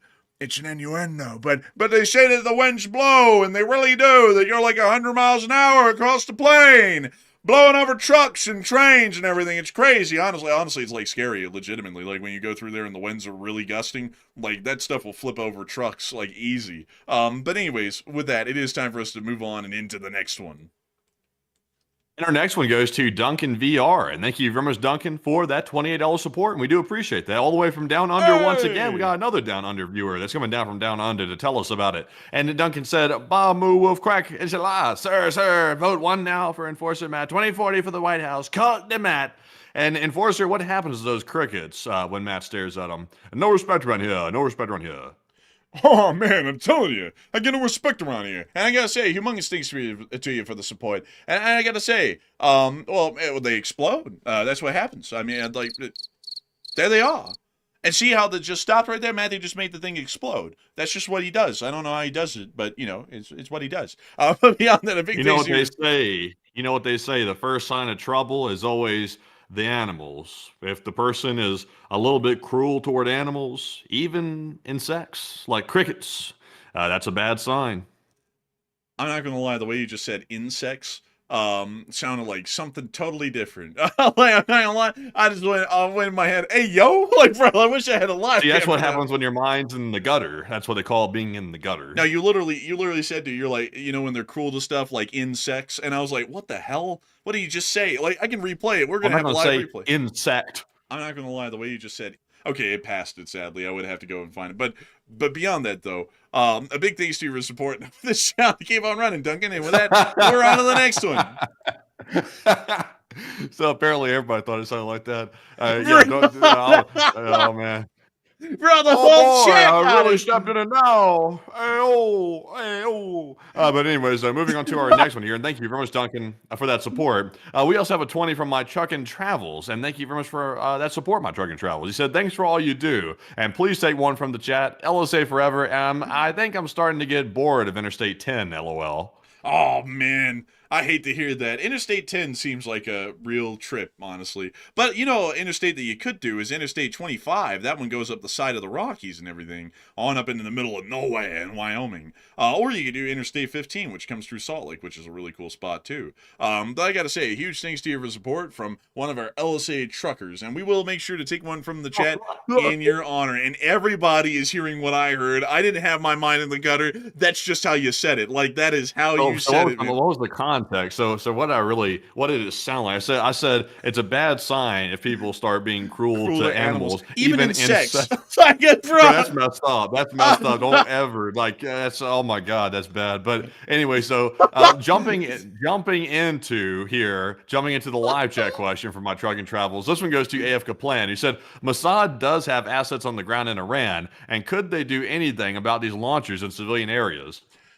Sadly, it's really hard to deal with manpads because it's really hard to identify them, really, because they're not easily noticeable by reconnaissance. So it's really hard to deal with them, and there really isn't an easy way to deal with them, sadly. So a big thanks to you for support and helping this channel to keep on running. Because if it wasn't for folks like you, we wouldn't be able to keep this channel running. We wouldn't be able to make this thing possible. And so a big thanks to you once again. And with that, we're on to the next one. I think people have dirty minds in here. I'm with Hydraulic Saint. He said y'all have some dirty minds in here. Honestly, I think so. Like I mean, who says insect like pronouncing it like that properly? Like, nobody pronounces that word that properly. Like nobody says, yeah, have you seen those insect over there? It's like nobody says it like that. But anyway, so jumping into our next one. This one goes to none other than Sligoy the Sauce, who puts in a 20, and this will snap us right over our funny mode. Sligoy said heavy U.S. Air Force losses. 2 planes. Come on, guys. But it's more than that. It's more than that, Sligoy. It's more than that. If you heard our segment earlier, we kind of went through that a little bit. We saw the F-15 get destroyed. We saw an A-10 Warthog get destroyed. There's also 2 Black Hawk helicopters, which are very badly damaged. There's also a Chinook that's in an air base in Kuwait that's completely destroyed for the most part. And also several other aircraft had to squawk emergency codes today and return to base because they got shot at. So it was heavy losses. I stand by that. But Enforcer, what say you? I'd have to stand by it because we actually covered earlier on air. I don't know if you were here for that, Sligoy, but we covered on air how we came to that conclusion in that there are 200 to 300 operational multi-role airframes that we have available for combat operations in the Middle East currently in CENTCOM's AOR. So that is the amount of aircraft available in theater. Anything that is near or above a 1% loss in force capabilities on a singular day would be considered to be major. Because at that rate of losses, that means that we would only be able to continue the war for 90 more days with those losses at that level today before we completely ran out of aircraft that were in CENTCOM's AOR. So with that in mind, this is like just the 2 aircraft that were lost and the possible third that might have been lost today. That is over 1%. No matter what, and that means that it was a major loss, because the Russians were taking a 1% loss of any combat capabilities that they had in the war in Ukraine every day. They would have been out of the war 3 months in. They wouldn't have even made it to 4 years later. So a 1% loss in a theater is a pretty significant loss to have on a single day. And that's why I'm saying that that is quite a significant loss. Also, on top of that, it's relative to the amount of losses that we've taken on every day leading up to this. We've been at war for almost 40 days now, and we haven't lost a single manned aircraft for 37, 38 days. And on the 39th day, we lose 2 of them in a possible third. So compared to the losses that we've been taking so far, that's quite massive, because every other loss for every other day of the war in manned aircraft has been 0, and today it was 2 at a minimum. So clearly that's a significant uptick from 0 every day to 2, just in that metric, but largely working off the percentage metric, which is what I work off of. 1% loss on a singular day is a pretty significant loss to see in a theater, so it is a major loss. So I hope that does address that well, and a big thanks to you for the support and help with this channel to keep it running. And with that, we're on to the next one. And our next one here is going to go to none other than Christoph, who puts in a 20. And thank you very much, Christoph, as well, for that support. He said, you guys are great and longtime listener, and sorry, I haven't given before. Oh no, don't worry about that. Like we make the channel to where people do not have to support. Like never feel sorry for not supporting. Like if you don't support, I mean, like that's fine to us. We're just happy to have people here and watching. Because you have to understand it from my position. I've done this my entire life for free. I'm just blown away that people want to listen. Like honestly, like, and 4 years later, I still am. So people supporting the channel, that's icing on the cake, and it helps us to keep this thing like financially possible. But you do not have to worry about having never supported before. We're just happy to have had you here the whole entire time, Christoph, and I got to thank you incredibly for that support and helping the channel to keep it running. But just remember, you never have to support. Like, we're totally fine, and I want to make it incredibly clear to everyone, we are totally fine with everyone watching and never supporting a dime. I'm just happy to know that y'all are getting higher quality news from here than y'all would elsewhere. That in its own way is payment to me, at least mentally. But a huge thanks to you once again. I hope that has addressed that well. And with that, we are on to the next one. We also have a $20 support from Irish Ed, and thank you very much, Irish Ed, for that support. He said, my dad told me yesterday that he was in Nam in the Tet Offensive, drafted. He was on the perimeter duty when Armstrong stepped foot on the moon, and he was based in Rocket City. And could you tell me more about Rocket City and LSA? And I would have to say that I thank you so much for the support. And you know what's crazy? I actually knew a guy that was at Rocket City. I had to make sure to go and check this here really quickly. There's almost always a Rocket City everywhere. There's actually a Rocket City in Afghanistan, but that just means that they came under a whole bunch of indirect fire attacks, like from mortars and artillery and even MLRSs and stuff like that. And that was a pretty big issue for them at Da Nang, which is where that was. That was the Da Nang Air Base during the Tet Offensive. And I actually knew a guy who had to get off of a C-130 that landed at Da Nang in the middle of the Tet Offensive when all that was going on. And so that is a little bit of some detail there about what Rocket City was. It was the Da Nang Air Base under incredibly heavy artillery barrage and attack. And that's why it was called Rocket City. So he actually went through a good bit, and I remember talking to that fella. He's unfortunately been dead, folks, for years now, probably 6-7 years. He was a great guy, amazing guy. He had Parkinson's in the later part of his life, and I would hang out with him every once in a while, listen to his stories, like more of the mundane ones that people don't talk about, like what he ate, where he slept, like, you know, all that kind of stuff, the little things that people don't talk about. But then he later on got on into stories that he didn't even tell his family about what the war really was and what the fighting was like and everything, and things that he had to do over there, which is very interesting because he actually was a part of the Air Force electrician teams that would cross the border out of Plaku, which is this city right here, and they would cross the border into Cambodia, and they were actually the guys who were setting up the CIA listing posts. And he would say that they'd have to take off all of their insignia that showed that they were with the U.S. and everything, so that way it wouldn't create a sovereignty issue or a large diplomatic scandal. And then they go across the border and they build a listing post over a course of a couple of weeks, and then they come back over to the other side in Plaku, hang out there for a little bit longer, plan the next listing post, and then they'd head out and do it again. But he said that the fighting as an Air Force electrician was crazily enough about as bad as being in the Army infantry, especially with the jobs that he was doing. But he actually came into the country, believe it or not, at Da Nang. And I remember him saying that the airbase was under attack. The C-130 landed, and they were telling everyone before the C-130 landed, as soon as this thing lands, it's not getting off the runway. We're just dropping the door on the runway, and y'all are going to have to run out, and y'all are going to have to take, I think it was a left or something like that, to go get to cover. It's a really crazy sort of a story. But I do thank you incredibly for the support, and I hope that tells you a little bit about what Rocket City was, in a sense. And a huge thanks to you so much once again. And with that, we are on to the next one. And we also have a 20 from Steve Edgington. And thank you very much, Steve, for that 20. And we do appreciate it. He said, happy to pay. I wish I could pay more. Oh, no. I think you've answered for the support, but nobody has to support the channel. And I don't say that like as like a point of pride. Like, you really don't. Like, we're happy with just having y'all spend your time here. That's a lot of anything to spend in itself is time. But a huge thanks to you for the support and helping this channel to keep on running. And with that, we're on to the next one. We also have a $20 support from August, and thank you very much, August, for that support. They said hating on them wanting revenue is crazy. Honestly, I would pay a monthly subscription for the stream, so much so I'm marking in my calendar to make a donation weekly. And also, thank you, by the way, it's very kind of you. Oh, and I thank you so much for the support, August. And I got to thank you massively for enjoying the channel that much. We love to know that people really enjoyed a great deal. But please, folks, nobody has to worry. You don't have to support the channel if you don't want to. I'm not trying to make y'all a pitch to not support the channel. If y'all want to, we're greatly appreciative of it. But I never want anyone to feel like they're under pressure to have to support the thing. But a huge thanks to you for the support and helping this channel to keep it running. And I hope that does address that well. And with that, we are on to the next one. We also have a $20 support from Bobo Vasquez, and thank you very much, Bobo, for that 20. He said, I did a search, and in Salt Lake City, the cost of a Kirkland Signature rotisserie chicken at Costco is $4.99, and this price has remained consistent since 2009 as a loss leader to encourage warehouse foot traffic. That's true, actually. And did you know, folks, Matthew, do you know this? A little fun fact here. What was the first supermarket kind of a company that ever created the loss leader? Which company pioneered that concept? Wasn't that Piggly Wiggly? No, that was actually Aldi in post-war Germany. They were the ones who pioneered the loss leader concept. Oh, yeah. Yeah, you learned that from Fern, didn't you? Yeah, he makes great stuff though. It's wildly well produced stuff. But I learned that from there, and I was like, wow. I was like, that's where that concept came from. Was from that guy.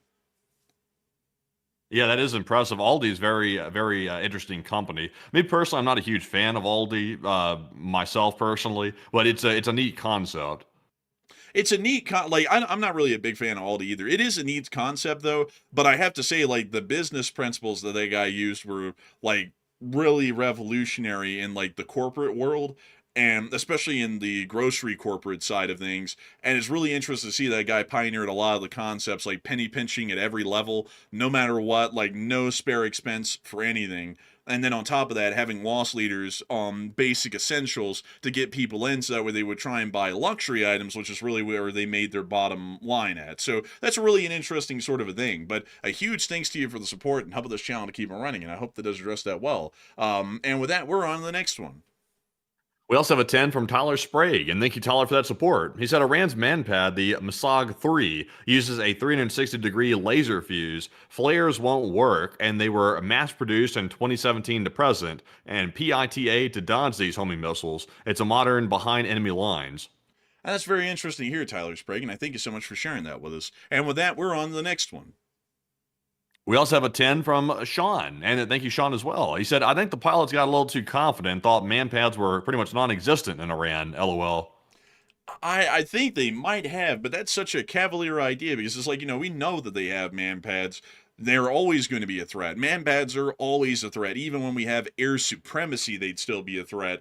And to keep operating sorties in such a cavalier way is just basically begging at this point for losses. Like, we don't have to conduct a gun run on a target. We can drop a bomb on that from 30,000 feet. So I don't know why we're putting an aircraft that low and slow near the ground so that way someone can try and line up a shot on it with a manpad. That just doesn't make any sense to me. But a big thanks to you for the support and helping this channel to keep it running. And I hope that does address that well. And with that, we're on to the next one.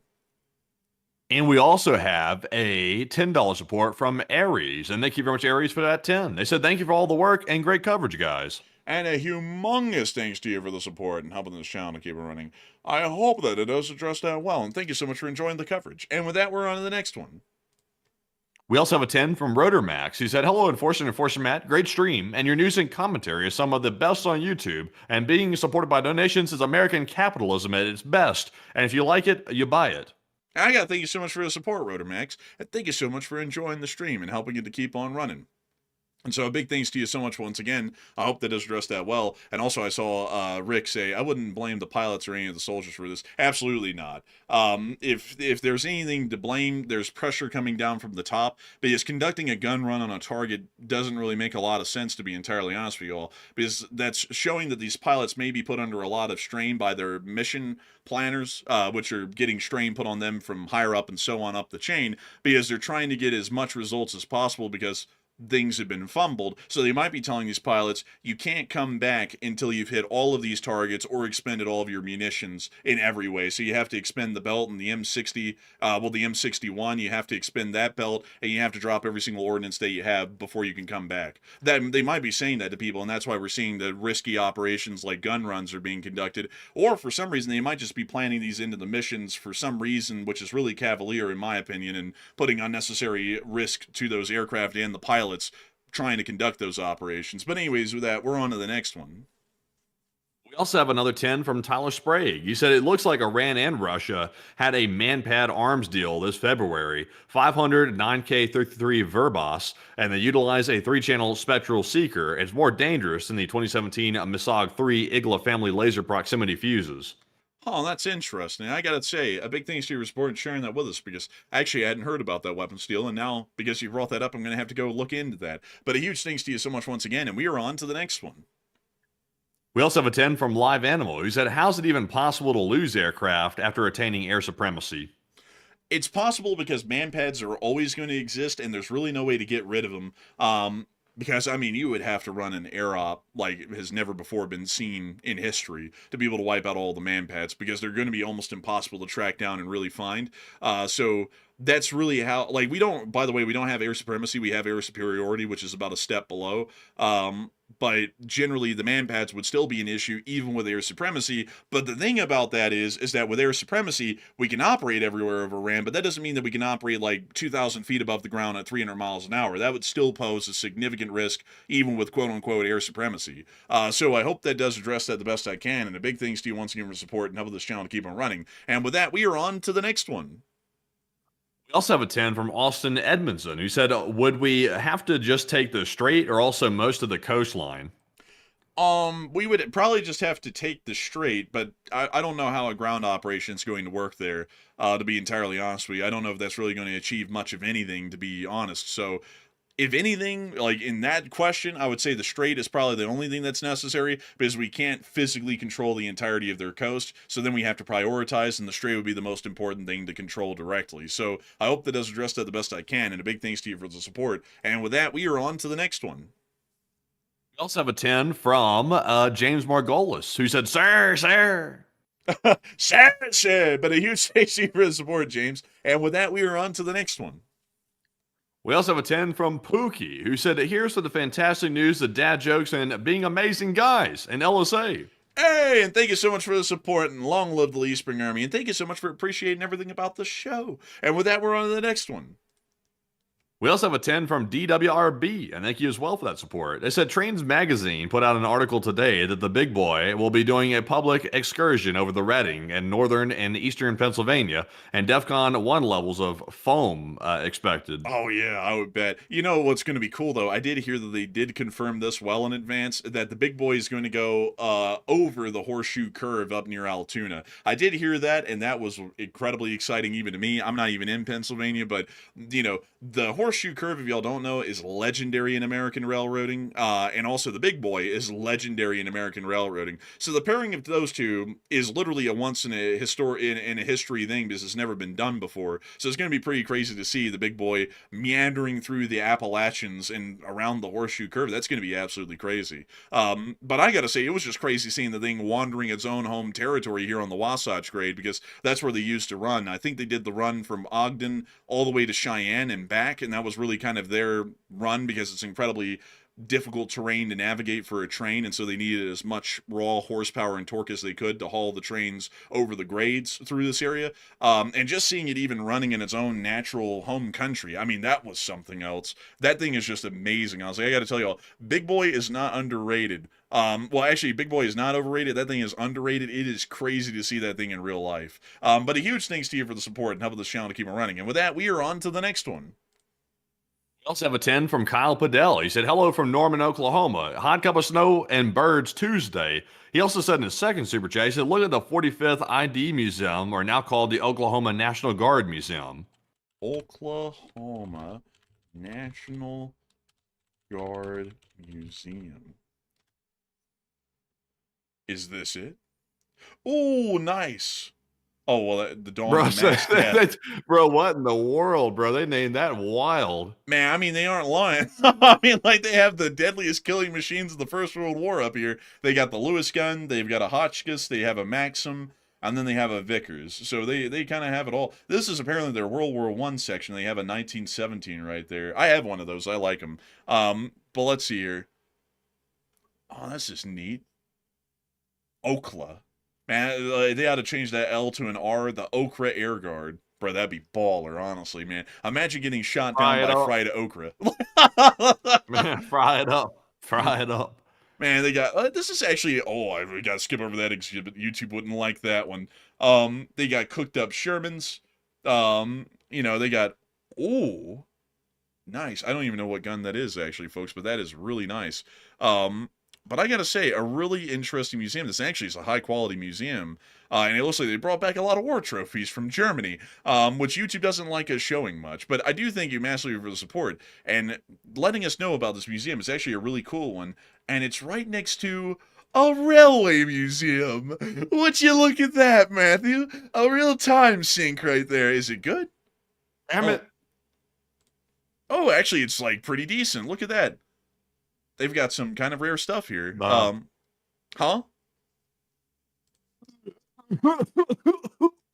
Matthew's about to start texting me on my phone. He's gonna be like, time, 20 super chats. Come on, hurry. Like, he's gonna be like, come on, go. Oh, look, they have a chin set. Those things literally are like, Push, Mr. Williger. Push, Mr. Willoughby. Push. Pretty cool, honestly. I like this place. It's got a National Guard museum and a train museum. So it's got everything, really. I mean, I can't complain at all. But a huge thanks to you for the support and helping this channel to keep on running. And with that, we are on to the next one. We also have a 10 from Nasokadelic, and thank you very much for the support as well. He said, behind the chat, but presupposing strategic administrative purpose, are the detrimental effects of the Iran situation worse for our adversaries than domestically, and wondering about long-term economics? Sadly, it would be more destructive for us than it would be for them, because the thing is that when Iran started the war, they are already economically destitute. They had already suffered a significant financial crash that put them into an economic depression, so there's not really a lot lower to go where they're at. They're at rock bottom. However, there is a lot of a way that we can go down, because we were, economically middling before this war started, generally for most citizens. So we can go from economically middling to economically suffering. And so there is more for us to lose because of our economic position than theirs, because theirs was already destitute before the war started. So a big thanks to you for the support and helping this channel to keep on running. And with that, we are on to the next one. We also have a 10 from Notorious GRG, and thank you very much for the support. They said, any news on the situation in Mexico, better, worse, or the same? And also, by the way, I was actually discussing this with a person I know in real life the other day, and I was telling them about what's happening in Mexico, and they were bewildered about what was happening in Mexico. They were like, "What's going on?" I was like, "Yeah, they just had a cartel war." What? It's like, yeah, it's nasty, it's bad down there for sure, without a doubt. But I think they're still having some like tremors of the cartel war against the government, but it's not anything like it was. But Enforcer, what say you? It's died down a lot. It was generally more so a knee-jerk reaction to the death of El Mencho. So it wasn't ever planned to be incredibly long-term. It was more so just lashing out at the Mexican government to make them think twice about doing something like that again to a cartel higher up in the Jalisco New Generation cartel. But outside of that, it's largely died down a great deal, and we're seeing that every once in a while there is a little flare-up here and there and a small skirmish, but it's not the kind of chaos and all-out battle that we saw in that first week after El Mencho was killed. So I hope that does address it the best I can, and a big thanks to you for the support. And with that, we are on to the next one. And our next one here goes to Tabitha Silvers, who puts in a 7. And thank you very much for the support. They said, you guys are so awesome, and I hope you're both happy and healthy. And thanks for the true news. Oh, we're happy. Healthy? I'm getting there. But big thanks to you for the support. And thank you for the kind words and helping this channel to keep on running. And with that, we are on to the next one. And this one is a $5 support from Nick. And thank you very much for that support, by the way. We do appreciate that. He said A-10s can literally have a wing blow off and still fly. I used to work on them, and they're tanky. They're tanky, but tanky to an extent. Because, they could survive a little bit of a beating, but honestly, like from what I can tell from reading on them, it's not that much more of a beating than a normal aircraft could take. Like if the engine nacelles are hit, totally fine. Wing blown off, it's got a large wing profile, so that'll be totally fine. But if any critical control surfaces are hit, with the redundancies also being damaged as well, it's a death sentence for the A-10, a lot like other aircraft. And also, on top of that, most of the air losses, if I remember correctly, in the Gulf War of 91, I think most of them are actually A-10s. So, I mean, they're pretty tanky for an aircraft, but aircraft can only get so tanky before they start to still take pretty heavy damage from lighter hits. But it's a huge thanks to you for the support and helping this channel to keep on running. And with that, we are on to the next one. We also have a 5 from D9, who said, they said that we have air superiority, not supremacy. Fake news. Now, that's not a nice thing to say, now, is it? How's That's that not supposed to make me nice. feel? You see, there's always someone that comes along who thinks they know a little something. They come along, they know just enough to get them into some trouble. That's all they know. That's all they know, sir. That's all they know. They call him D9. They call him D9. I won't make any jokes. There's a lot of subject matter there. I won't make any jokes, but thank you for the support. And the comments, pretty stupid, but a stupid comment that was. Yeah, third-rate reporter. But anyways, Moving on to our next one. This one goes to Nick once again. He said pilots can also carry bribe money. He's likely being sheltered, or he's following his planned evac route, and PJs are on the job and will get him back. To say before we go to that one, I have to go back to D9. D9. That name suggests that this person's very familiar with the D. It's taken at least 9 of them. But outside of that, though, I have to bring y'all back to this post right here where Israel Defense Minister Katz said that IAF fighter jets are dominating Tehran's airspace and gearing up for sustained strikes on the Iranian regime, and they stated that air supremacy had been achieved. That was back in March 1st, which was just a couple of days in the war, not that long, it was only a couple of days. And not only that, the president came out on video and said that we had destroyed all of their air defenses and that we completely controlled their skies, which means that we have air supremacy. That's not air superiority, that's a step up from air superiority. Air supremacy, supreme really, like the brand. So, you know something? You know something? I thought he was a nice guy, but he's really a rat piece of shit. I'm not gonna lie, the guy kind of is. I mean, to come out of this with that much viciousness, like Wait sitting a there. minute. Let me add something to it. He said, I'm gonna delete this channel. Nobody wants your ideology and spin, derangement syndrome. That's what he said. I don't like that. It's not nice what you said right there. You have to go. Hope you understand. That's kind of rich coming from a guy whose name is D9. He's been spending on something, and it's not good. I can tell you that. But beyond that, though, I don't know where you're coming at us with that vile venom, because we're literally quoting the news. And if you can't take it, maybe you've got political stupidity syndrome. Many people have it these days. I would suggest a pill of reality, because that usually wakens people up. Go get some gas or something. And that'll sober you up real nice. But anyways, with that, moving us on back into the other one, we had a 5 from Nick. Who said, Pacino. huh? I've had somebody say that's Al Pacino. That's not Al Pacino. That's supposed to be Mike Tyson I'm imitating right there. Somebody said Al Pacino. Hell no, that's not Al Pacino. What do you think? I'm trying to be the Godfather? Listen, don't worry about it. I can't even do that one. It sucks. Man, I don't even know how to do it. I don't even know how to do it. I'll try. I'm imitating some. Listen, don't worry about it. Don't worry about it. I don't even know who I'm imitating there, but that's my impression of the Godfather right there. Man, that's not even Al Pacino, dude. That's like some other dude, the Godfather guy. Like the guy who had like the cheeks, and he was like, "Listen, I'm gonna give you an offer you can't refuse," or something like that. Like that was some other. Have you ever tried the Dunkachino? Have you ever tried the chocolate blend? I don't even know what the reference is. I don't even know what it is. It was like a skit that Al Pacino did at one point. I think it was a Dunkin' Donuts thing at one point. Huh. But beyond that, though, getting us on into that super chat that I didn't address there from Nick, he said, pilots also carry bribe money. He's likely being sheltered. That's actually true. They actually do carry bribe money. And he could be getting sheltered. So hopefully that is the case. And hopefully we'll be able to see that we do get him back safe and sound. So big thanks to you for support. I hope that has addressed that well. And with that, we're on to the next one. And our next one here is going to go to Tyler Sprague, once again, who put in a 10. And thank you for the support. He said, any creatives out there who can animate these back and forths, LOL?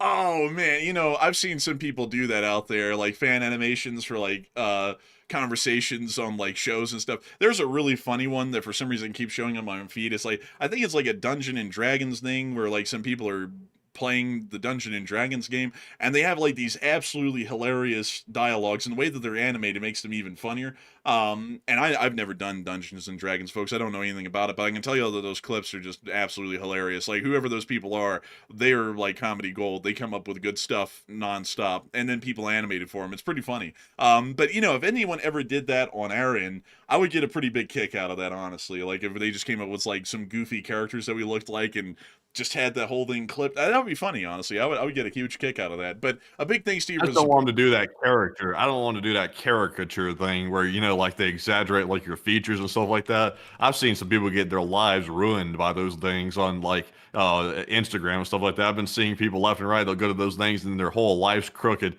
Oh yeah. Oh my God. Oh my goodness. Yo, what the hell? Oh man. I'm not gonna lie, some of these are like, this is Bro, freaking some of these dubious, are like kind dude. of sus, man. Like, I'm not sure what the intent is behind some of these. Some of these are a little bit questionable. I'm not gonna. What the hell is this? Who is that supposed to be? I don't even know. Man, I don't even know. Man, I have no clue. But these are rough. Like, if anyone did one of these of us, I'd be. Bro, who is that? I think that's I don't know. I actually don't know. But that's rough. I mean, that definitely doesn't look like a normal person at all. I don't even know who that is. Man, I think it's like some House. doctor. Yeah, it's Dr. House, like the guy who's like, you got lupus, so you need rat bites or some crazy crap like that from some TV Who show. the hell's this? I don't know, but we're running out of time. We're running Is out that a of real time. person or is it a fake? No, that's a real person. Like, not the drawing there, obviously, but that's like a real person, but it's just not the drawing, if you know what I mean. I've never heard of this guy, but he sounds a little wild. Man, this looks like Jeff Bezos when he finds a joke funny. Oh! But anyways, we're on to the next one. And our next one here goes to Omar, who puts in a 5 and said, "Great job on the coverage and keep up the good work." And thank you so much for enjoying our coverage, and we will keep up the good work. And so a huge thanks to you so much once again, and we are on to the next one. We also have a 5 from Live Animal, who said, "What are the chances that that even the open seas might even be mined?" Fairly unlikely, because that's kind of like, at that point, it's kind of like a needle in a haystack thing, hoping that a ship goes the right way to get close enough to the mine. Generally, they're going to keep them in the strait because that'll be the highest efficacy rate per mines laid and ships that may be hit by them. So I hope that does address that the best I can. And with that, we're on to the next one. We also have a 5 from Noel P, who said, "Do you think a 30 cal can stop the Shahed drones, or does it need about a 50? Oh, I mean, we've seen people deal with them with 30 cals, so that's not out of the question. The 50 cals seem to be, you know, a little bit extra effective. You know, not cost concerning, because 30 cal would be a little cheaper than 50, but, you know, generally it is able to cause a lot more damage per shot. Therefore, it's a lot more effective, especially in the hands of a trained gunner. So I hope that does address it the best I can. A big thanks to you for support, and we are on to the next one. And our next one here goes to David Ford, who puts in a 5. He said, "Kicked out of Le Madeleine for eating the bread and asking them if they are aware of people."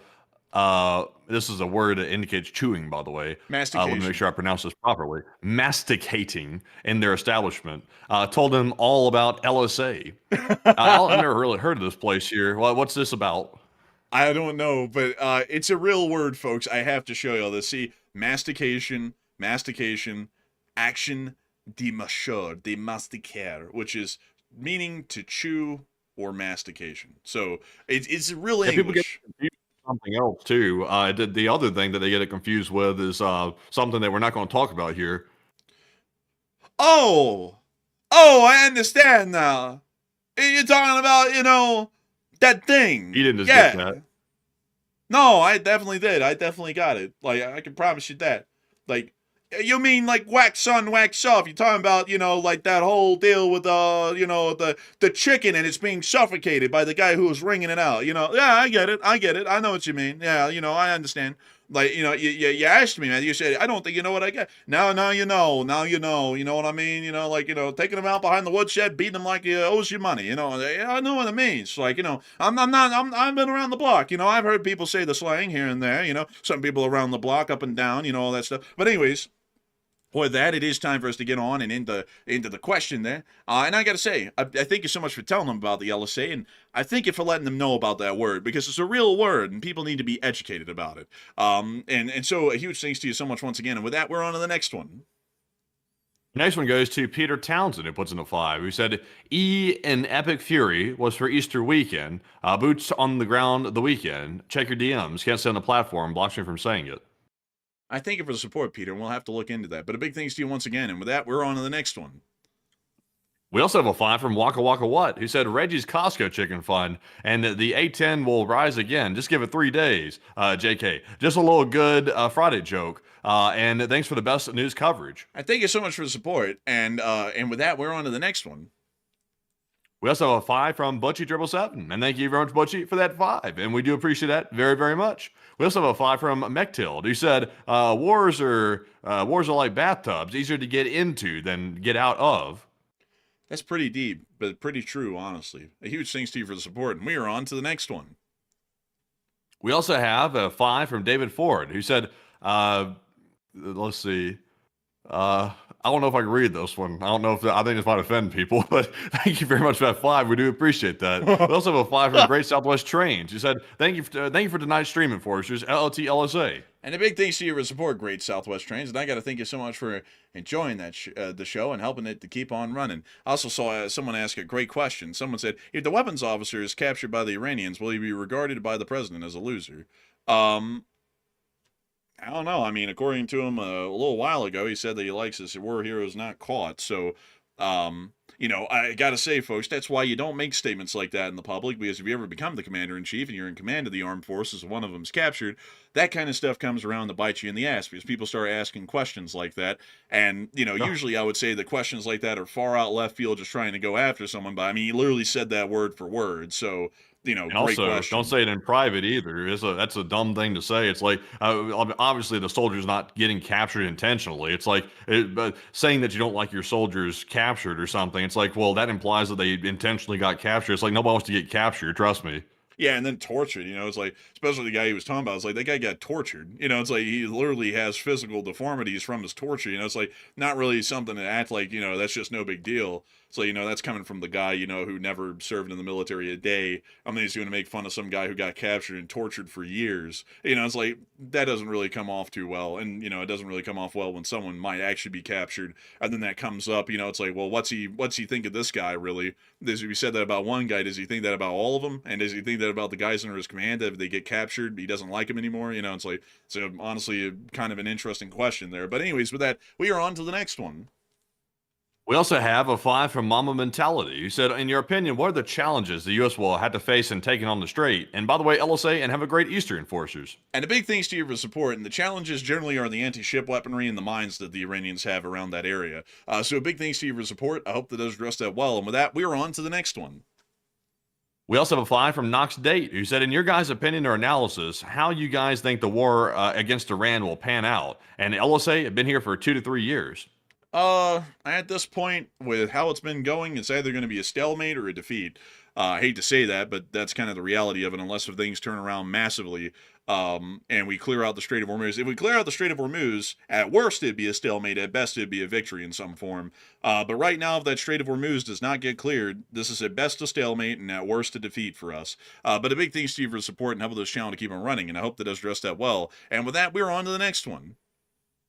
And we also have a 5 from Nick once again. He said, what do you think the effect of the dismissal of top brass has on mission risk profile vis-a-vis the sudden U.S. losses, related or coincidence? More so coincidence, because like the planning that had been done at the marshal level in the actual armed forces and amongst the ranks, including those top brass, that probably has been planned out a couple of days ahead. So generally these plans would have gone for whether these people were removed or not, and these aircraft would have most likely been shot down whether they were removed or not. So more so coincidental at this point than anything. But I do thank you for the support and helping this channel to keep on running, and I hope that does address that well. And with that, we are on to the next one. We also have a 2 from Bobo Vasquez. He said, I am still with Plazoff. And we're all with Plazoff, by the way. Another channel legend, by the way. And thank you, Bobo, for that support. And Enforcer, what say you? I gotta thank you so much for the support. And I gotta say, big thanks to you for helping this channel to keep on running. And with that, we're on to the next one. And speaking of Plazoff, he put in a 2. And thank you very much, Plazoff, for that support as well. And we also had a 2 from Panic. And thank you very much, thank you very much, Panic, for that 2. Excuse me. Thank you very much, 2, for that 2. We appreciate that. But thank you, Panic, for that support. And try not to panic. But with that, folks, that's actually our last Super Chat to address. So it is now time to jump into our live chat questions and Morse code decoders of the night. And tonight we had Paul Schultz, Kevin J, Mason Miami, Joni Dog, Norm Pritchett, Arabelle, Her Royal Fluffiness, Kush, Kovateric, Sire, and Brian. They said, the Morse says, Iran seems to have found some air defenses. Well, there goes air supremacy for sure. LLT, LSA. And That's the sound of money. Y'all hit that down on the nail. That's the Morse code message of the night. And I got to congratulate y'all on the least experience in the court for getting that correct time and time again. Truly an amazing and fantastic thing to see. And we thank y'all greatly for that. And with that in mind, folks, it's time for us to move on into our live chats. But sadly, due to significant time constraints, we're only going to be able to get 3. And so with that, we're on to the third to last question of the night. And this one's going to go to Tack. He said the troops are telling strippers more intel than any foreign enemy could get out of them. I did hear about that, by the way. Yeah. There was a report or an allegation that some service members, and it's all allegedly, they were going to the stripper and they were basically blowing all their money, by the way, and just like getting rid of it for the most part. And they were telling apparently the stripper a whole bunch of details that they shouldn't have been talking about for the most part. But that's the problem. Like you have to watch folks, because all of a sudden you get younger dudes around females, and all of a sudden it gets too talky and stuff like that. So it's something to watch. But the troops, most troops understand, I think, that there has to be OPSEC. You can't just go around blabbing like you're a soldier. So you can't go around blabbing to people, not even females and stuff like that. You can't go blabbing to anybody. You're a soldier. You have to maintain professionalism, and also keep your role in mind too. So that was a little disappointing to hear. But Enforcer, what say you? So it wasn't an allegation, man. It was actually the stripper that filmed the video saying, "Oh, all these young guys, like, they look like babies. Basically, they're coming into the strip club. They're throwing all of our money at us, and they're telling us that they're all going over to like Saudi Arabia or something." And from what I know, folks, the strip club was close to Fort Bragg, so I think that gives everyone an idea who these people probably were with. Like what division, what brigade, probably. And it's like, damn. And also, it wasn't a honey trap, folks. This person was like clearly American who made the video, but these guys are bottom of the barrel stupid. I gotta say, folks, like, I have respect for the armed forces, but a stupid action's a stupid action. You can't go around just blabbing like that about where you're going to be heading to try and impress. To basically just try and impress a stripper. They're basically going to blow their entire operational security and tell her where they're going and when and all that, which, it's like, if that is a honeypot, what if they just went and communicated that all to Iran? The 2nd Brigade Combat Team of the 82nd Airborne Division is going to be heading to Saudi Arabia in 7 days' time, and they're going to be, leaving Fort Bragg on C-17s and whatnot. It's like you can't do that kind of stuff. It's like that is basic operational security, and it was completely blown at that point. And so, yeah, I did hear about that, and I'd have to say, their NCOs need to discipline them accordingly, because that's a serious violation of operational security and could put people's lives in jeopardy, possibly. So I hope that does address that the best I can. And we actually have another super chat to go right here. And so with that, what do we got, Matthew? So this one goes to DWRB once again, who puts in the 5. He said it's simple, really. We need the high ground, and Star Wars taught us this. Exactly. I mean, it's basic sense. But a big thanks to your support and help this channel to keep it running. And with that, we're on to the second to last question of the night. And this one is going to go to none other than Jenna, who said, did Russia or China give them anything and that were surprised by weapon-wise? Excuse me. I wouldn't think so. I mean, generally all of the manpads that Russia and China has, Iran already has, and they also have their own domestically produced versions. So I don't think it's anything new. I think it's something they've had for a minute. So I hope that does address that the best I can. And with that, and also some people are like, well, what's the appropriate punishment? Getting into micromanaging like that, it's not really necessary. The NCOs and also the officers of those companies can come up with appropriate punishments for those enlisted personnel that did that. And that could be up to whatever they want. They could get creative with it, or they could be fairly mundane with it. But generally, I'm not one to say let's get into what they can do. It's like, that'll be up to the NCOs. But I believe that at this point, whatever the word be has to be said from the top. If there's any word that has to come from the top, it should be those enlisted men need to be found, and they need to be disciplined accordingly to the actions that they just conducted. But with that, I hope come from the club for at least 2 weeks. Oh, they're not even going to be around for 2 more weeks, man. They're going to be over there. Remember, I mean, that's not even a punishment for them. I would say they could go. They could go to the strip club. Well, wait a minute. Where are they getting deployed again? Which one is it? I think it's generally to the Middle East. I think like Saudi Arabia. I think. Oh well, never mind. There's going to be no strip clubs over there, so the problem might be solved. Yeah, I mean, you could come up with other punishments, folks. You could come up with physical punishments. You could come up with something, like even putting them in a cell for a little while, and having them think for a couple of days. You could come up with anything really, or you could even court-martial a couple of them if you think that the offense was serious enough. But that's up to the NCOs and the company commanders and stuff of those men. So that's for them to figure out. But they need to enforce discipline, because that's a severe lapse of discipline, judgment, and tact right there for sure. But anyways, with that, we are on to the final question of the night. And so, who is the lucky last person who threw in the lucky last question of the night? And this one goes to O-Tubes. You said, I heard that Russia will be entering the Iran war if America puts feet on the ground. And they say they would fight Americans on the side of Iran. And have you heard anything about that?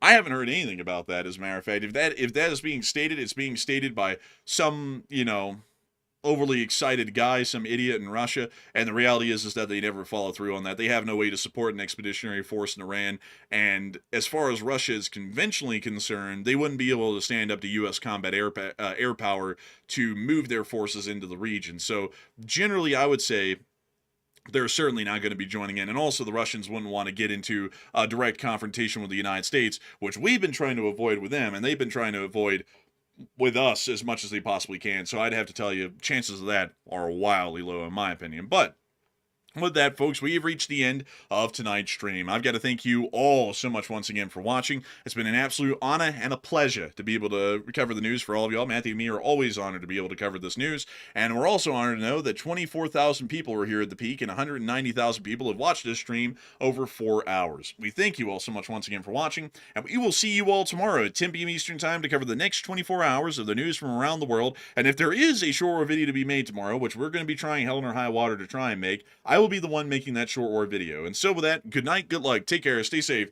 Slava Ukraini, Ram Slava, long live the Lee Spring Army, and long live the Republic.